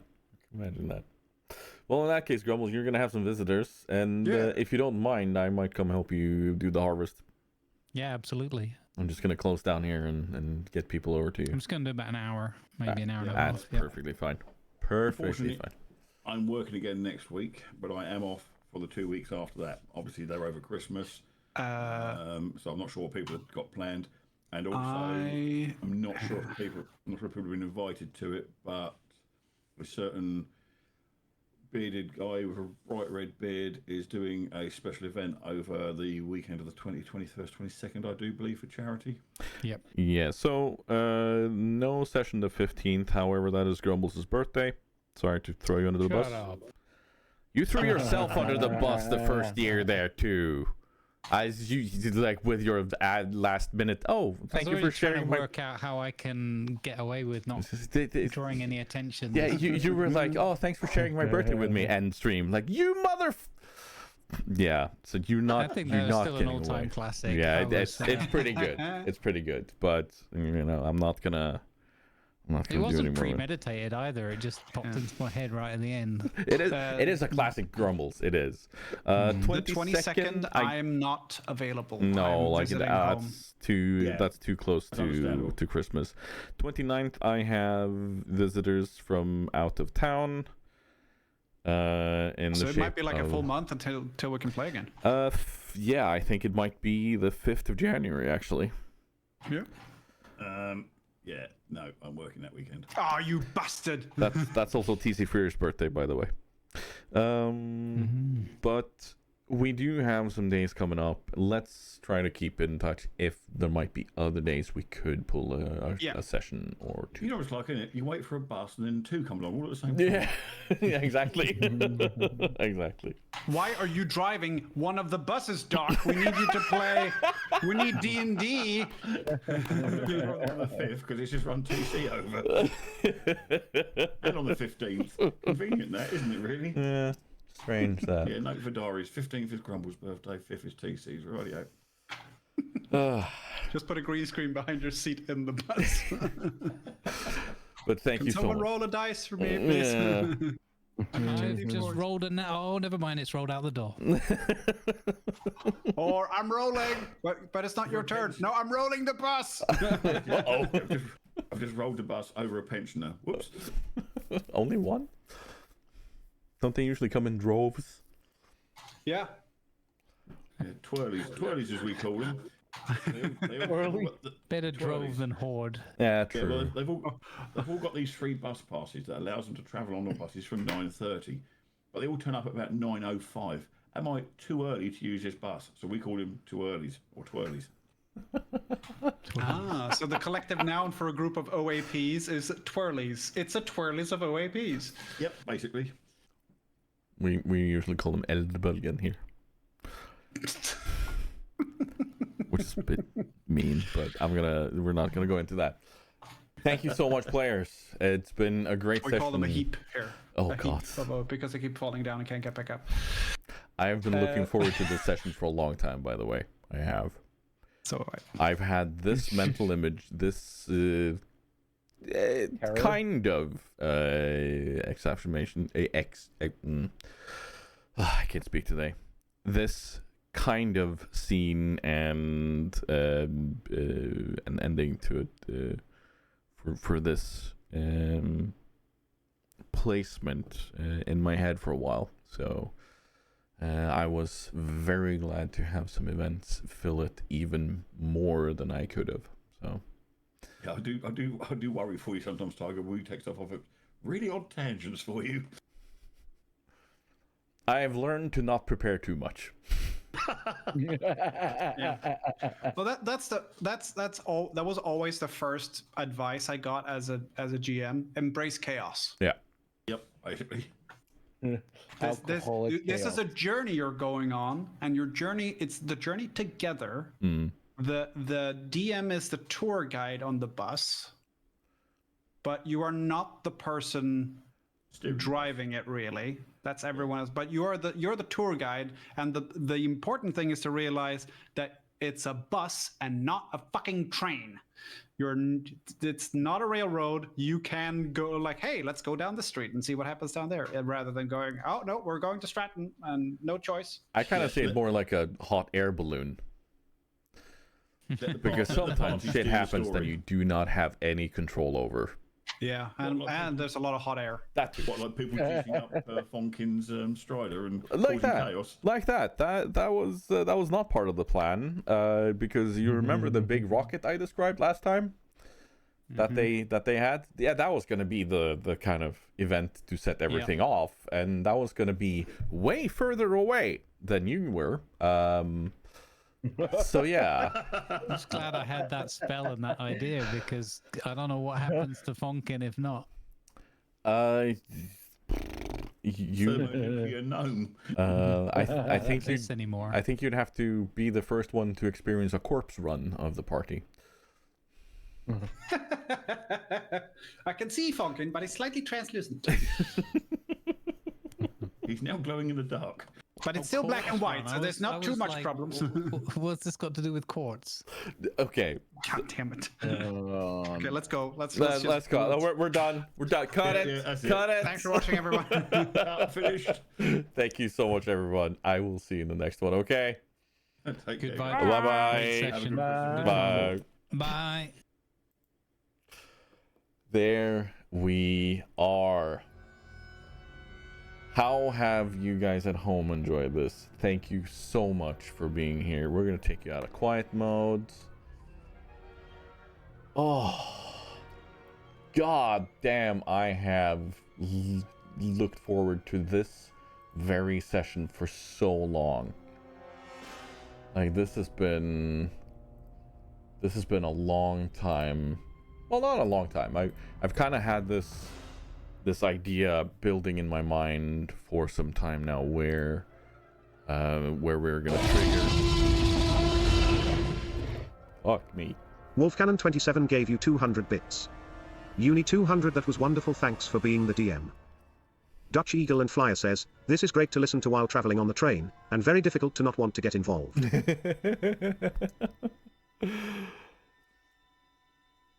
Oh, thank you, Wolfcannon, for the 200 bits, and the T-Rex, and Dutch, thank you for the very nice words. Of course they all turn up at once. They all got on the same bus. Yeah, true. Hey, how you doing, Dennis? Good to see you, man.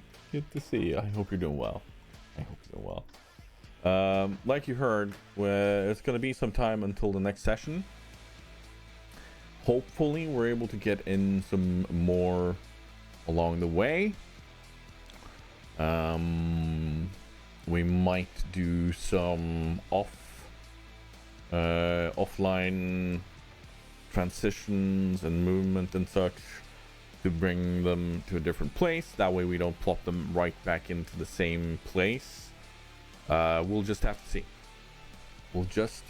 see. Thank you so much for the raids and the follows, everybody, and the resubs.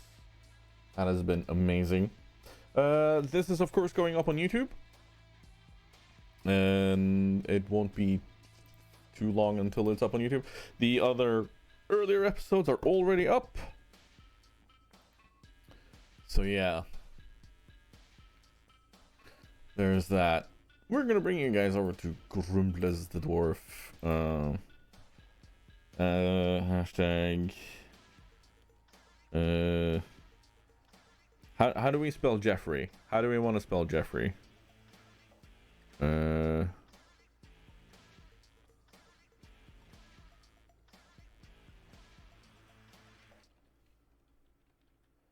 you go. Let's go for Jeffrey, like that. Ads in 2 minutes. Hashtag Jeffrey. Dutch Eagle and Flyer says, Jeffrey. Jeffrey. You know what? Throw in any sort of weird Jeffrey or such you can. Well, use your own if you want. Or we're gonna go over and say hi to Grumbles. If you have any butler, now would be the time to use it. Great. Grumbles the Dwarf. Thank you so much, everyone. I've been the Tiger. You guys have been the best butts. But as always, keep wild, stay free. And we'll see you guys in the next one. Alright, Uber.